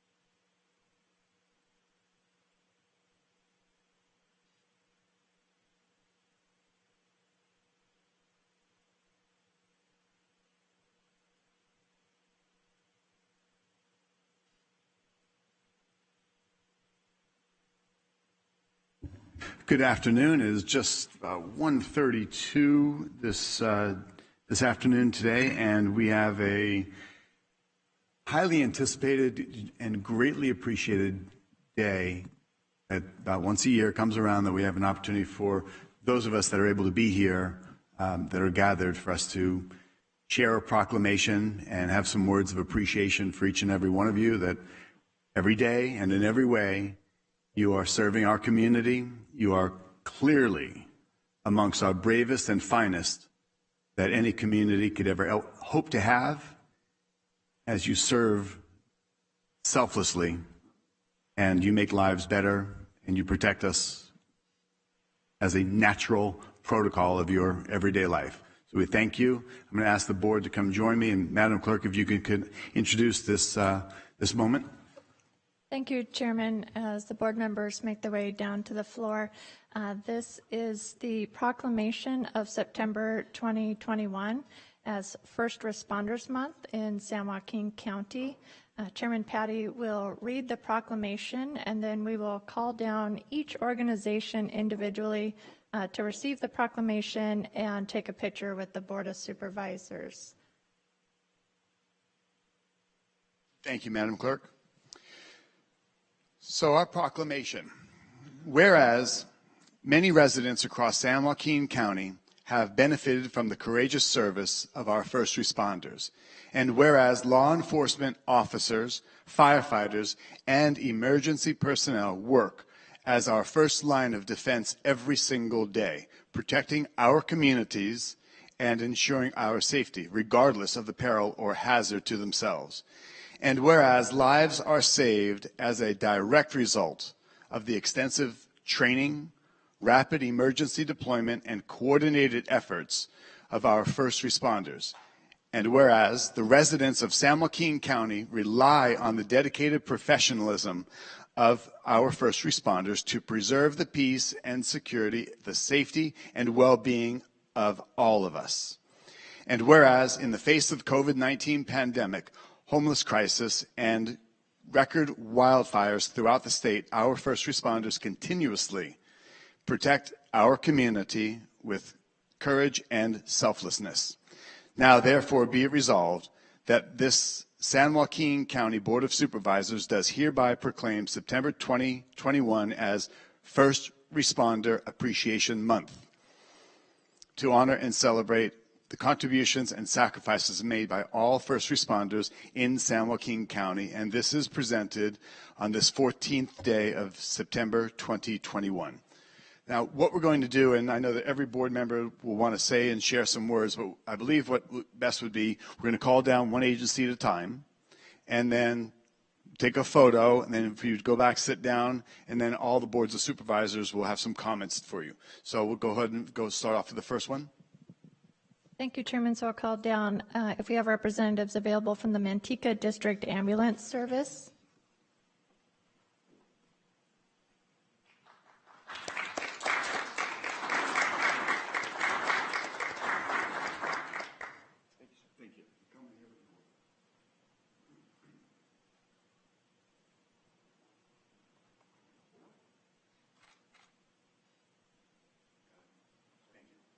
Thank you. Next, I'll call down representatives from the American Medical Response.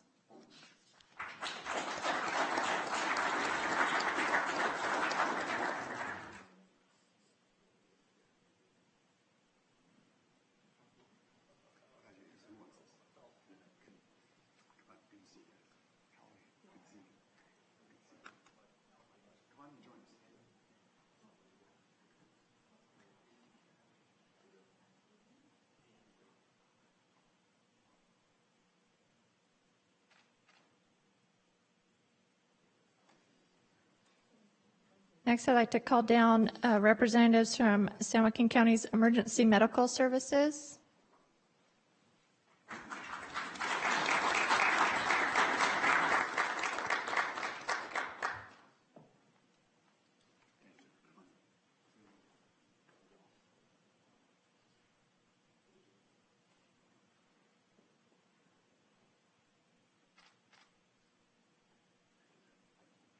Next, I'd like to call representatives from the Stockton Fire Department.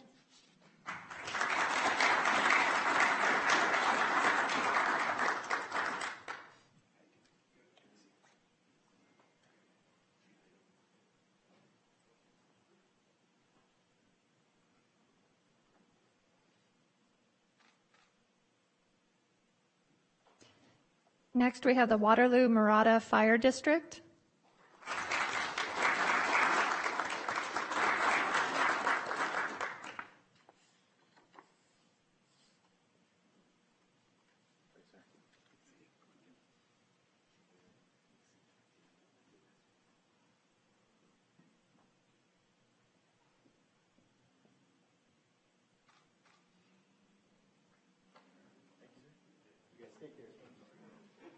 Next, I'd like to call the Montezuma Fire Protection District.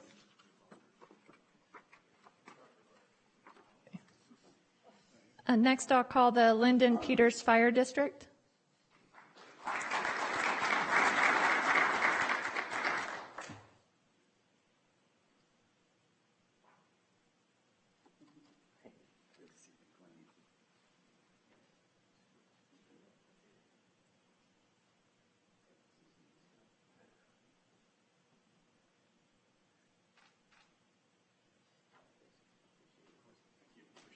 Next, I'd like to call the McCollum Fire District.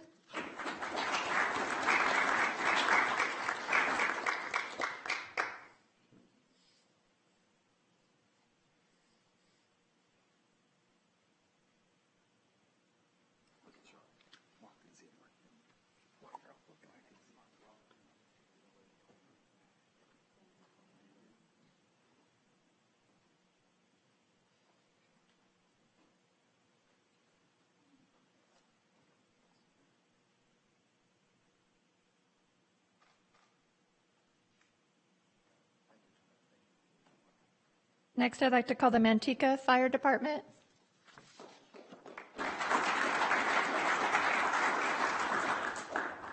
I'm not seeing any representatives here at this time, so I'll next call the Manteca Police Department.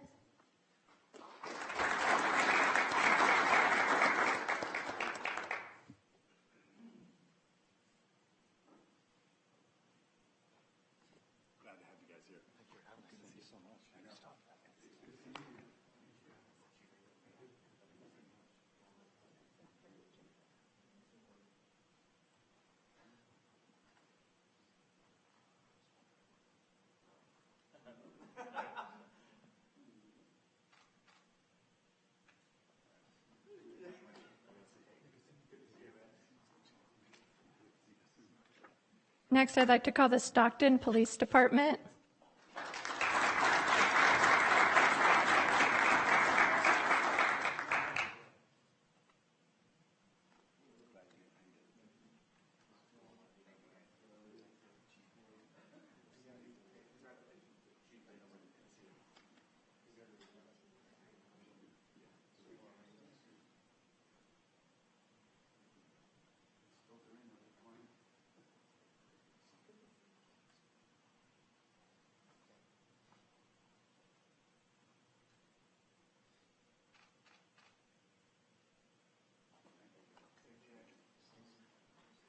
Next, I'd like to call the Tracy Police Department.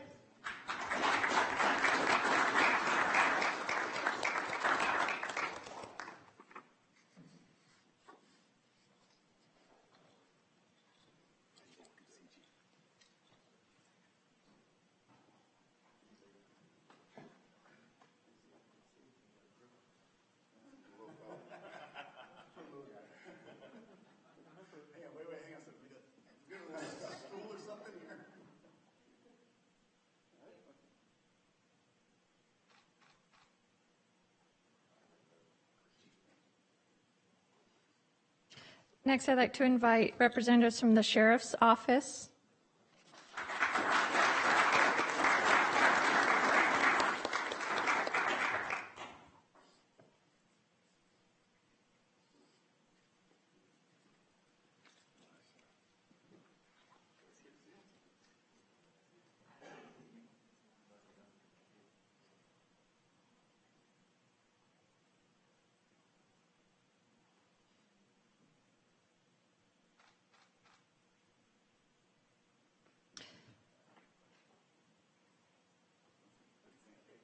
Chairman Petty, that is everyone that I have confirmed, but I would like to go through the list just to double check to see if we have any other representatives here today. So I'll start with Escalon Community Ambulance. Is anyone here today?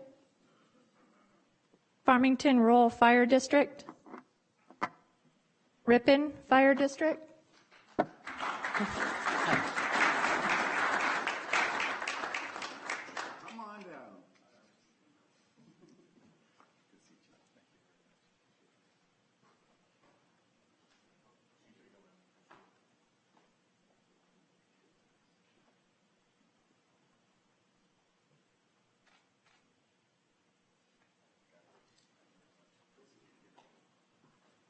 Next, South San Joaquin County Fire Authority, Tracy Rural Fire, Cal Fire Tuolumne Calaveras Unit, Woodbridge Fire District, Collegeville Fire District, Diablo Battalion, Cal Fire Castle Rock, Clements Rural Fire Protection District, Escalon Consolidated Fire Protection District, Lathrop Manteca Fire District,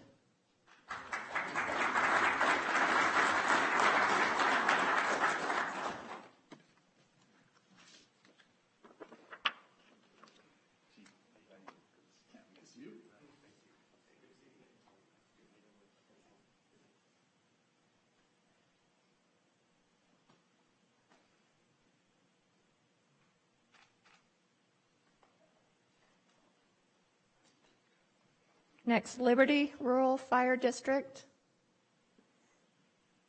DLA Installation Management Fire, Lodi Fire Department,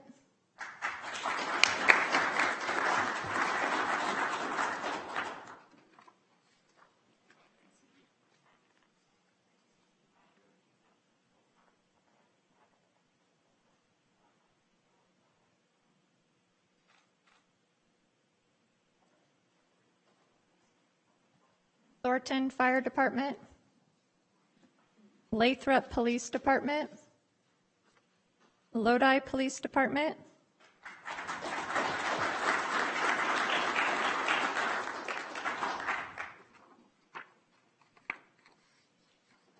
Glad you guys are here. Thank you so much. You're welcome. It's good to see you.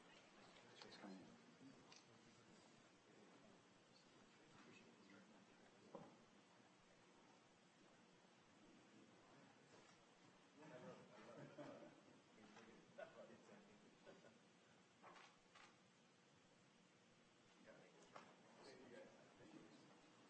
Next, I have Escalon Police Department, the Ripon Police Department,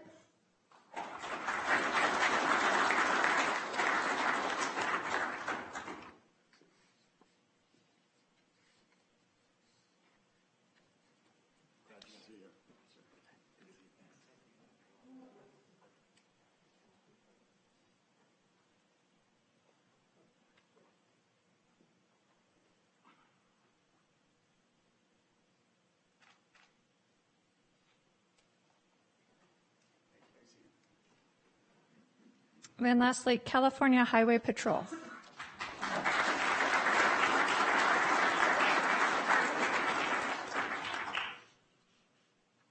Got to be here, right? Good to see you. So glad you're here.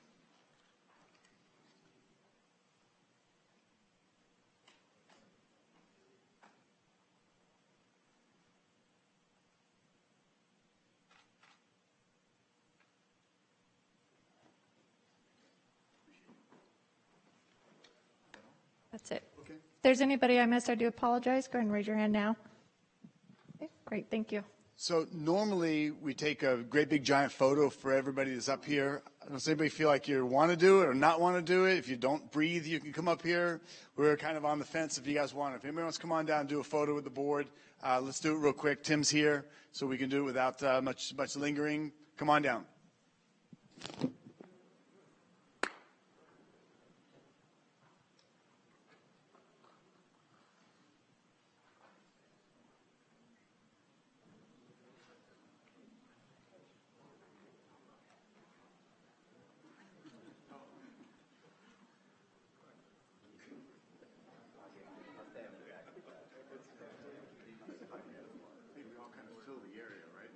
Just fill the area, Tim?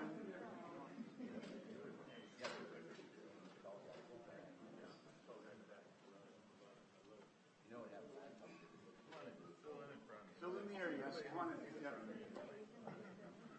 As long as I want to see it? Chuck, don't get very close.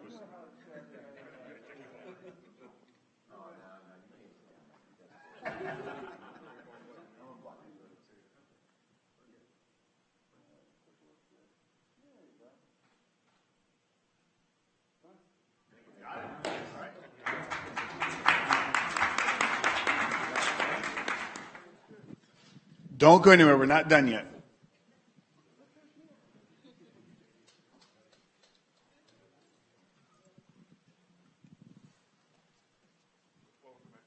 Yep.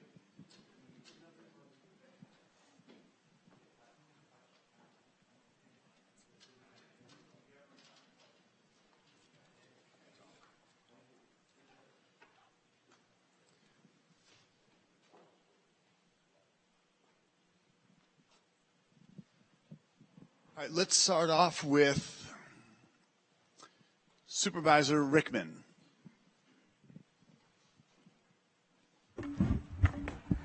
Thank you, Chairman Patty. First of all, thank you everybody for showing up today. We appreciate it. You know, this is a least we can do, recognize our first responders.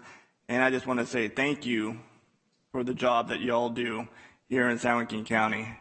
I know, well, first of all, I wanted you to know, all of you to know, that we support you 110%. We understand, and at least I understand, that your job is just getting tougher and tougher and tougher as the years go by. And you always think that pendulum's hey, any day now, that pendulum's gonna swing the other way. But as you're out there doing your job, please know that this board, the residents of San Joaquin County, support you.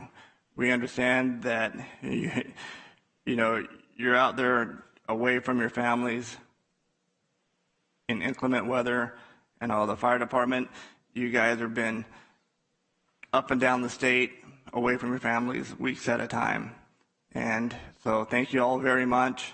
And if you ever need anything from us, or any of us board members, please let us know. It's not just shoot us an email, and if you ever have any concerns. And so that's it. Thank you very much, and God bless all of you. District 1, what say you? Thank you, Chair. Well, first of all, thank you all for coming today, and I want to know how much I appreciate you and how much I respect your jobs. I know it's tough on your families. Every day you wake up and you risk your life for this county and for our community. We really appreciate it. In the wake of 9/11, I watched all these videos and watched all the first responders respond, and they risked their lives, and some didn't make it. May God bless them, and may God bless you and our county. Thank you. District 2. Thank you. It's really a pleasure to have you all here today. This is one of our favorite annual events, to have the chance to tell you how much we appreciate the work that you do and your service. You give up some of the best times with your own families to be with us and the people of San Joaquin County who support us and help us on some of the worst days of our lives. And for that, we are truly grateful, and we appreciate your service very, very much. Thank you. Vice Chair Wynn. Thank you, Chair. For those who don't know, I spent 37 years with the California Highway Patrol. Enjoyed every day. And the reason I bring that up is because my patrol time I spent in LA County, within the city of LA, where there were 47 cities with law enforcement, police officers who were always there. I also worked the Grapevine on the north end, Fraser Park, where my closest backup was 45 miles away, and there was a resident deputy who sometimes was there, sometimes wasn't. But I bring that up because as law enforcement, certainly fire service, EMT, all the services work collectively together. And I don't think anybody, although they may watch movies, they may watch TV shows, they may any number of things, try to see what you do. Seeing is not doing. It's there when you're on scene. It's there when you're in a situation fighting a fire, providing medical support, Certainly with law enforcement, whether you're issuing a citation, making an arrest, et cetera, they don't have those feelings because they've ever had that experience. Certainly we want to recognize the 9/11 responders and certainly what happened 20 years ago. But what you do on a daily basis is just as brave, just as courageous, just as important, because you do it on a daily basis. And what really, I guess, from my service, what I saw in all the agencies that I worked with, is that it was unselfish. It wasn't a matter of, gee, I've got to do this. It was a matter they did it automatically because they believed in what they were doing. And when I came on the patrol, probably 100% were prior military. We're all veterans. About half of them were former sheriffs or police officers. And so they were kind of an experienced crew, so to speak. But as I went through the years, and obviously we got other individuals who didn't have that background, it never changed. Everybody respected and worked hard collectively. And whether it be the fire service or medics or law enforcement, sheriff's department, police, et cetera, it never changed. And I think the one thing that my experience in the Marine Corps and certainly in law enforcement is it's not about necessarily, obviously helping others, which is obviously your primary goal. It's helping each other. It's supporting each other. And there's a close bond among all the services, making sure that we take care of one another. And all of you do that on a daily basis, and I want to salute you because I've been there, but more importantly, you're doing it on a daily basis, and our residents certainly appreciate it, albeit nobody really expects to see you at their door or at their car or whatever, but frankly, in many cases, they're grateful that you're there because you're desperately needed, and you perform your service with excellence and dedication and with unselfishness. So I want to thank all of you. Certainly pass this on to your staffs that the Board of Supervisors, the County of San Joaquin, appreciates everything you do on a daily basis. So thank you all. Thank you, Vice Chair Wynn. As all supervisors have stated, you can hear on behalf of us, we speak on behalf of almost 800,000 residents in San Joaquin County, and this gives us a distinct honor and privilege. And while we have this month of recognition, every single day, 365 days of the year, we respect and appreciate every single one of you and your dedication, your work, your willingness at the drop of whether it's a phone call or an emergency dispatch or something that occurs in front of you while driving to and from maybe somewhere with your family or friends or going out to dinner. You're never going to be without that level of engagement, that split-second timing that separates you from those that flee danger, flee the bad circumstances, situations, or the things you don't even wish to see.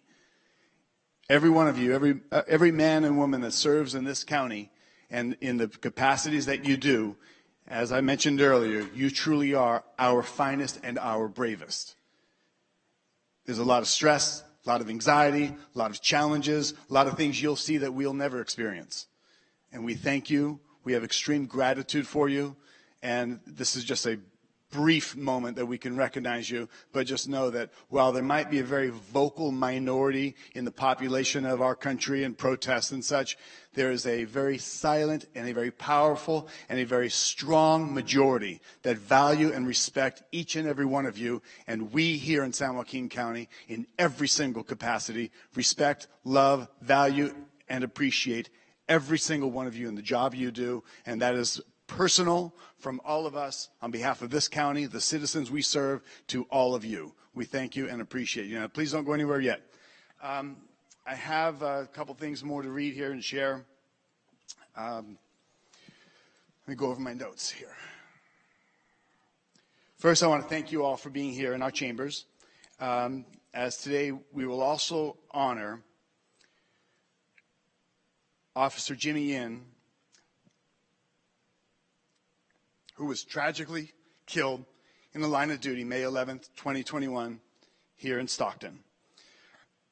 As you all know, law enforcement is something that we feel strongly about, and speaking for the constituents of San Joaquin County, we fully support, most especially to include our fallen. Through my office, we were able to secure a one-of-a-kind memorial blue line baseball bat from Major League bat producer Axis Bats out of Fall River, Massachusetts. These were developed and donated by the founder and owner, Mr. Lou Ledoux, who's listening remotely to us right now, to honor those that have sacrificed all. I would like to call up Ms. Tila In, Officer Jimmy In's wife, who's here with us today to accept these commemorative keepsakes in honor of Jimmy.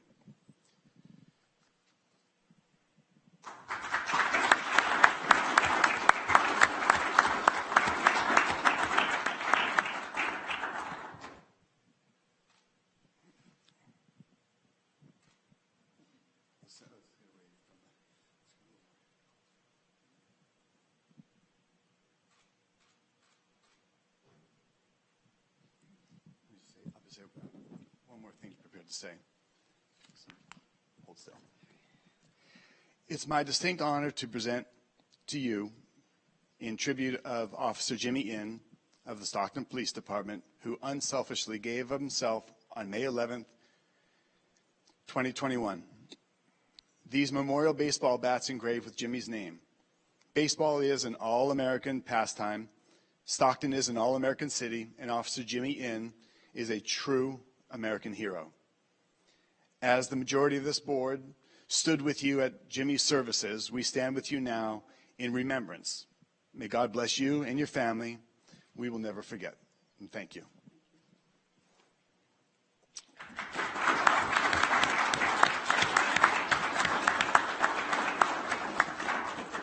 We also have, there's 5 more of those in the back. So at this time, we have completed our ceremony. We appreciate that each and every one of you were able to be here, and we thank you for coming to our chambers in honor and respect and tribute to that day-to-day job that you do, that life you live, and the way you've chosen to serve your community and your family. So we thank you.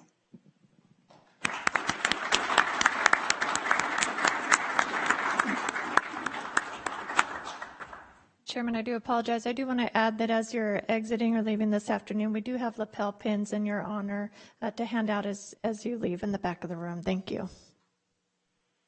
You can always stay and watch the rest of the board meeting. It's pretty fun. So get out while you can.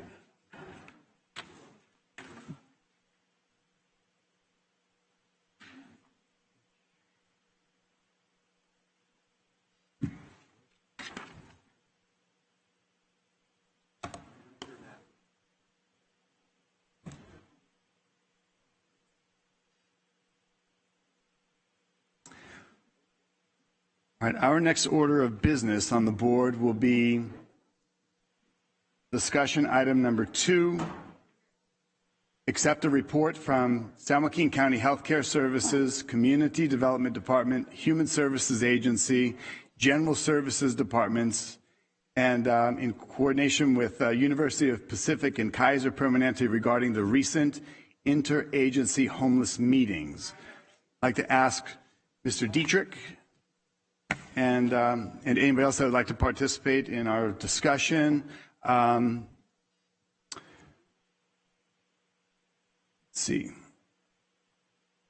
Yeah, in this discussion, we'll be, I'd like this board to discuss directing county staff to engage with the Continuum of Care Shelter Committee and work on work with the City of Stockton to identify and locate any resources needed for a 300 to 400 person low barrier emergency homeless shelter with focus on overnight and daily support services such as including a location, sprung structure, building, operating partners, any partnerships, etc. So Mr. Dietrich. We'd love to have a little discussion and a conversation on this recent report and kind of get an update. I know that you and Director Kwong and Director Cunningham and others have engaged, and going back probably a couple of months now, we kind of looked at, in our agencies and through HUD and community development, we've got some possible actionable items and some discussions that we've done here, you guys have done internally. So we'd love to get an update and a report from you. Good afternoon, members of the board and CEO Wilfreding. I've been asked by Chairman Patty to lead a presentation today by Healthcare Services, Community Development, Human Services, and General Services regarding the homelessness meetings that we've been having, as well as address some of the recent the recommendations from the recent Kaiser University of the Pacific analysis.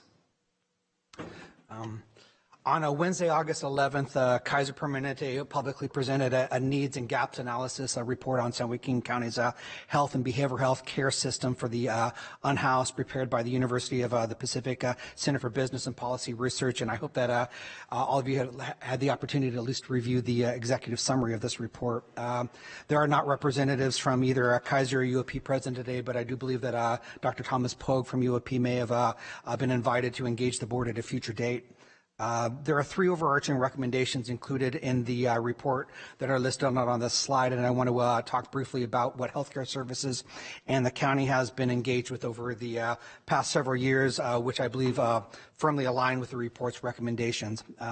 The first recommendation as shown on the slide here is to support and develop integrated information technology systems, and states that the first step to addressing the information need is to ensure the appropriate coding of a diagnosis of homelessness during medical encounters at hospitals and other medical facilities to make it easier to identify patients who experience homelessness and better plan appropriate discharge and care coordination, as well as understand the needs, the cost, and the patterns of services to these patients. What is critical, however, is that this information be compliantly shared with other health systems and not just held within a given entity's electronic medical record system. To that point, we need all of our acute care hospitals to directly interface with the San Joaquin Community Health Information Exchange, which is our locally formed regional HIE. And within San Joaquin County, we currently have active interfaces from San Joaquin General Hospital, the San Joaquin County Clinics, County Behavioral Health, Community Medical Centers, the Health Plan of San Joaquin. And we're currently working on integrating the HIE with other data systems, including Correctional Health Services, the COC's Homeless Management Information Systems, and our whole person care sponsored care management system termed Activate Care.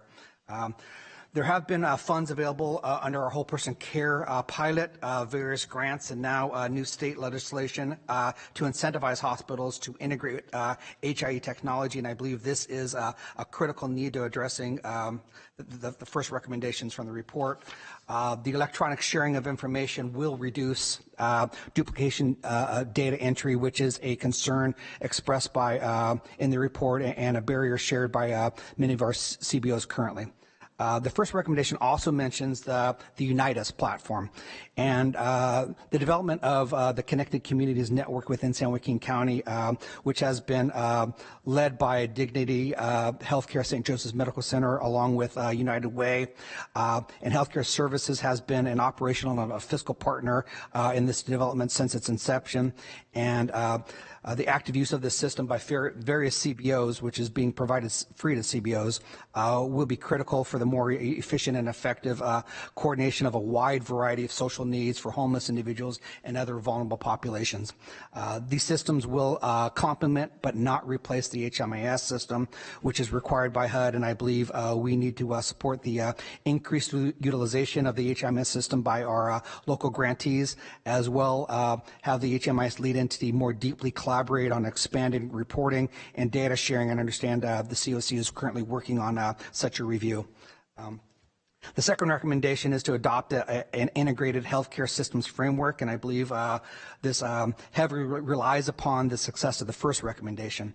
A primary goal of our whole person care pilot is to better integrate care for the medical, behavioral, and social needs of Medi-Cal beneficiaries, and there is indeed substantial work remaining as this program transitions to the state of California's CalAIM Medi-Cal framework and funding effective January of 2022. The Hospital Council of Northern and Central California is facilitating collaboration among our acute care hospitals and regional counties in this space, and I concur with the report's recommendation to utilize the integrated healthcare framework and programs from the Center of Excellence for Integrated Health Solutions to guide and support these efforts. At present, we are perhaps at level 2 of this framework, which is basic collaboration from a distance. And a next step, I believe, is the increased on-site integration of medical and behavioral health services within our FQHC clinic systems. As mentioned, our Whole Person Care 1115 waiver pilot will sunset at the end of this calendar year. Effectively, healthcare services will no longer be the lead entity and funder of internal and external services, which have been primarily focused on homeless individuals, especially those exiting hospitals or incarceration. And the funding will transition to being funneled through the managed care medical plans for enhanced care management and in lieu of services. In the coming months, I will be bringing a recommendation to this board requesting the allocation of several new positions that would provide direct services and supports at shelters and in the community, specifically focus on services for homelessness or homeless individuals and transitioning to becoming a qualified CalAIM enhanced care management provider.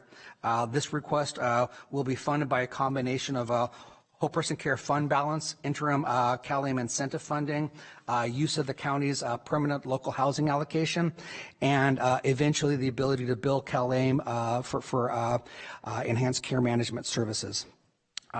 The staffing would expand over time as the needs of shelters increase and more services become billable. This would be in addition to the services being provided for homeless individuals by county behavioral health, for mental health and substance use, billable to Medi-Cal or otherwise fundable by the Mental Health Services Act, 1991 Mental Health Realignment or federal block grants. The third and final recommendation from the report is to advocate for continued application of supportive housing. And as we all know, ultimately, housing solves homelessness. And as I've stated previously to this board, we need more beds of all types, including emergency shelter beds, transitional housing beds, permanent supportive housing units, and lower income and market rate units.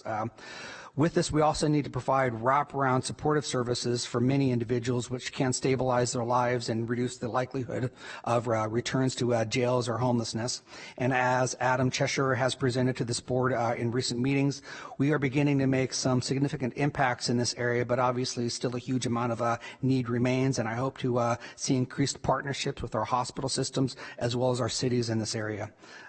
There is a substantial amount of additional information and analysis contained in this report beyond which I just outlined from the recommendations section, and I encourage everyone to read the full report, especially those who are involved with our continuum of care. Before I continue with my comments on what healthcare services is engaged with on the city of Stockton as well as the housing authority. We have a few slides outlining activities other departments are engaged with regarding expanded shelter, supportive services, and housing. And with me first, I have Chris Woods.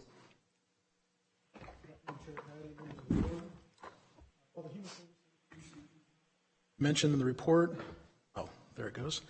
I do want to share some information relative to efforts and opportunities to reach specific populations served by HSA. So in particular, the state has authorized new funding for case management services to APS customers. This represents a significant change in APS and will provide vulnerable adults additional supports in connection to services. Additionally, effective January 2022, APS will be allowed to serve highly vulnerable adults beginning at age 60 instead of the current age of 65. The state is yet to provide counties with their allocated funding amounts. We'll certainly be ready and willing to accept those funds and put case management services in action. And from what we've seen and what we've learned from Project Roomkey, there are many elderly adults that do need case management services in connection to other supportive services. I mentioned HomeSafe. The state has appropriated funding over 3 years for the HomeSafe program. HomeSafe is intended to prevent older adults from becoming homeless or to assist older adults with securing permanent housing. Counties operating HomeSafe programs are expected to implement a range of strategies to support housing stability for APS clients. HSA will apply to access the HomeSafe funding once the state has made that funding available. In terms of serving children and families, I want to take a moment to highlight 2 existing programs supporting homeless CalWorks eligible families, the CalWorks Homeless Assistance Program and the Housing Works Program. Homeless CalWorks eligible families may apply for a special need payment for up to 16 nights in a motel room. The maximum aid payment is based on the size of the CalWorks family. Ineligible costs include payment of rent arrearages or initial deposits to secure permanent housing. So it's a two-pronged: temporary homeless go into a motel, and permanent homeless assistance to secure housing. Of course, we all know the challenge is securing housing and the inadequate or low payments available through the CalWorks program that creates a challenge. On an annual basis, though, HSA does pay for approximately 15,000 nights of motel stay for CalWorks families. And while CalWorks assistance is a mandated program throughout the state, Housing Works is unique to San Joaquin County. HSA, through First Five San Joaquin, developed and administers the Housing Works program. Using funding from the California Department of Social Services, this locally developed program, in partnership with Central Valley Low-Income Housing Corporation, assists CalWorks families with children ages 0 to 5 with a combination of services, including but not limited to case management services, move-in and rental assistance, and housing navigation services. 30 families were permanently housed in 2021, and approximately 40 families are currently receiving temporary assistance in motels right now. Those are families, CalWorks eligible families that would otherwise potentially be homeless. So it's beyond the 16 days that's authorized through temporary homeless through the state program, and we're able to keep families housed until we can find them permanent housing. Looking toward new opportunities to serve families, as noted in the slide, HSA is taking necessary steps to evaluate additional services through HomeKey funding to support transitional housing for CalWorks families with children 0 to 5. And I just want to say, as a nod to sort of the success of the Housing Works program, HSA staff will be presenting this program at the County Welfare Directors Association Conference in October. It really is unique to San Joaquin County, and I think we have a wonderful team doing great work out there on that program. So that really concludes my comments. And off to Marcia. Thank you. Next, we have Marcia Cunningham with General Services.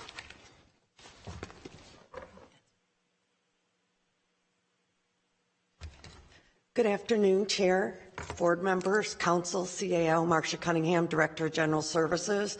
And what I wanted today is just revisit and refresh everyone. We've done a number of assessments to look for property in which could potentially be considered for doing maybe a public-private partnership. So there was property in Lodi. That acreage, maybe not big enough. Probably the most viable is the West Hospital Road, item 4 and 5 there. There's a 8-acre piece of property and a 17-acre piece of property. So let me just walk through this slide here. So the red outlined diagram shows the new Veterans Clinic that's in the process of being built. Site number 1 there in black lettering is where our new morgue is going to be built. Site number 2 with the red star is probably the most favorable piece of property if we wanted to consider use. And of that 17 acres there, all but 4.138 acres can be sold. That's a question that's come up in the past. And then site number 3 is also an available piece of property.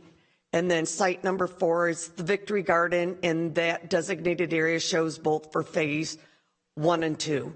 So again, just wanted to refresh everyone. It typically comes up as we're looking at opportunity and moving forward. And I thought I would just share that back out with everyone. Thank you. And next we have David Kwong with Community Development.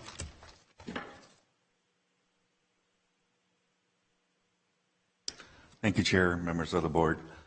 David Kwong, your Community Development Director.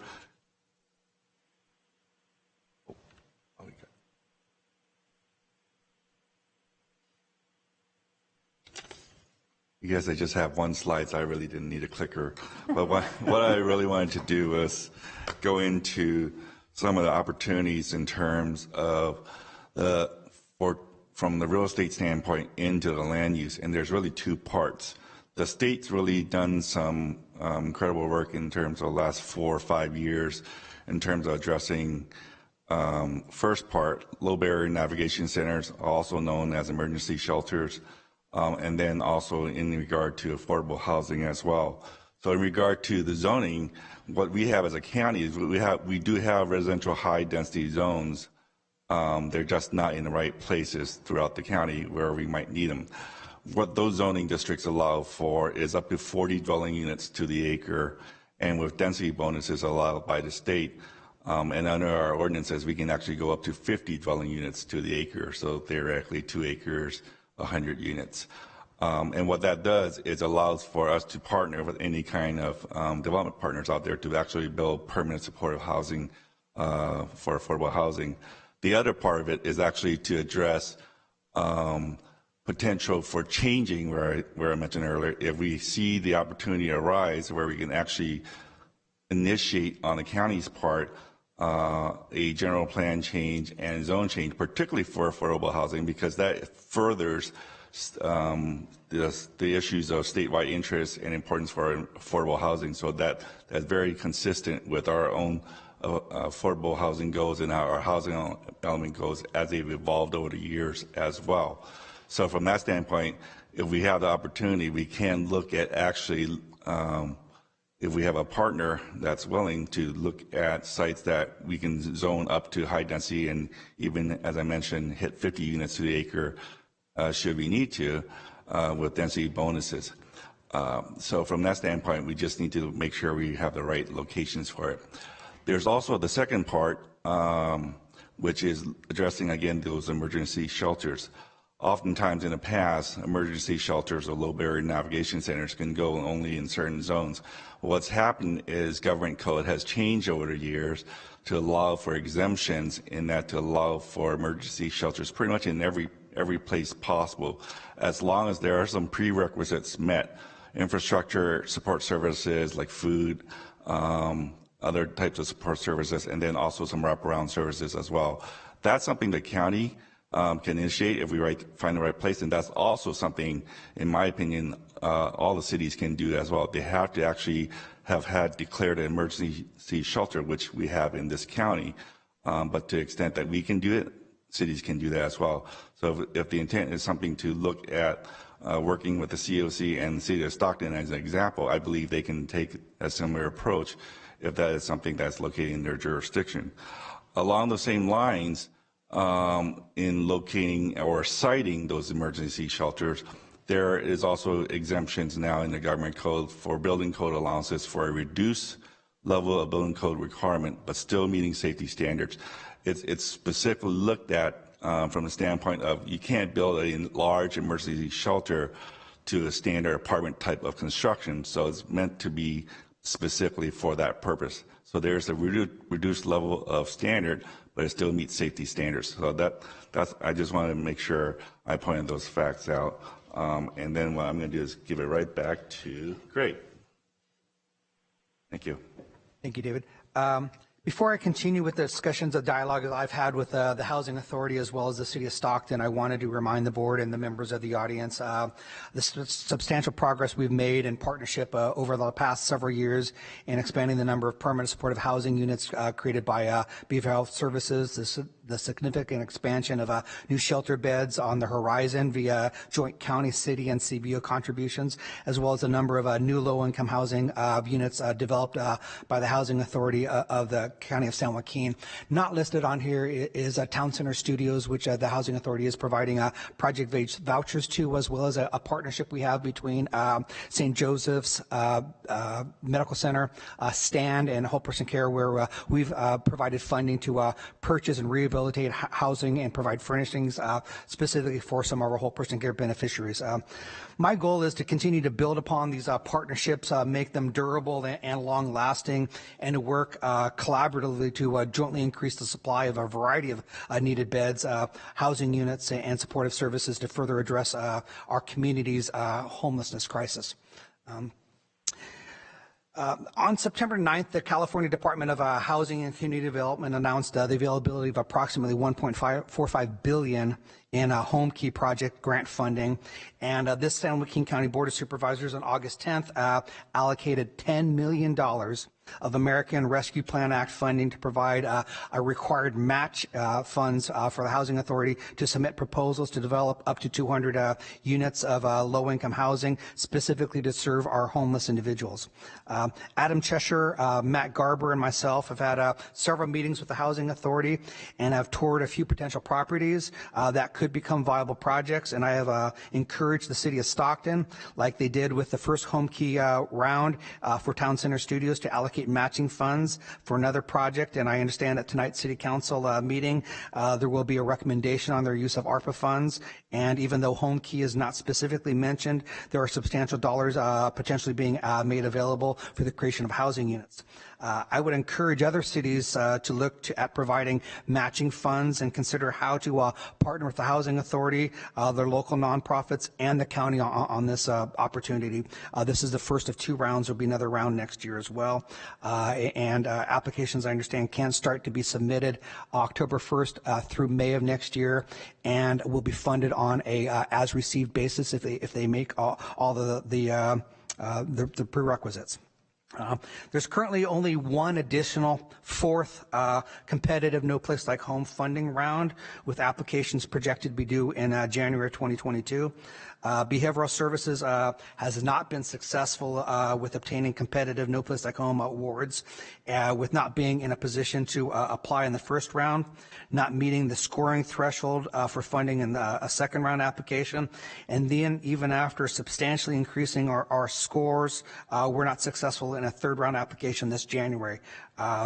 It's basically a 200-point scoring system, and I think everything in this third round was 195 points or above. But if we would have had our third round and the second round, I think we would have actually achieved funding, and we did everything possible to raise those scores.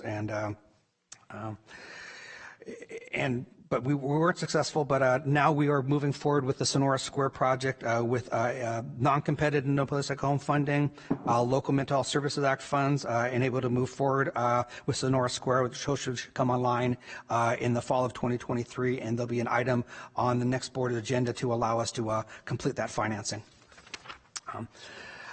I want to be in a position to make a viable application for this final competitive round, not simply for the optics of trying, but to do everything we can in order to have as highly scored project as possible, as well as a fallback position if we are not successful with securing a competitive No Place Like Home funding in this final round. And you'll be seeing some board requests in the coming months that support this effort. And the Housing Authority is moving forward with pre-development work on an identified site here in Stockton in preparation for our application submission. After the July 13th board meeting, where the request for $6.5 million in funding for a low barrier homeless shelter in Stockton was not passed, I met with the Stockton city manager and suggested that we regroup and take another run at a shelter proposal similar to what Supervisor Villapuva recommended after the vote had failed, and in line with what I believe several other supervisors, the CEO and myself were looking to have the city of Stockton be restructured, have them make an ask similar to the request from the cities of Lodi, Manteca, and Tracy that was successful, and where the county funding was limited to capital requirements and not ongoing operating commitments. I've also made this same suggestion to Mayor Lincoln's office, and as mentioned earlier in this presentation, their city council is considering the use of ARPA funds this evening, and there is $4 million in funds being recommended to support the creation of a low barrier shelter beds. The city of Stockton is also being allocated $1.7 million over each of the next 5 years in permanent local housing allocation program funds, which can be used to support shelter activities. I will meet with Mayor Lincoln in the coming weeks to further discuss how the city of Stockton can coordinate a request to the county for capital to create new emergency shelter beds. But I believe the cities have the primary responsibility to contract for or operate shelters to house homeless residing within their jurisdictions, similar to the county if they reside in the unincorporated area. The county is required to provide certain care management, mental health, and substance use services to qualified individuals, but service mandates do not involve the general sheltering and feeding of all homeless individuals. And I believe, like with the 3 other cities, Stockton needs to be on point in siting and operating any shelter within their jurisdiction. This being said, I firmly intend to have healthcare services as a full and committed partner in the successful operation of all these shelters, and as mentioned earlier, desire to transition and expand our whole person care team to directly support the care coordination needs of shelter residents, and have behavioral health services also provide necessary medical services. The cities and the counties can collectively address the homeless crisis in partnership and going beyond our specific mandates, but we need to build trust and have long-term commitment to these new shelters. Thank you for the opportunity to make this presentation this afternoon. Myself and the listed county staff are available to answer any questions you may have and to receive direction from this board. Thank you, Mr. Dietrich, and all participants, all of our directors. We know that this is a very big challenge throughout our country, and departments and resources, and there's challenges for those resources. And I appreciate that we're looking how we can be most prepared to take advantage of some of the grants and some of the funding dollars that are available as the state recognizes this is a big issue. Calling upon District 2 representative if they have any questions or comments.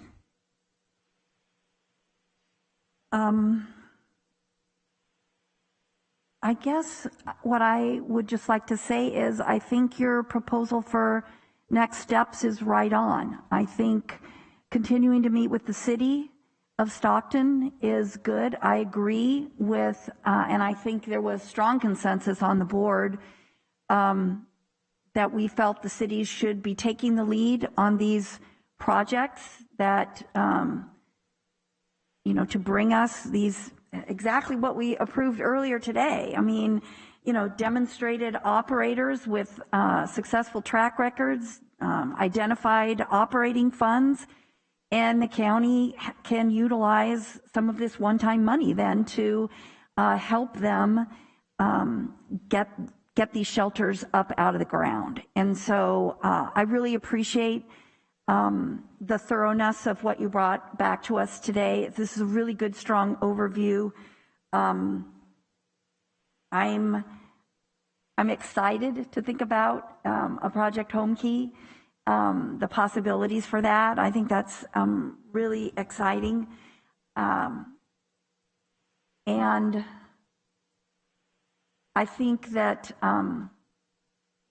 your willingness to truly be an active partner on all of these shelters is a really, really good thing, because it is going to go a long way to making sure that they're successful in being able to deliver the really critical wraparound services that have to be there to ensure success. So I appreciate your willingness to jump in to continue these discussions. I know they aren't always easy. I'm going to be watching closely in terms of what the comments are at tonight's city council meeting. Is it's not just the allocation of funds, it's the comments that go along with it that tell you where the council members really want to see those dollars once they're allocated, where they really want to see them directed. So thank you, and I agree with this approach wholeheartedly. I think it's solid financially for the county. I think it's good for our cities, and I think it brings us into productive partnerships with all of our communities. So thank you. I appreciate it. Thank you, Supervisor Miller. I'm an optimist. I think we're closer than we ever have been, and we're getting closer every day. I continue to reach out. I want to get this done. It's going to take commitment and partnership. Not to say that the ball's in the city of Stockton's court, but I think there's an offer out there. I need them somehow. Maybe I need to work with Supervisor Rickman, who I believe was instrumental in bringing the other letter to the board. But somehow having them make a proposal, and really, there's a great opportunity with Home Key. The more match we can do, I know Peter Ragsdale's a phenomenal partner. He's willing to do an awful lot, but we need additional match dollars and the distribution of projects throughout the county. Thank you. Well, speaking of Supervisor Rickman, clearly overperforming in his first year and bringing such a successful program and allocation to 3 cities. Supervisor Rickman, perhaps you'd like to share any comments or questions. Thank you, Supervisor Petty. I just want to talk to you about natural immunity. I'm in the wrong seat. We gave you a bad time.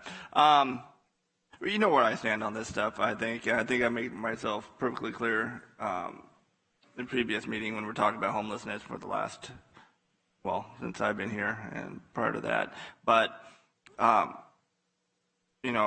like to see emphasis on mental health and substance abuse, the underlying cause. And also I think, Stockton, they have a good program. It's something that we should support. I know I supported it last time. And, I think we have a good plan in place. And I think we switched gears in what we've done in the past in the fact that, the county is partnering up with the cities. We are becoming equal in the fact that, one alone isn't going to solve this problem. It's going to take all of us acting together, and Stockton is a key component to that. So I'd love to see what comes tonight from the council meeting, and I would love to see him come here before this board so you can help him out.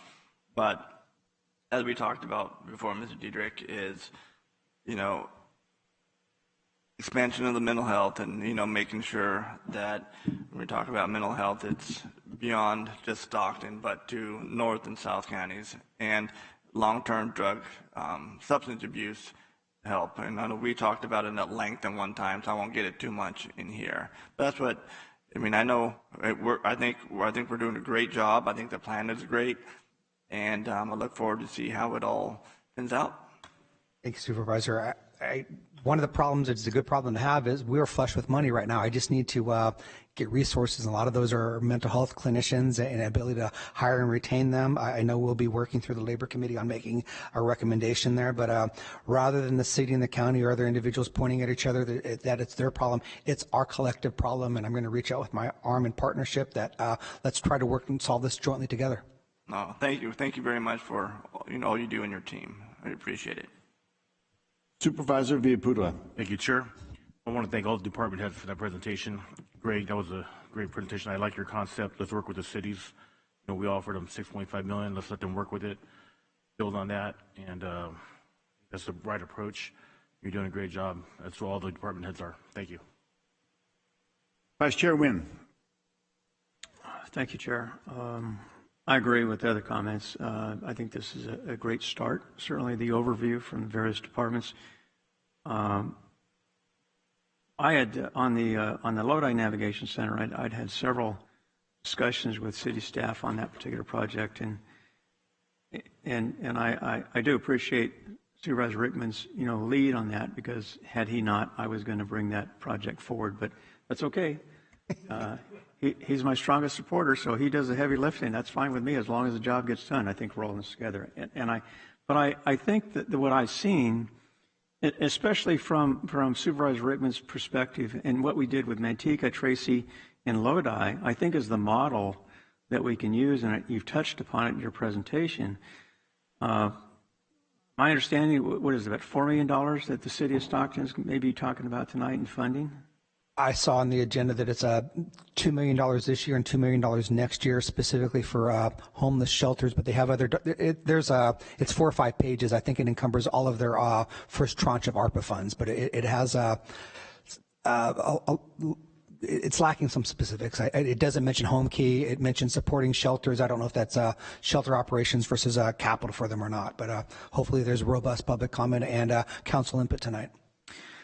Well, I've had conversations with the mayor and also with some of the council members, and I think they're all striving to reach a goal in regards to addressing the issues that you raised, and I think we're all concerned about. I guess from my vantage point, one, I think as far as this particular staff report, I would agree with the first part of accepting the report that you've made and the other department heads have made.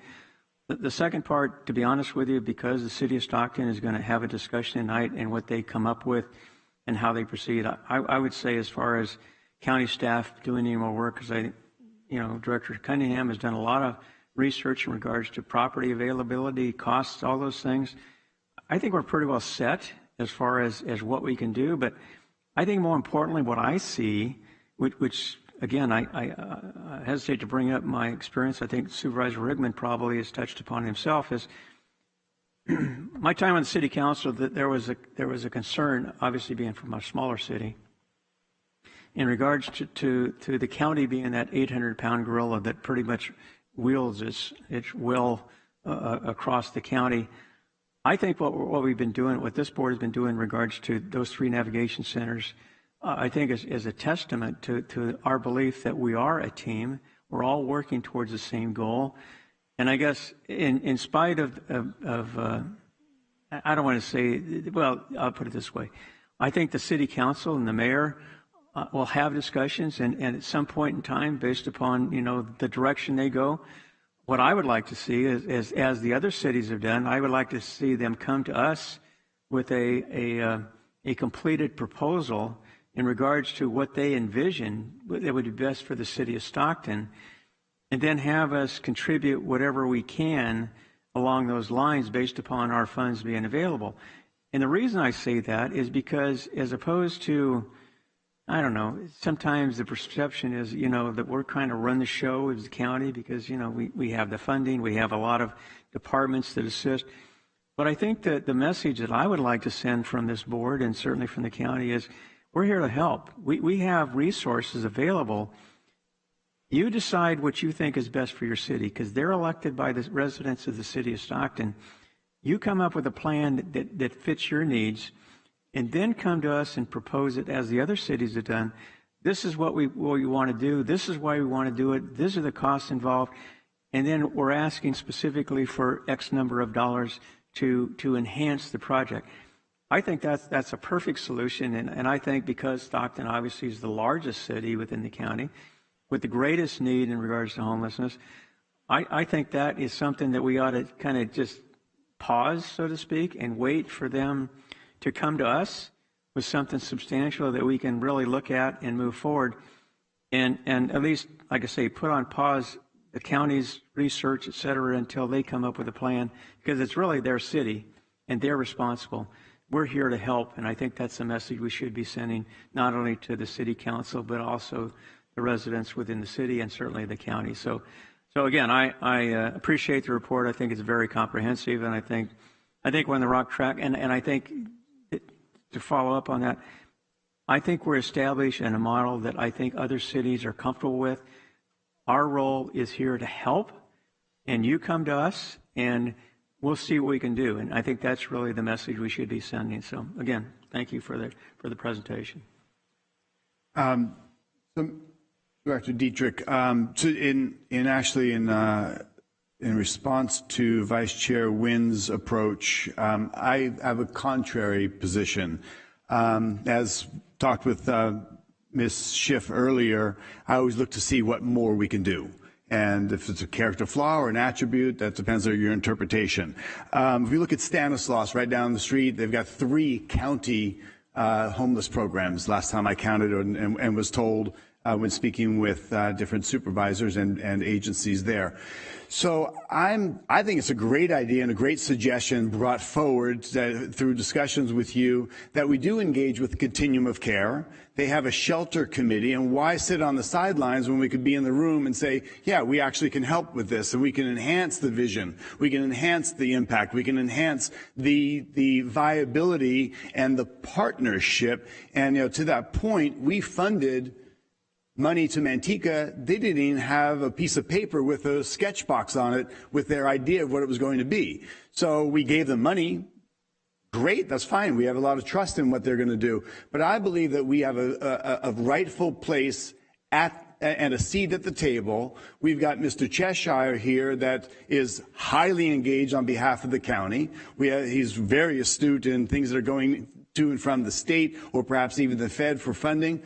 I would really question why not be at the table with the Continuum of Care's shelter committee. I think it would be negligent for us not to be there.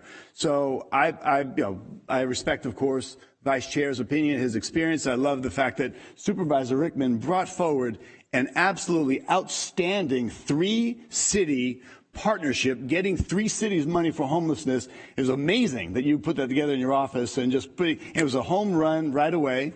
And just for that to be accomplished in his first year of office, when some people have been here for years and hadn't even come forward with any one single proposal. So we've got to really give credit to Supervisor Rickman for bringing forth a successful model. But I think Stockton, the instance in Stockton is a little different. It's where our county is anchored. It's the magnet where people come from all over, as we've talked about in the past. So I believe, and the rest of the opinion of the board would carry the greatest amount of weight, but I believe we should be involved with the continuum of care, and perhaps yourself or whomever else, maybe Director Kwong, maybe everybody, all the above, get together once a month as they do their meetings or whatever they might be. But I'd love to see something in the next 30, 60 days in conjunction with the cities, and the city taking the lead. Vice Chair Nguyen has a great point, as does the representative from District 2, that the city's coming forward and us partnering with them is great. But let's have a seat at the table. Let's listen to the ideas. Let's float out, as Director Cunningham pointed out, that we do have land. Is that worth doing? How do we do that? We can do in partnerships. We know that the Groupie family is part of the shelter committee. They might say, hey, this land right here, this is what we can do. That's because we're at the table sharing the possibilities from the county. So from my opinion and from my input, I would say, and I'm not negating the wisdom of Supervisor Nguyen, but I think we need a different approach. I think we need to be there and not let this languish and go on for weeks or months. Let's let them know we're a willing partner and we're sitting down talking, we're listening, and we're willing to engage in support of. I'll be listening to the city council meeting tonight and engaging with the mayor office later this week. I know Adam Cheshire or Matt Garber from my department are also sitting on the COC. I do believe that the COC is going to be central in this. We also have Natasha Garcia from my department, who's one of the co-chairs of some of the committees. I think the COC, the city of Stockton, the county, we're not walking away from anything. I just want them to be on point. To some degrees, the ball's in their court. If they don't pick up the ball, I'll go to the other side of the court and pick it up for them. But we need their partnership, their commitment. I think they're on point, specifically if there's going to be something in their city. If that doesn't come to fruition, then indeed, as Marcia Cunningham mentioned, there is county land. What can we do there? But that is displacing homeless from where they're at now, bringing into the county jurisdiction, if you will. Some concerns about, transportation, other access to food and jobs and such. I'm a little leery about the French Camp Corridor and being used in that regard. But if nothing else is going to move, let's pivot there. Understood. So in consideration of different possibilities and listening to you in private conversations, the commitment that we in the county and all of it, from Adam to you to Director Cunningham and Kwong and everybody, and of course, Mr. Ragsdale, that's unable to be here today. Would you like a seat at the table? Are you thinking that you'd rather, and I'm not putting you on the spot, but Supervisor Nguyen's thinking we need to sit back and let the city do it. I'm asking, let's engage. Do you have a preference? Let me work with the mayor's office, and I'll re-engage with the city manager. I know Adam and Matt with the COC, I think, is central on this. Can they use their bully pulpit to start to move this as well? But I think it's core to have something in the city of Stockton. I think the St. Mary's parking lot might not be a viable proposal, so I think we have to pivot. I don't think there's a site identified at this point. And once we find a site, that's going to, how large could it be? Who are the partnerships? I think it's going to be critical that ultimately we have CBOs involved. What does this look like 5 years out? 5 years out, is it still predominantly the county and the city funding something, or is this going to be where it's the new shelter, that property or whatever is acquired and the capital, is that going to be its own standalone 501c3, and maybe in 5 years it can be birthed successfully to a CBO to run and minimize public funding of it. I don't know what it looks like, but I think a lot of work and collaboration still needs to be engaged around that. Understood. Madam Clerk, any comments from the public on this? No, Chairman. Okay, so then I guess we'll bring it back to the board. I see a representative from District 2 is wanting to speak. Yes, thank you. As Mr. Cheshire presented to the board 2 meetings ago, we're adding several hundred beds, shelter beds, through already funded expansions in the city of Stockton coming right up. I'm 180 beds this spring coming up.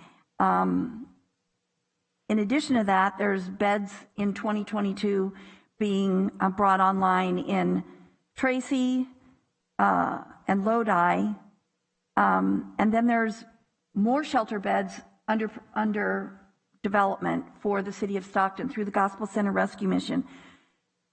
I agree with Mr. Diedrich in that it's really critical that the city of Stockton make the policy decision as to what they feel are their most critical pressing needs on homelessness right now. It's not up to the county. That's part of what the cities have resented over the years, is the county coming in and saying, we're the county, we know best, you need to do this. And so our staff is very engaged with the continuum of care. We have representation on every single committee, as well as on the board, as well as in the general membership. I mean, we are very well represented, and our staff are really key members of the various committees because they have a lot of very specific information and knowledge that is crucial to the different committees' success.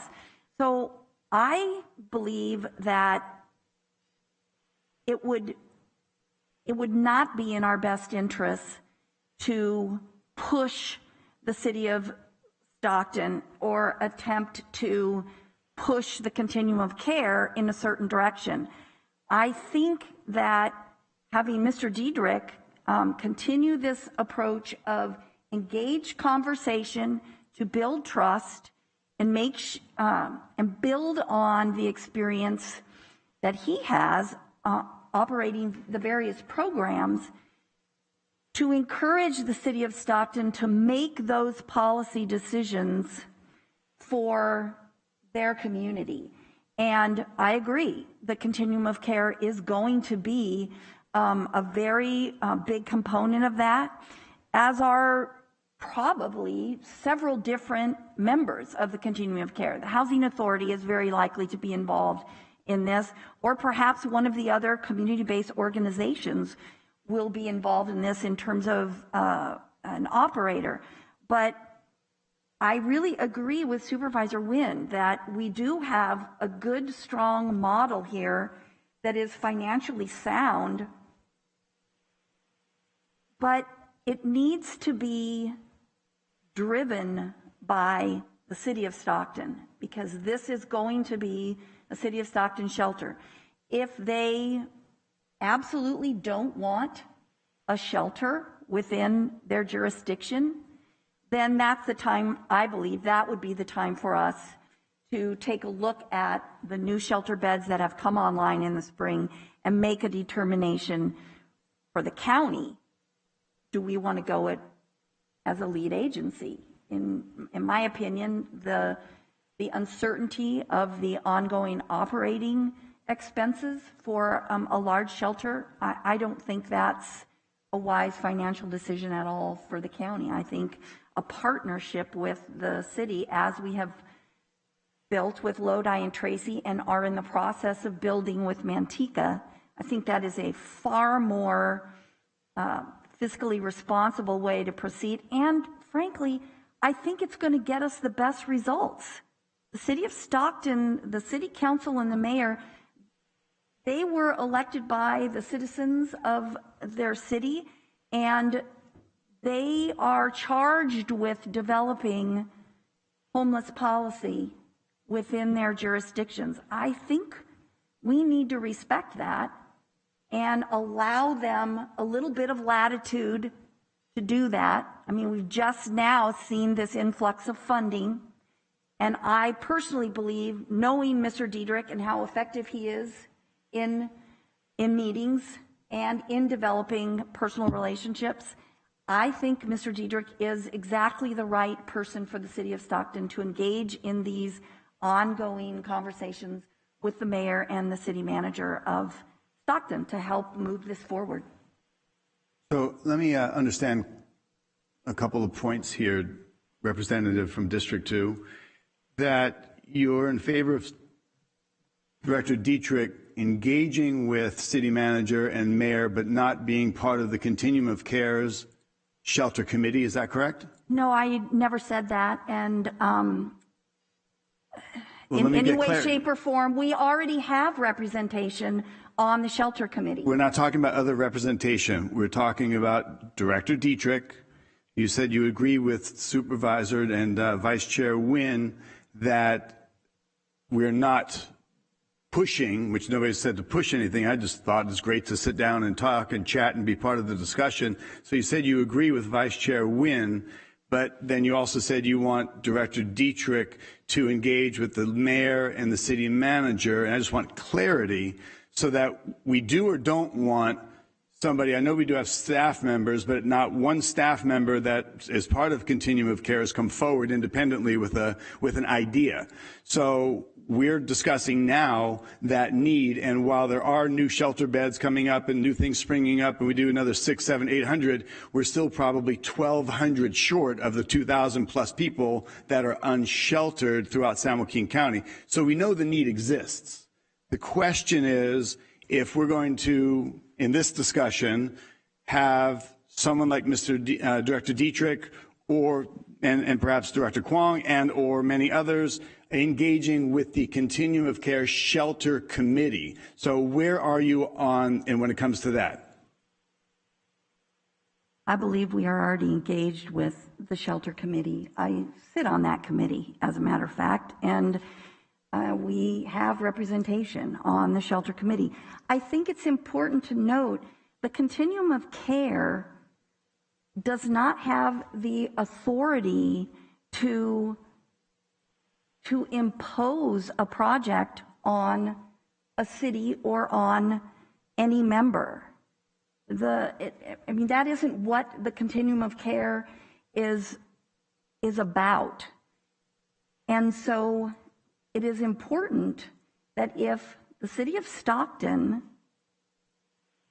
feels that they need another shelter, that the city of Stockton work through those issues with their staff in terms of citing it and identifying operating funds, and then they can work with and through the Continuum of Care to help identify additional funding perhaps, or grants that are administered through the Continuum of Care that can help fund it, and they can work with the county for funding. My point in having Mr. Dietrich, as he presented, continue conversations with city staff and with the mayor is to build bridges and some trust and let them know that the county stands ready within some parameters that this board has set forward,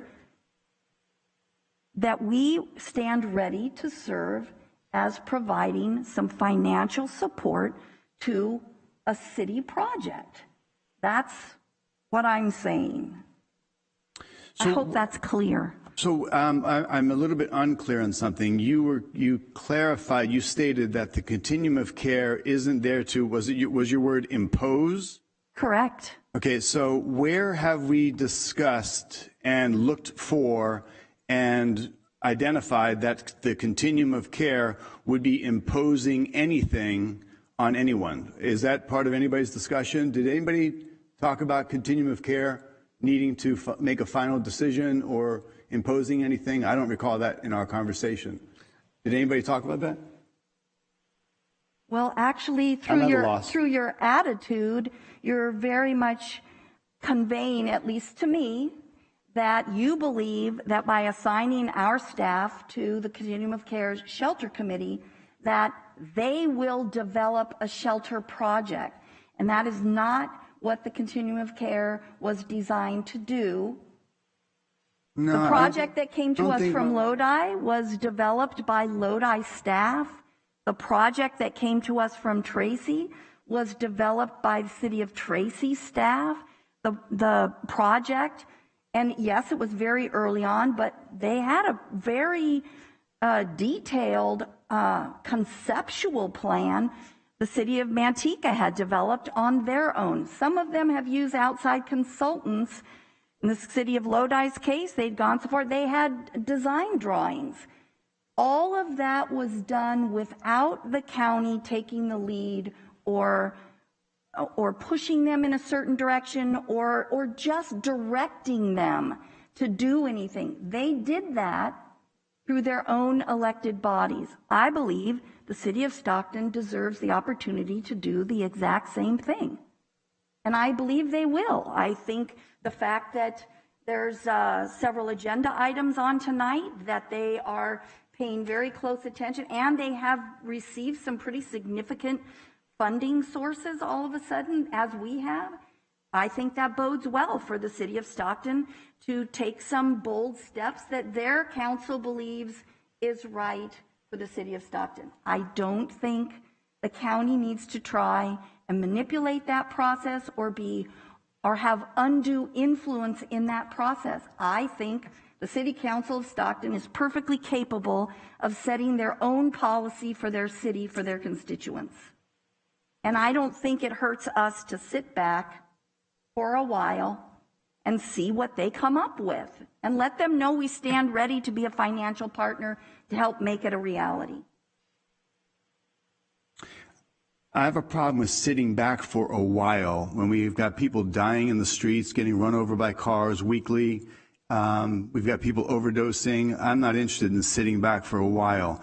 When I mentioned, I'm not sure how you feel, but the fact remains that anything I've said was that staff would engage with Continuum of Care, Shelter Committee, and work with City of Stockton to identify and locate any resources needed for low barrier emergency shelter.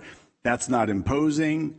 That's not empowering. That's simply sitting down at the table, having discussions, just as you point out, many people from staff already are doing so. But what we're missing is anything actionable. I'm yet to have one instance where somebody from staff has come forward with an idea, unless I'm missing something. So by having a director involved, I think we have an opportunity for something to be more measurable.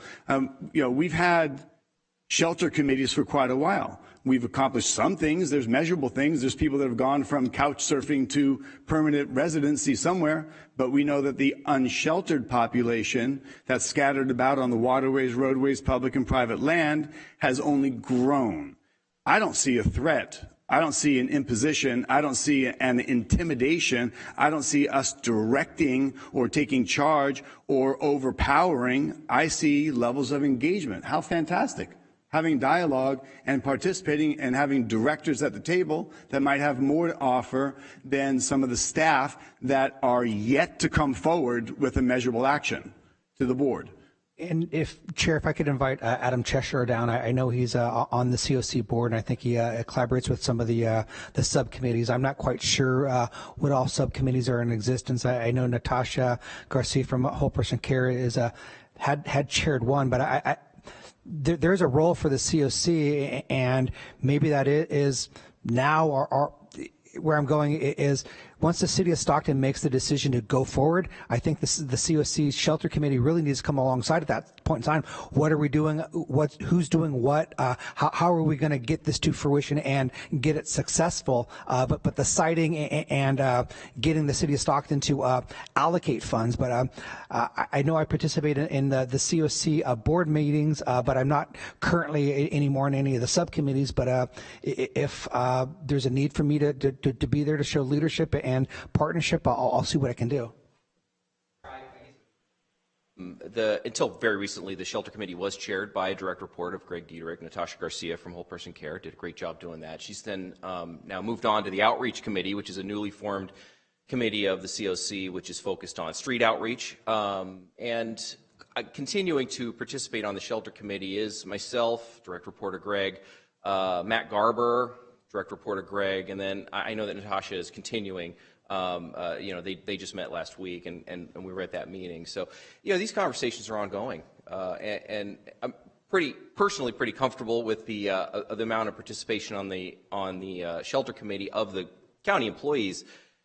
some of our committees of the COC are a little bit under-attended, I will say. That's for various reasons, and good reasons, I'm sure. But the Shelter Committee is one of those committees that is pretty active and has engaged in a lot of discussions. I think primarily Kristen Birtwistle is to thank for that. It's certainly been her brainchild and something that she's carried through. And in fact, I believe she, at least for now, will be the chair of that committee going forward.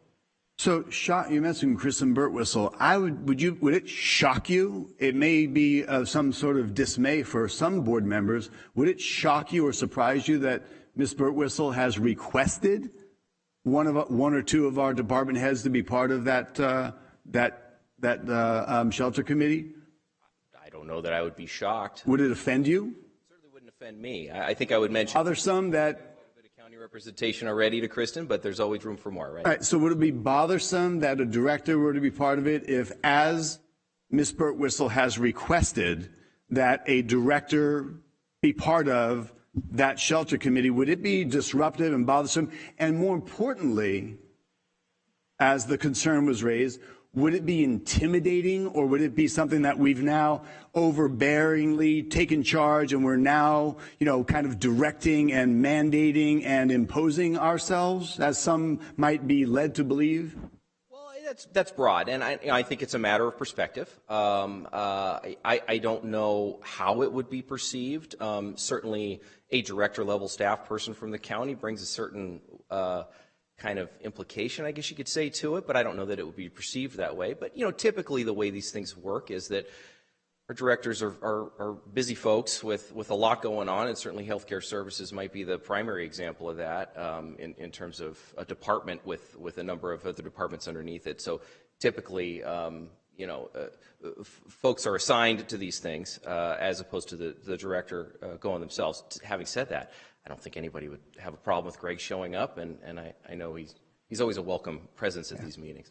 Okay, well, since you had brought up Ms. Birtwistle, and it was her request, and I kind of prompted some conversations with Mr. Dietrich, I would suggest we've got two board members that may or may not have vacillated on their opinion, but we have two other board members that may or may not want a director to participate. So I think our homeless conversations are like the cannabis conversations. They go on for hours and hours. And we know that in some instances, it's because some people want to be in opposition and hold their position, or feel very strongly, and they have every right and valid reason to feel a certain way that they do. Can't negate that for a second. You got 5 people up here, and you're certainly not going to have 5 people agreeing all the time on what to do, especially as it relates to homelessness. That's an absolute fact. So, Supervisor Villapudois, District 1 representative, how do you feel about having a director participating, or? You know what, I like the way I think Greg is doing a great job, and I'd like to see him continue to do it, and I think he's making effort, and I think he's making progress, and maybe in 30 days or 60 days he comes back, and if it's not working out, then we try something new, but I want to give him an opportunity to make it happen. Great, I appreciate that. Representative from District 5. Thank you, sir. Yeah, I'm fine. I mean, Mr. Dietrich, you know what my concerns are, and I think we are both in like mind on that. So, thank you. I've never heard myself called intimidating, but hopefully my staff realizes I want to get things done. I succeed when my staff succeeds, and my primary charge is to make sure my staff has everything they need to succeed.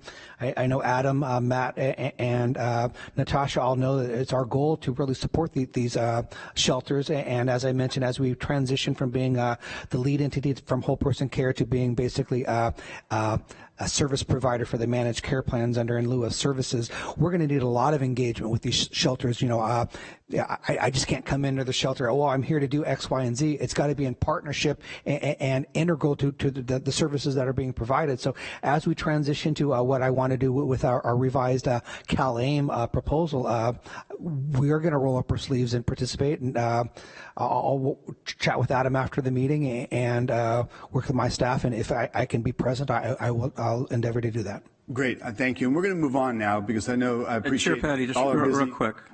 Let me just. Sure, Vice Chair Wynn. You kind of conflated these particular issues. There's 3 separate issues in item number 2. The first one is engage with Continuum of Care Shelter Committee. The second one is to work with the City of Stockton. And then the third part of that is to locate resources, low barrier, et cetera, which we've explored previously as a county, and staff has looked into that. I don't have any problem with whether it be Mr. Dieterich, Mr. Cheshire, Ms. Cunningham. It doesn't matter to me, because I think we already have representation on the shelter committee, and that's a separate issue, and I have no disagreement to what the rest of the board wants to do. The other part of, as far as the pause I'm talking about, is additional staff work on regards to the sprung structure, the building, the operating, the partnerships, the location, all that. That's been discussed, and we've gone over that. The part that I disagree on is in regards to the City of Stockton. My position is simply the City of Stockton, as an independent agency, has the authority and probably the responsibility to come up with their plan, period. And I don't think that the county, we can, as Director Giedrich has, and I'm sure Adam has, and others have talked to either the mayor or the city council.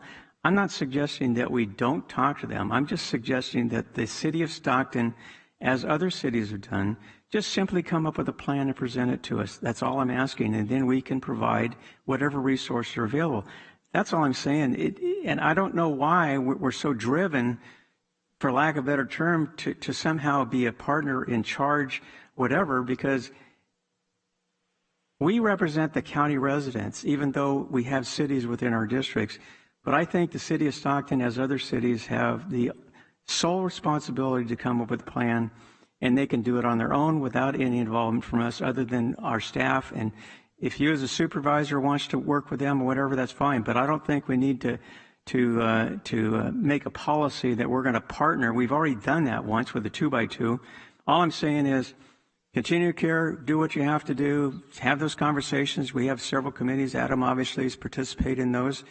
The second part is in regard to the City of Stockton, let them do as other cities have done, as the meeting tonight, come up with a decision as to what they want to see. And the third part is put on pause all the other work that the county would engage in, and let the City of Stockton do their job. I think that from my vantage point, and I've always looked at this way, I'm not into overseeing other than by request, participating with other cities. If they ask for our help, fine. But I don't think that we need to go out and say, we want to partner with you. And the compassion issue and all the issues aside, the fact is that the city has a responsibility, and I think they're fully capable of knowing the supervisor, or the city council members, they're fully capable of doing their job, and I think we just need to let them do it and then work with whatever they recommend. So that's my final comment. Thank you. Thank you for reiterating your position. I think we've gone beyond that, and we've talked that it would be great for Mr. Dietrich to engage with, and as requested by Ms. Birtwistle, that we do have a more active role, not just sit back and see what develops. So thank you. Moving on to our third discussion item of the day. This is going to be a report on supervisorial and state redistricting. CAO, Mr. Wolverdine. Thank you, Chair, and good afternoon, members of the board. Today we'll be receiving oral reports on the status of supervisorial and congressional redistricting activities from representatives from my office and the Community Development Department. Mo Hatef from the CAO's office and David Kwong from CDD will report on the supervisorial redistricting, and Jolena Voorhees from the CAO will provide an update on the congressional redistricting. And with that, I'd like to turn it over to Ms. Hatef. Thank you. The purpose of today's update is to bring everyone up to speed on the redistricting efforts, both on the supervisorial side and the state redistricting side of things. The Community Development Department is the lead agency on the supervisorial side of the efforts, and the County Administrator's Office is the lead on the state redistricting efforts. And we have a great project manager, Glenn Fowler, who has been assisting both of those efforts, along with many county departments, especially ISD, who has been helping to turn things around. There has been a lot of activity that we are excited to share with you today, and at what is to come as well with upcoming meetings. David Kwong, Director of CDD, will first present on the supervisorial side of things, and then Jolena Voorhees will present on the state redistricting efforts, and then the three of us will be available if you have any questions. And with that, I'll turn it over to Mr. Kwong.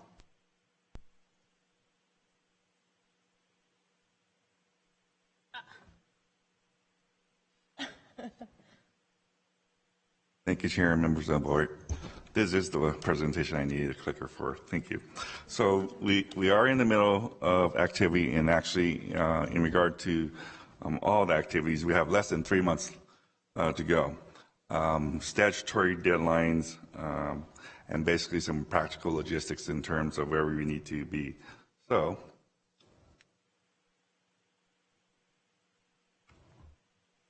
this is a outline of the activities that we've had to date and some that are going to be coming forward.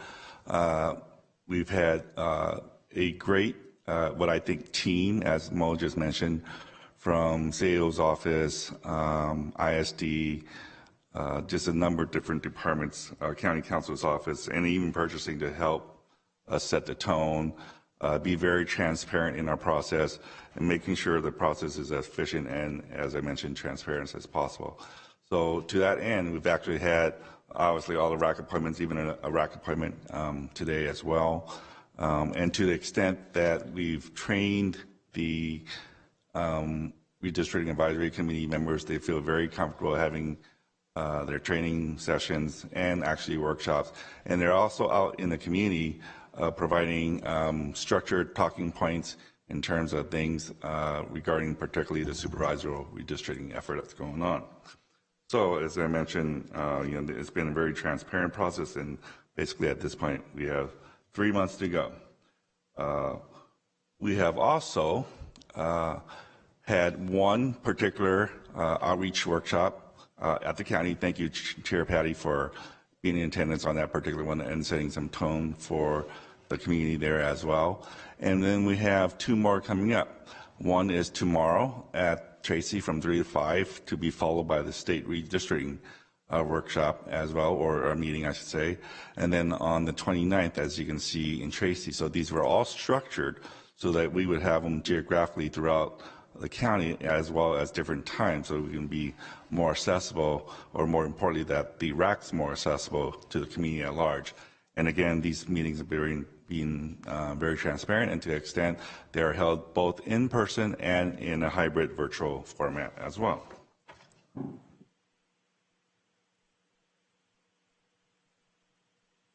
So this is the RAC meeting schedule for the board hearings and the RAC meetings. So as you can see, that are coming up in October. They're structured to be an iterative process so that we can have an update for the board given the RAC meeting, and then the board meeting and RAC meeting, so that you would receive from us, and obviously through the RAC meetings, the input that we would hear from the community itself in regard to how the items are going. At this point, what we've got, of course, is a number of tools. We've got the legacy information from the census that came out in middle of August.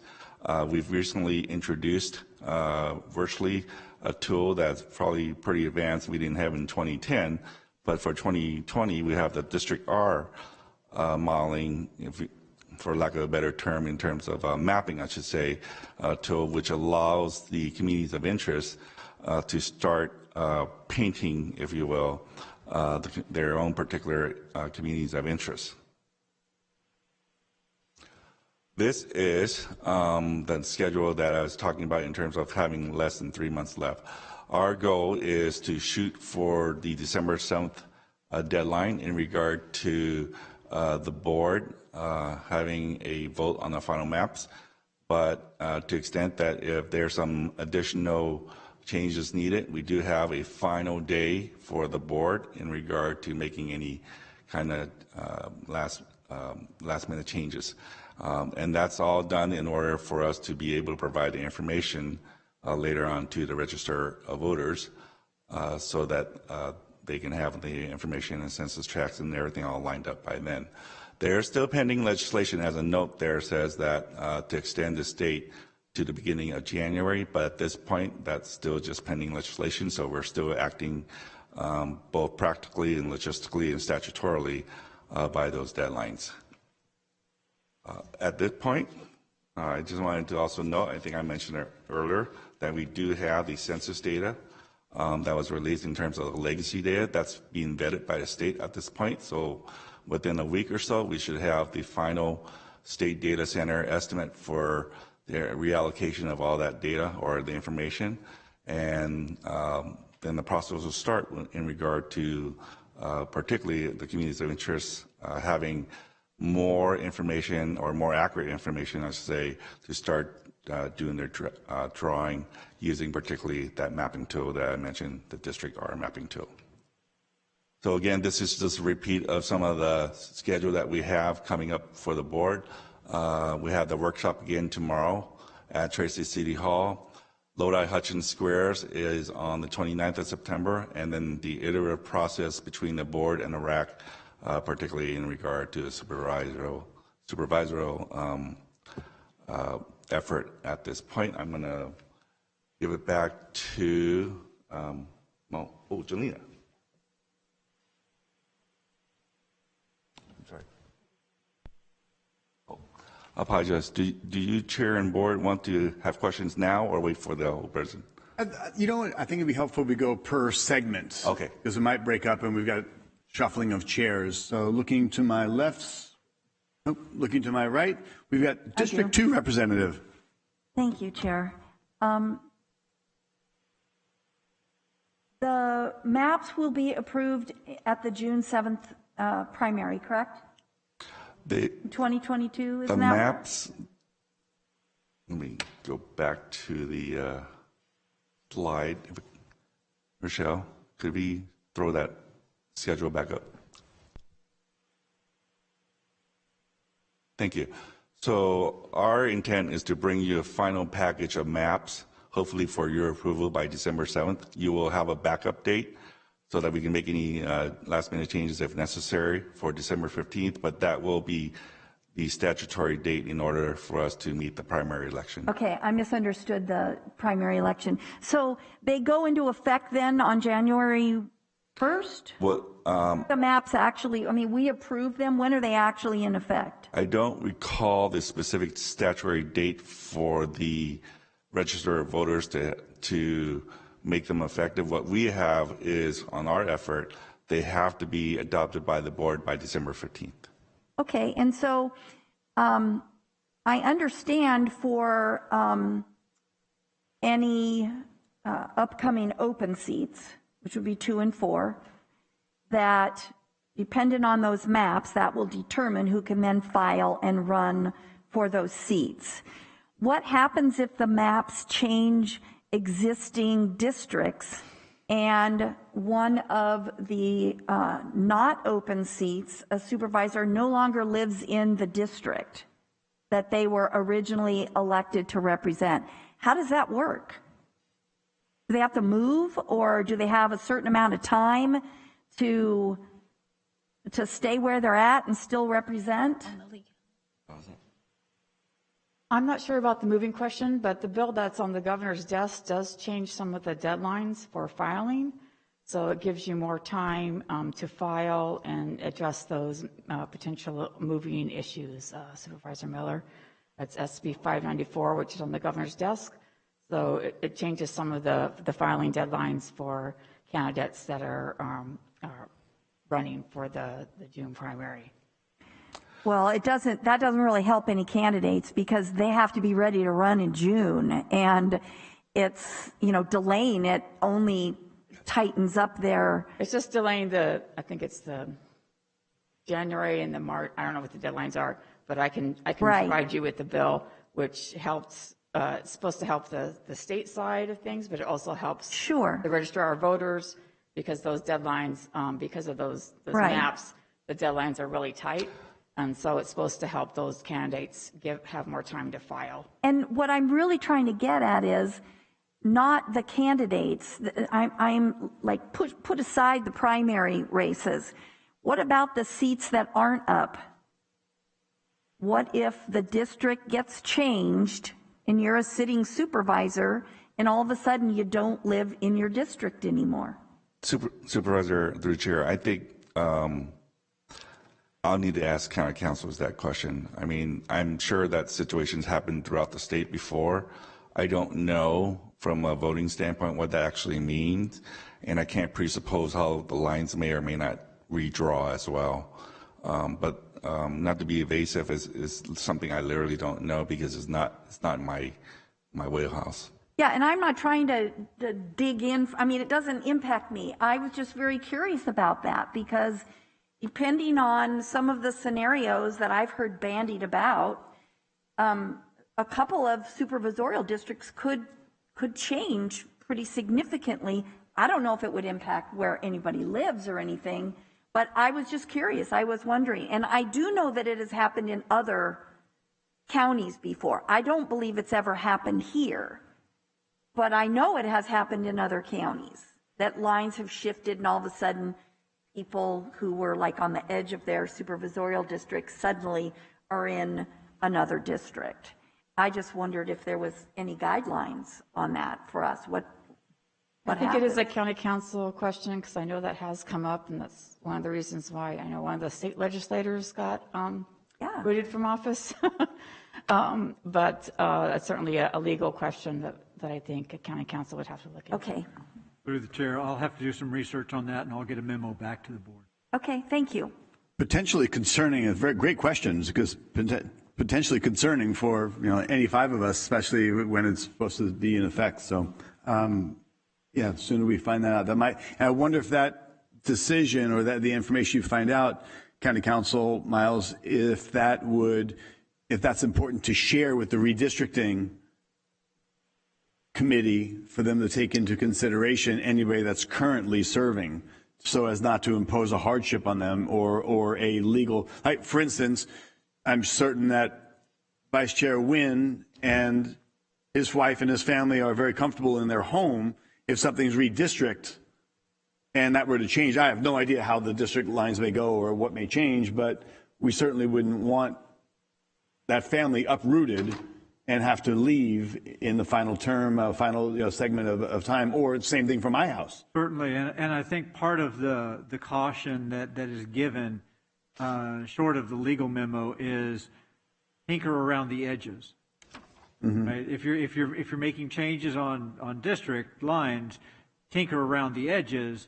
Don't be wildly changing where the district lines fall, because then you do run a real chance of unseating someone because of where you've redrawn the line. Yeah. But I'll prepare a memo and I'll get it back to the board. Great question. Like, for instance, Supervisor Villaputo, where's your mobile home at? That's pretty funny. That's a good one. He can move it, though, pretty easily. It's mobile. Well, the reality is that the last redistricting, I was in District 5, and I was in District 4. Yeah. Just by the redistricting, so it can happen. Yeah. Okay. Good, important question. Thank you. I did have a question for you. Yes. How widely are some of these meetings being attended, or levels of engagement throughout the community?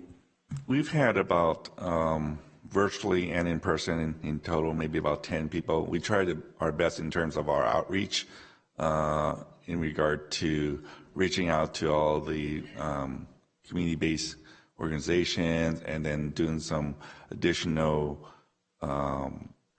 newspaper advertising, by, like, for example, Latino Times, things like that. So we're trying our best within our framework and our budget in terms of reaching out to people.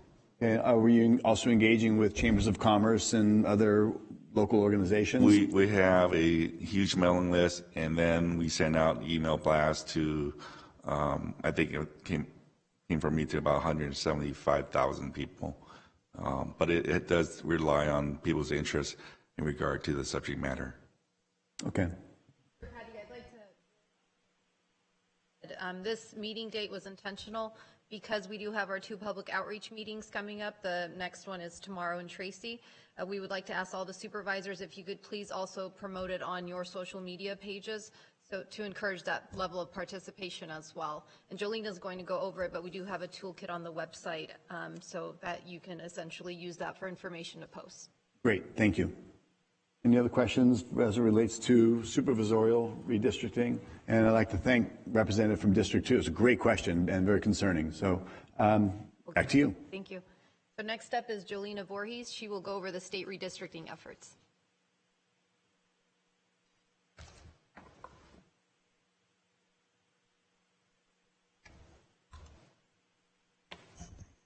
Good afternoon, Chair and members. Jolena Voorhees here to provide an update on state redistricting. As you may remember, on July 13th, the Board of Supervisors approved the creation of the San Joaquin County State Redistricting Advisory Group and directed staff to conduct an online survey or poll and can provide outreach and education on state redistricting to San Joaquin County residents and monitor the state commission meetings. If necessary, staff was directed to re-advertise another RFP for another vendor if necessary. In addition, Vice Chair Nguyen and Supervisor Rickman were appointed to serve on the advisory group. The board believed that time was of the essence and directed staff to move as quickly as possible on these items since the state was conducting hearings in the next few weeks. Under delegated authority, the CEO was able to hire a firm called Critical Data and conduct both the online and phone survey without having to go out for another RFP. So to begin the process of the state redistricting effort, county staff sent an email to over 300 community groups, special districts, cities, and other partners, and asked if they were interested in participating in the advisory group. Approximately 30 different groups responded and have been active participants in the advisory group. The county has held 3 meetings of the advisory group. The focus of the county's effort is to educate and provide outreach to the public on the importance of participating in the state redistricting process and the hearings being held by the California Citizens Redistricting Commission. The advisory group has helped to provide input on the various communications, the website that we have up. We created a new website with the help of ISD, and the phone survey we are currently conducting. So first, on the commission hearings, the commission has held 3 community of interest hearings for the Central Valley. At each hearing, the engagement from San Joaquin residents has increased, and at the last hearing, there were approximately 8 citizens who made comments about the impact that redistricting would have on their communities. The commission has wrapped up their community of interest hearing process, with the last 2 hearings being held last week on September 9th and 10th. Now the commission is in the line drawing phase, but they will still conduct public hearings during this time and will do so again after the initial maps are released.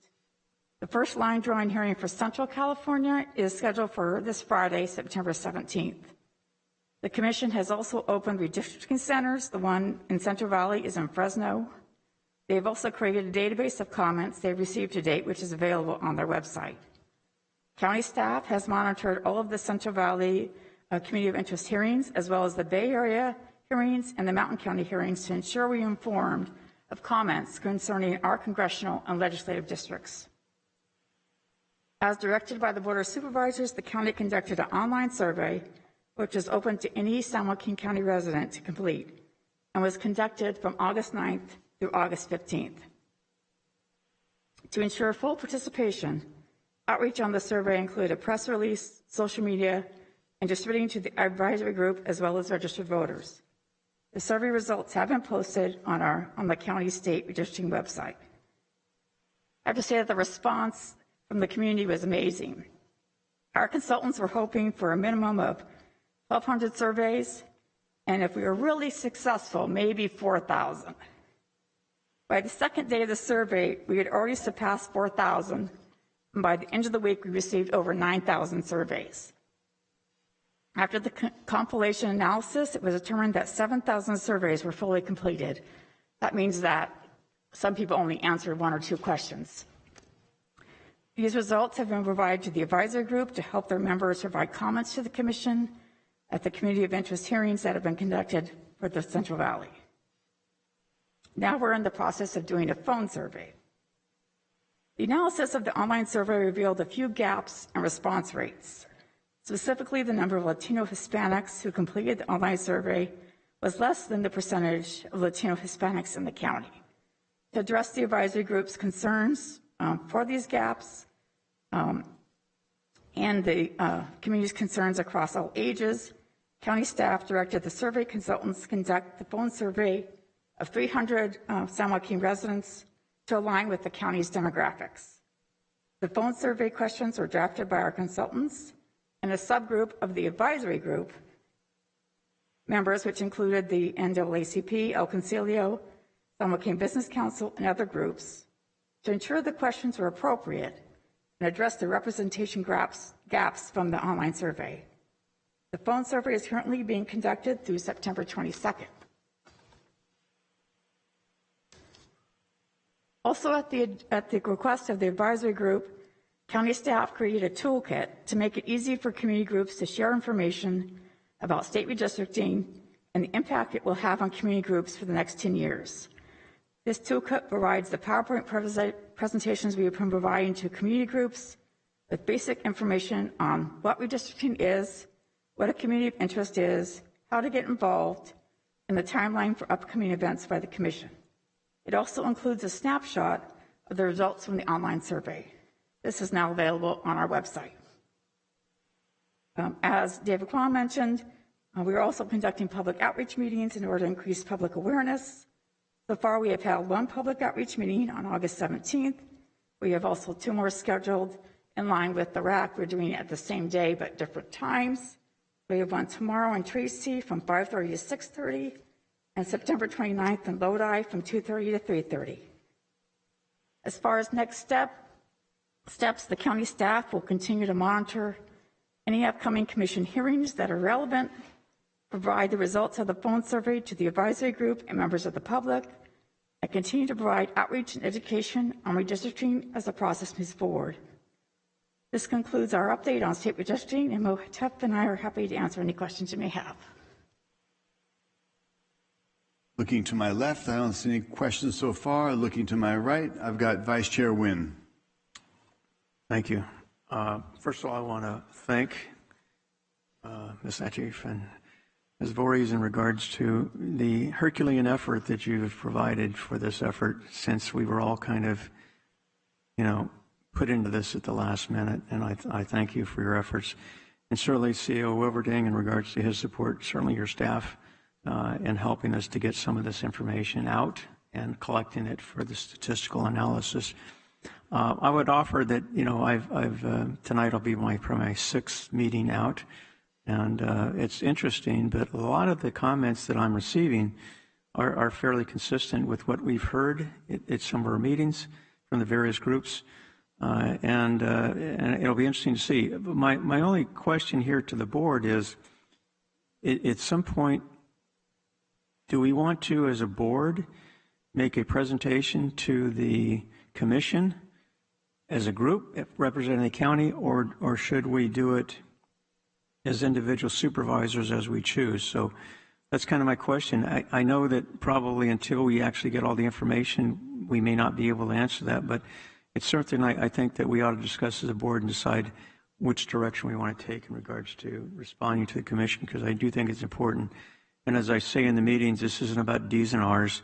It isn't about individuals. This is about the next 10 years and who will represent the county the best, both at Congress, state, and Senate, Assembly and Senate. So these are things that we probably need to discuss maybe at the next meeting, depending on what the timetable would be.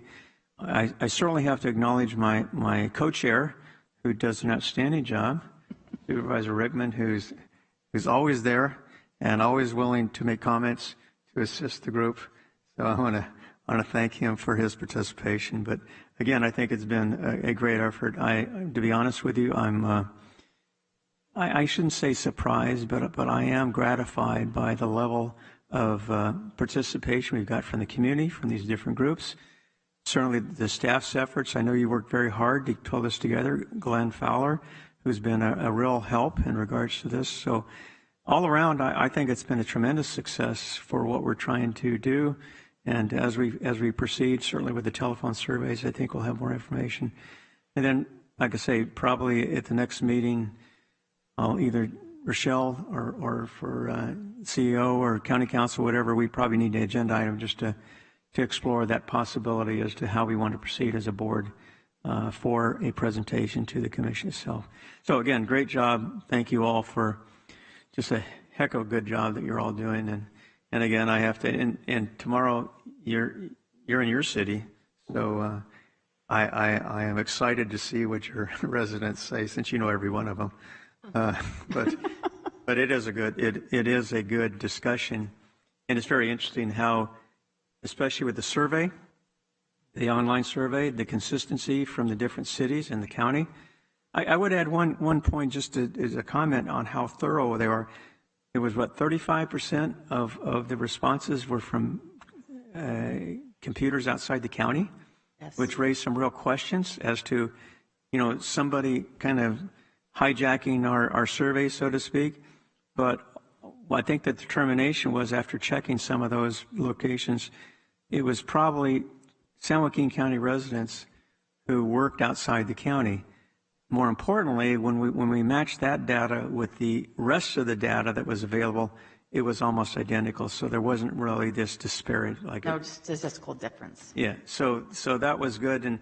But again, it shows the thoroughness and maybe the conscientiousness that staff in regards to making sure that this is a legitimate process from start to finish. So I just want to thank you all for what you're doing and look forward to seeing certainly Supervisor Rickman's lead tomorrow in his city.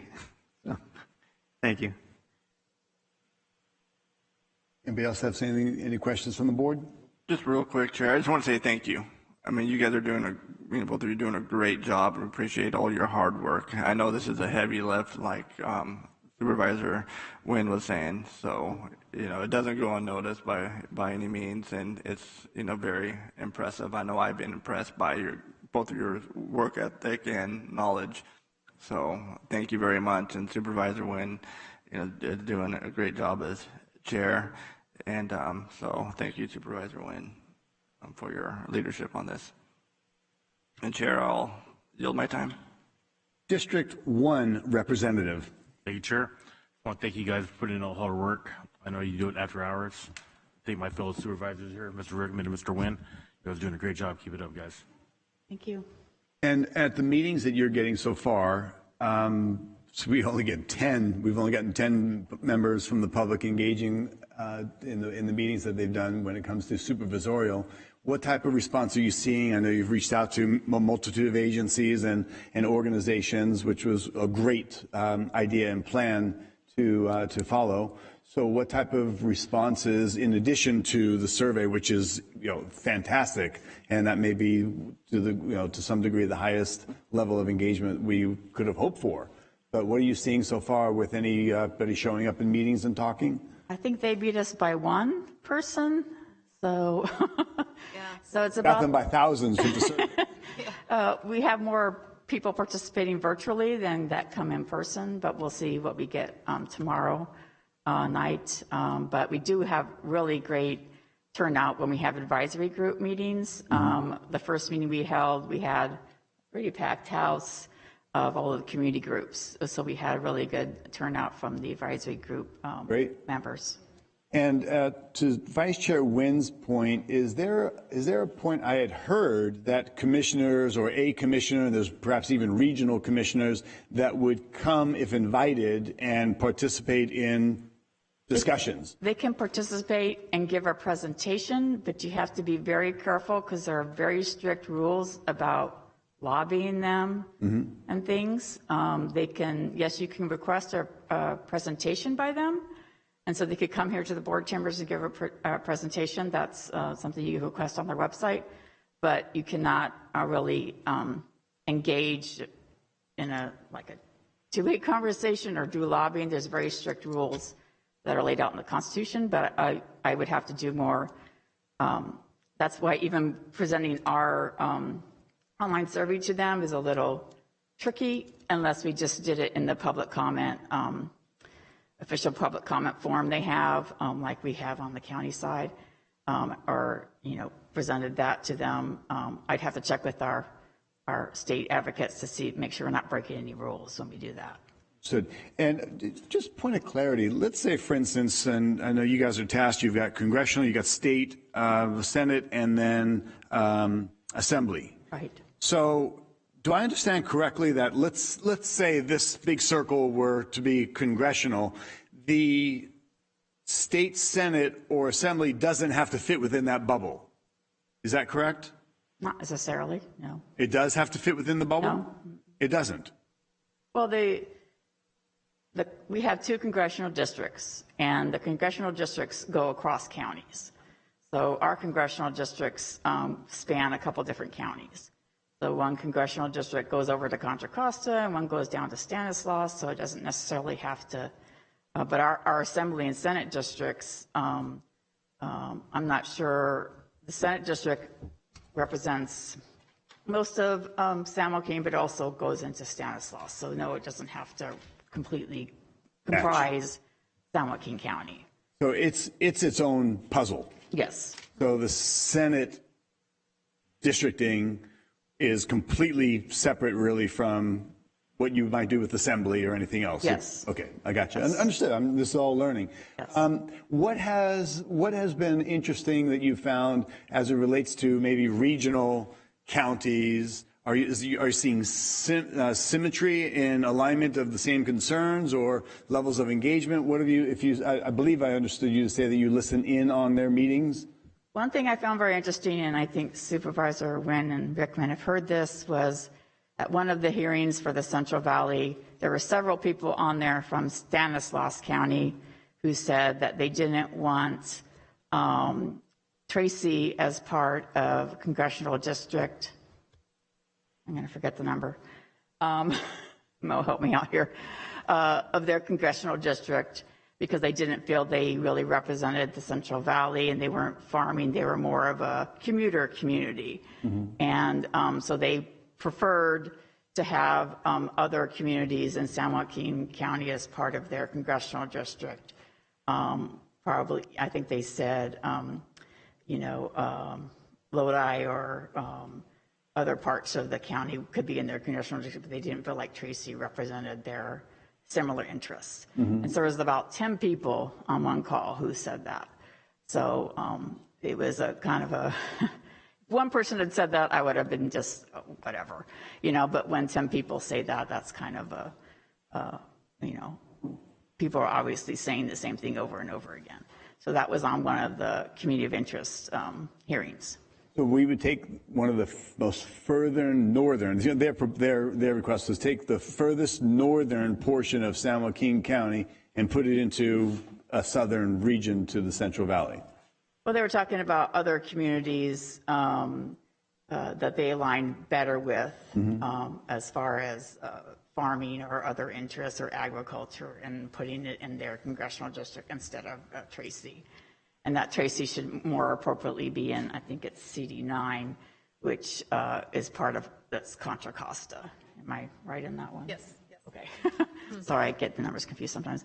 But Contra Costa is more of a Bay Area, county, and so they thought Tracy was more of a commuter county to the Bay Area, so they thought they should be in CD9. Tracy would be closer to Alameda, wouldn't it? Yes, but CD9 is our other congressional district, San Joaquin County, so they thought it should be more in that district. So. Okay. I was you curious. Didn't mention the Alameda. Yeah, I'm curious what you're finding. So, yeah, thank you. I appreciate it. But the general, just so you know, that the general, like the San Joaquin Business Council and other members of our advisory group, have been advocating for having one congressional district to represent San Joaquin County instead of having 2 like we have now, mm-hmm. so that we are represented by one member.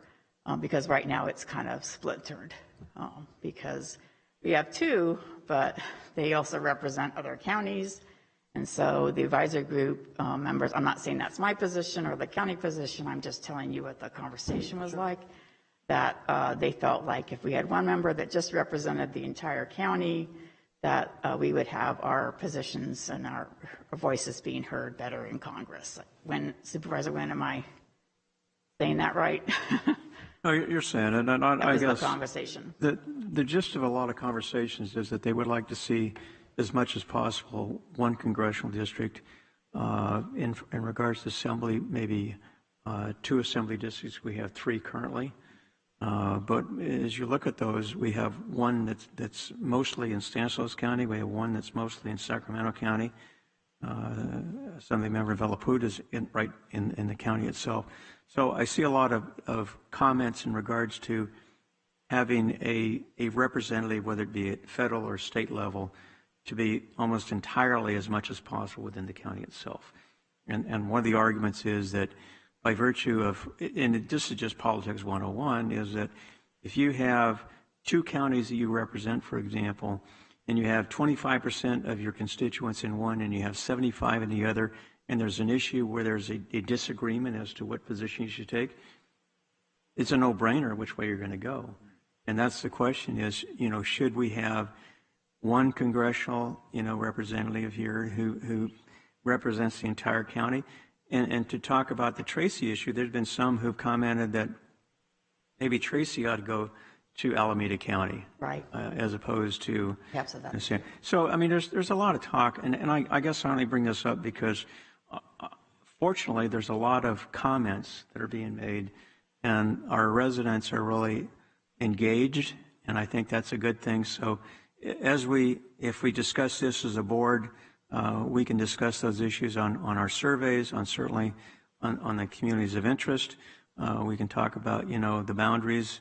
If you look at our Senate district is pretty much the entire county, so a little bit of Sacramento, certainly a little bit of Stanislaus. Yes. And so anyway, those are things that certainly we can weigh in as a board and make, and again, this isn't about the D's and the R's. This is about whoever represents us, that they represent our county, as opposed to being maybe divided between San Joaquin County and some other county, wherever that happens to be. So I think they were using the Senate district as a model, because even in the online survey, people thought the Senate district should just stay the way it is because it represents most of San Joaquin County. And they thought that the commission should use that as a model for the assembly districts and for the congressional districts. Okay. And so what is the point what's the, I guess, to Vice Chair Wynn's point, that we are going to invite commissioners to come in, we're going to look into that, or where is that? Because obviously time kicks by pretty quick here. Yeah, we can certainly look into seeing if a commissioner can come before the board and make a presentation. And then I know Supervisor Wynn had requested at the next board meeting to discuss the, how the Board of Supervisors is going to proceed. I think it might be advantageous to wait until October, because by then we will have the results of the phone survey too. That's fine. Okay, great. Yeah, thank you. And then we will provide an update for you. Well, and I know I'm speaking as the others have said, but you guys are doing a great job, a lot of hard work. Keep track of the hours. I think we should be able to share with the county, hey, this is the hours, this is the efforts, this is all the things we put into your representation, and no stone was left unturned. I mean, we really, you all have done, and through the CAO, you guys have really taken this task on. It's Herculean. You really get involved, and there's a lot to do there. So great job. Thank you. Thank you. All right, thank you. I believe, unless there's anything further on that discussion item, CAO Wilverdine, did you want to add or anything in conclusion? I have no further comments, Chair, other than I appreciate all the hard work that they have done too. I have been involved with it from time to time. Little competing schedule issues, so I haven't been involved in everything, but I think they've been doing a great job, and I'm glad to hear you all think so too, so that makes me very happy. Great, thank you. Thanks. And Madam Clerk, did we have any comments? Thank you, Chair. No. Okay, thank you. Is there somebody else that was going to say something? No? We're good? All right, then I believe we're moving on. Next is Board of Supervisors comments and committee reports. I'll go ahead and start.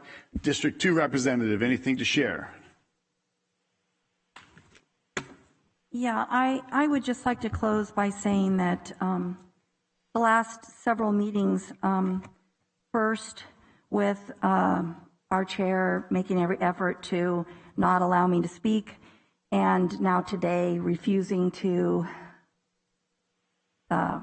use my title or my name, as has been done with every other supervisor up here.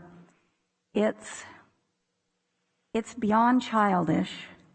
It's very, very petty, but it's also very uncomfortable and embarrassing for all of our staff that has to sit here for most of the day and witness it. I think it is beneath the position of chair. I personally have never seen this kind of pettiness on display at a board meeting. And My comments have been very moderated throughout this. I have, in every instance, directed my questions and my concerns about expecting the same amount of time and the same amount of respect as my male colleagues up here. I have directed them through the proper channels at the county. I have directed my concerns and my questions to county council. I have looped the CAO in and our HR director. I have no intention or desire to play these kind of games, and it's my sincere hope that going forward, we can get through these meetings without the rancor and the name calling and everything else that's been going on here for the last few meetings. Thank you. I think you need to dig a little deeper than the last few meetings and look at the toxicity that you have brought into this chamber from not only the day you were sworn in and what you did to then Supervisor Villapudua and bypassing him to be chairman, but your conduct, as petty as you say it may be. Did you know that last year when it came to Pledge of Allegiance that you called on everybody on multiple occasions on the Board of Supervisors, all the supervisors, but only on one single time did you call on me? That's fine. That's your prerogative. How you choose to address me, you choose to not address me as chairman. Never once have you said, thank you, chairman, when I call on you, especially in every deference I give you, in every relevance, in every level of respect. It's never returned in kind. Instead, you come up with lies and slander and baseless attacks and ethics violation charges. So dig a little deeper and look further in the mirror than lobbying and making accusations. And I'm going to finish my comments later on. That's going to be a little more relevant to something. But I'll tell you this right now. Those that live in glass houses shouldn't throw stones. I'd like to call upon Vice Chair Wynn if he has something to add. Any comment, reports, committee reports, or anything else? And no, I have no comments. I think I've said it earlier. Thank you. Supervisor representing District 5. Thank you, Chair. Just two quick things, and I know County Council, we talked about it, but I wanted to bring it back to the board to get their approval before he does any work on this. And I know Miguel and I have been working on this illegal dumping issue that we've had here in the county, and I have talked to our council about it, and I've talked to our district attorney as River about creating an ordinance which would make illegal dumping or add an ordinance strict liability crime. And I've talked to the DA about he is on board, and I mean, I would like for our county council to work with the district attorney's office to find the correct verbiage for ordinance of strict liability. If the board is okay with that. I love the idea. Okay. And then we talked about one more thing about another ordinance. I know we've had, and I don't know if this can be done, we were talking about it, and he would have to do some research on it, about pursuits, vehicle pursuits. I mean, in this county, we've had an increase in pursuits. I mean, I haven't seen this many pursuits since I've worked in San Joaquin County. But the scary part about it is you're getting a lot more pursuits, 100+ miles per hour. And it's almost a weekly event, probably more than a weekly. I would like to see, if it is possible and if it can be done, if there is a way to make a county ordinance to deal with this issue, either maybe in like an enhancement of some type or a monetary fine of some type, which will hopefully be a deterrent. Do you guys think I get support on that? And again, this is just I'm in favor of that as well. Just a point of order here, to Mr. Miles. I don't disagree with Supervisor Rickman's request. However, I think normally, if I'm not wrong, is that something like this should be brought before the board on the agenda so you can flesh out the details that you and Supervisor Villaputa worked out. Because, you know, we're asking staff to put together something without, you know, just some basic general information. And I think, obviously, between the two of you, you've had a more detailed discussion. I think that would be important, especially since we agendize these items. The public can weigh in if they desire. But I think that would make it a little more clear for county council to make that. Well, the reason Supervisor, I didn't do it that route is that, you know, if we brought it back, we would be, I mean, the thing, we don't know what the ordinance would look like. I mean, so we would bring it back then to give direction to Mr. Miles to go research it versus, I mean, if he did this now, then he could bring it back to the board and we No, what I'm saying, Supervisor Redmond, is that you and Supervisor Villaputa can put together a draft of what you think the ordinance should contain. Because obviously you've had discussions about it. But that's the thing we don't know, because, I mean, the legal component of it is beyond our scope. No, I understand. I'm not suggesting legal. I'm just saying the intent of what you're trying to accomplish in regards to the violation itself. I mean, you can provide a one-page document just to cover the generality. Again, I think there needs to be a discussion, not just for us, but certainly for the public. Because I'm sure there's a lot of individuals that agree with what you're both working on. That's all I'm saying. I'm not trying to create work. I'm just saying, you know, normally we're talking about ordinance. It starts with a discussion at the board level, and we vote on it. Right. And send specificity to county council. And even if it's just general, at least he has, I don't want to speak for you, Mr. Miles, but at least you have kind of an outline of what the information should contain. And I think that's probably for his benefit and his staff, and certainly for our benefit. I think we can even, based upon what you two already talked about, we may be able to add some more detail to that based upon our other supervisor experience in regards to this particular issue, because I've had a lot of that same thing in my district. So. Right. So if to bring that back, then, I mean, I don't have a problem doing it that way, but I mean, I want to be able to bring something back, because the way it stands now, I mean, for example, the legal dumping, you know, how to prosecute something like that, and all the, you know, the legal side of it, the judicial side and the legal side.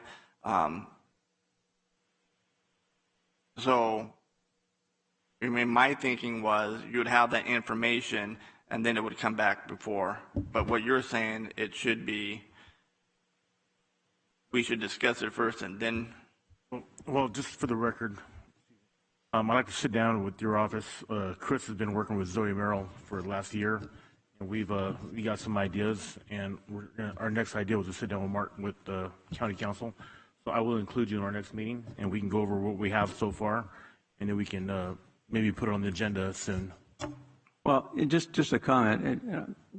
You know, when I've had staff reports, and you can go online and you can find any number of counties, for example, that have these ordinances already in place. I mean, you just plagiarize the heck out of it. At least it's a starting point, and it does cover it. And I agree with your concern in regards to the legality or the process by which, if these violations occur, how it's handled from either district attorney, county council, et cetera. That's all I'm saying. I mean, it's fairly simple to put together, you know, a 1 or 2 pager. And again, I think by having all the board weigh into it before it goes to county council, and especially as Supervisor Villaputa talks about in regards to the work that's already been done for over a year, I would just from my vantage point, I would appreciate the work being displayed, certainly with the efforts that have been made, and certainly your additional comments would be important. So anyway, that's just, again, it's up to you. Okay, no, that's fine. If that's the way we do it here, I mean, I don't have an issue with that. You know, it's different than what I've been used to, and so if that's the way, I don't have an issue. I mean, it's what, another few weeks. It's not like it needs to be done. ASAP. It's an emergency I get by any means. So, okay, no, that's good to know. Then, you know, the pursuit thing. But the pursuit one is, I mean, why would something like that, why would we bring it back to the board? Because it may not even be something that we can do. So it's just a waste of, now you're wasting not just Mr. Miles' time, you're wasting the entire board's time and staff time versus him, hey, is this legal? Can you go check it out? And is this something that we can do? That's up to Mr. Miles.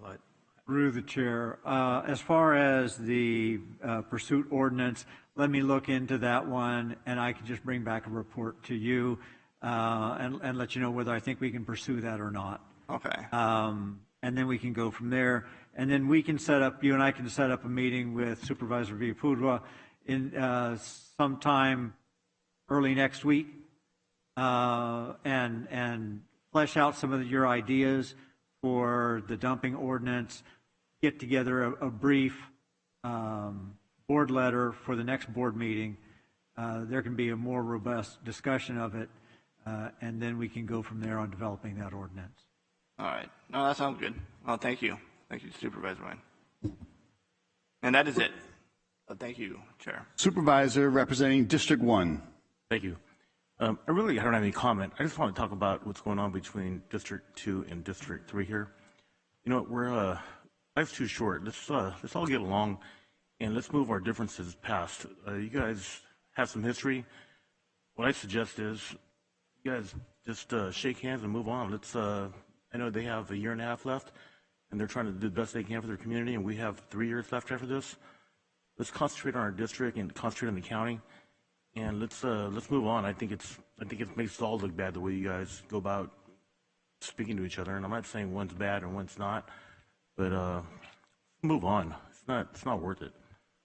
Let's concentrate on the county. Let's set an example for young adults who want to be future politicians and conduct themselves in a professional way. Thank you. Thank you, Supervisor Villapudua. I appreciate that. And I would, if we had a willing partner, I would. I would absolutely do that. I know that you've offered, when you brokered, you were talking about some of the recent ethics violation, which is completely bogus, and another false allegation coming from District 2 representative. And you had said that I'd be more than happy to sit down and have a cup of coffee with that person. We clear it up. But I believe that person negated to that offer, and that offer still stands. But instead, we're probably going to spend a couple $100,000 of taxpayer dollars on a ghost hunt. But before we get into that, I want to stick to something positive. We did recently. I have a board report. Gospel Rescue Center Mission conducted a double ribbon cutting and dedication celebrating for their kitchen and their dining room on the 25th of August, which also included a luncheon. CEO Wayne Richardson and his staff were very appreciative of the support of the county. There was a great turnout to include Mayor Kevin Lincoln. I was asked by Mr. Richardson to offer a little bit of a review and some remarks on behalf of the board with several of our office representatives there, to include Supervisor Villapudua and Supervisor Rickman's offices. They were very grateful and thankful for the assistance to the homeless and the less fortunate and needs of San Joaquin County. And I know that every single one of us are compassionate enough to want to help and make a difference. And there's a very big celebration of their new kitchen and their continued progression of what they're doing. I also want to take this moment, as appropriate, because only in the past, and I spoke with County Council about this, but I have a little bit of house cleaning. In a couple of years past, I was involved in a vehicle accident, and there was an investigation, and there was, quite an entailed situation there, to say the least.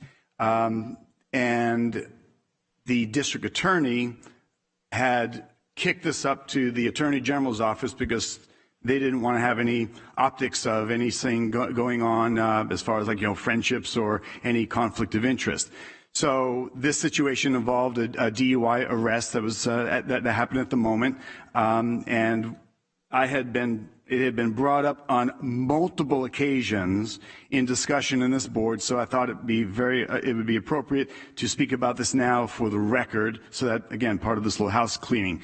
That has been fully resolved. There is no trial.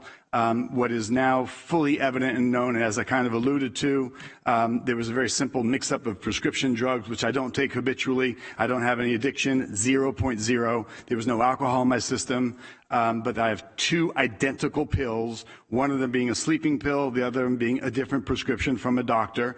The sleeping pill being exactly identical bottle, identical labeling, everything but the wording. One of them from the doctor says take 5. The other one, the sleeping pill, says take 1 to 2. I accidentally took 5 sleeping pills in the middle of the day, went to a job site to go survey a crane thing, fell into a state of confusion, unknowingly, drove my car, and was involved in a low-speed accident. Thank God nobody was injured. I also want to thank the law enforcement, Highway Patrol, their professionalism, the way they handled this. But that issue has been fully resolved and satisfied through the Attorney General's office. So I wanted to just again do the little house cleaning. I know that Supervisor Wynn has brought this up on multiple occasions, asking what was going on with that case. So there it is, it's resolved. And I will say that I believe I've worked with and spoke with our Assembly member via Pudwa about requiring a state mandate, requiring packaging when you have something that like a sleeping pill that's in a regular orange bottle with a white top. Maybe that top should be red because it can lead to, of course, sleep, and it might be mind altering. So there are things like that. We have an annual doing some research. You have about 1.5 million people a year are injured by accidental mix-up of prescription drugs, and thousands are killed. So I'm very thankful again that nobody was injured, and this issue is for the most part, fully resolved. I also want to bring up, in the spirit of where we are with District 2 and that representative, District 2 recently requested a formal investigation on my FPPC filings. Now, I don't know why, other than I would imagine it wouldn't be personal attacking on me, but it must be a desire for complete openness and transparency. So I did hire an accountant. I have a volunteer bookkeeper that did my filings, and just trying to save money and being a novice at this political game. I'm just a small business operator. So my volunteer bookkeeper did, in fact, make some errors.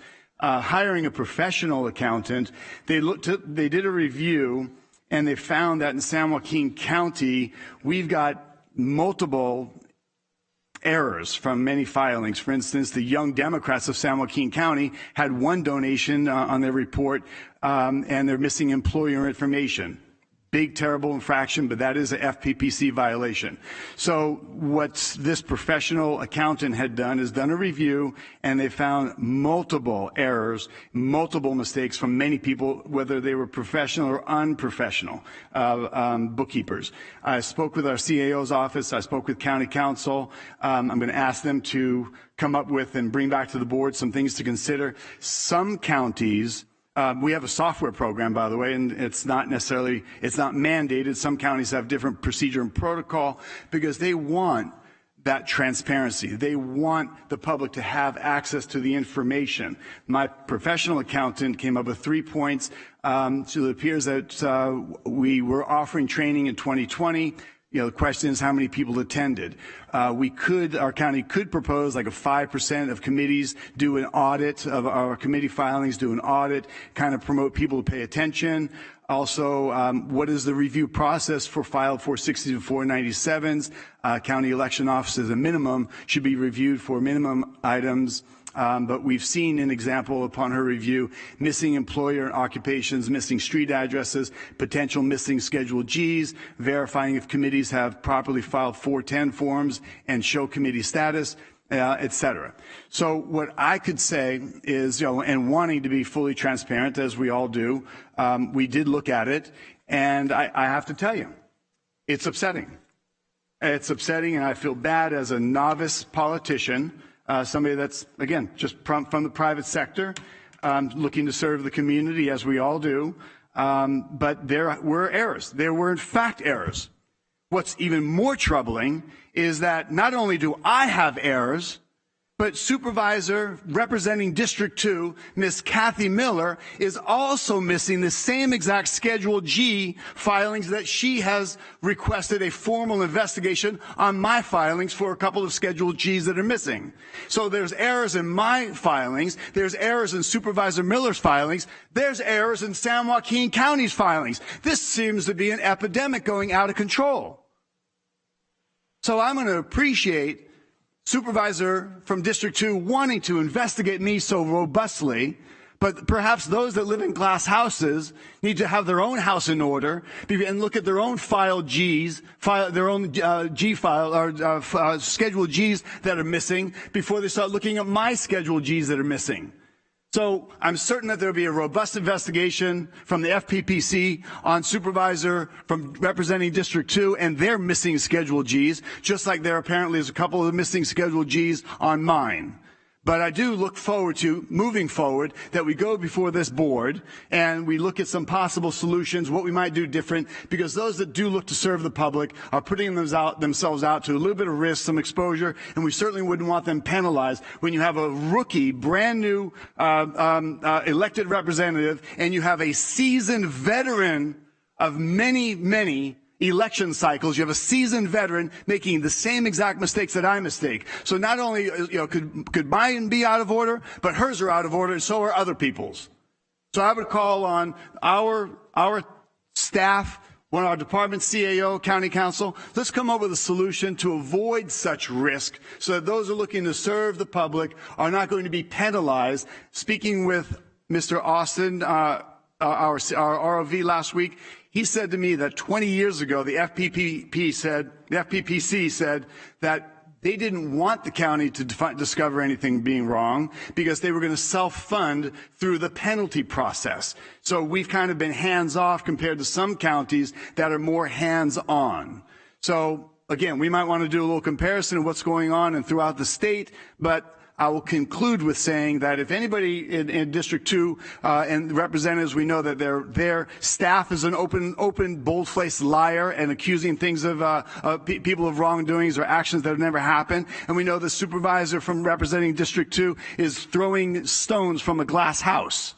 So if anybody wants to get anything in order, it ought to be District 2 representative that puts together a better light and comes forward with less accusations of ethics violations, less assault and attack on fellow board members, and tends to her own business a bit more robustly than attacking this current and temporary chairman.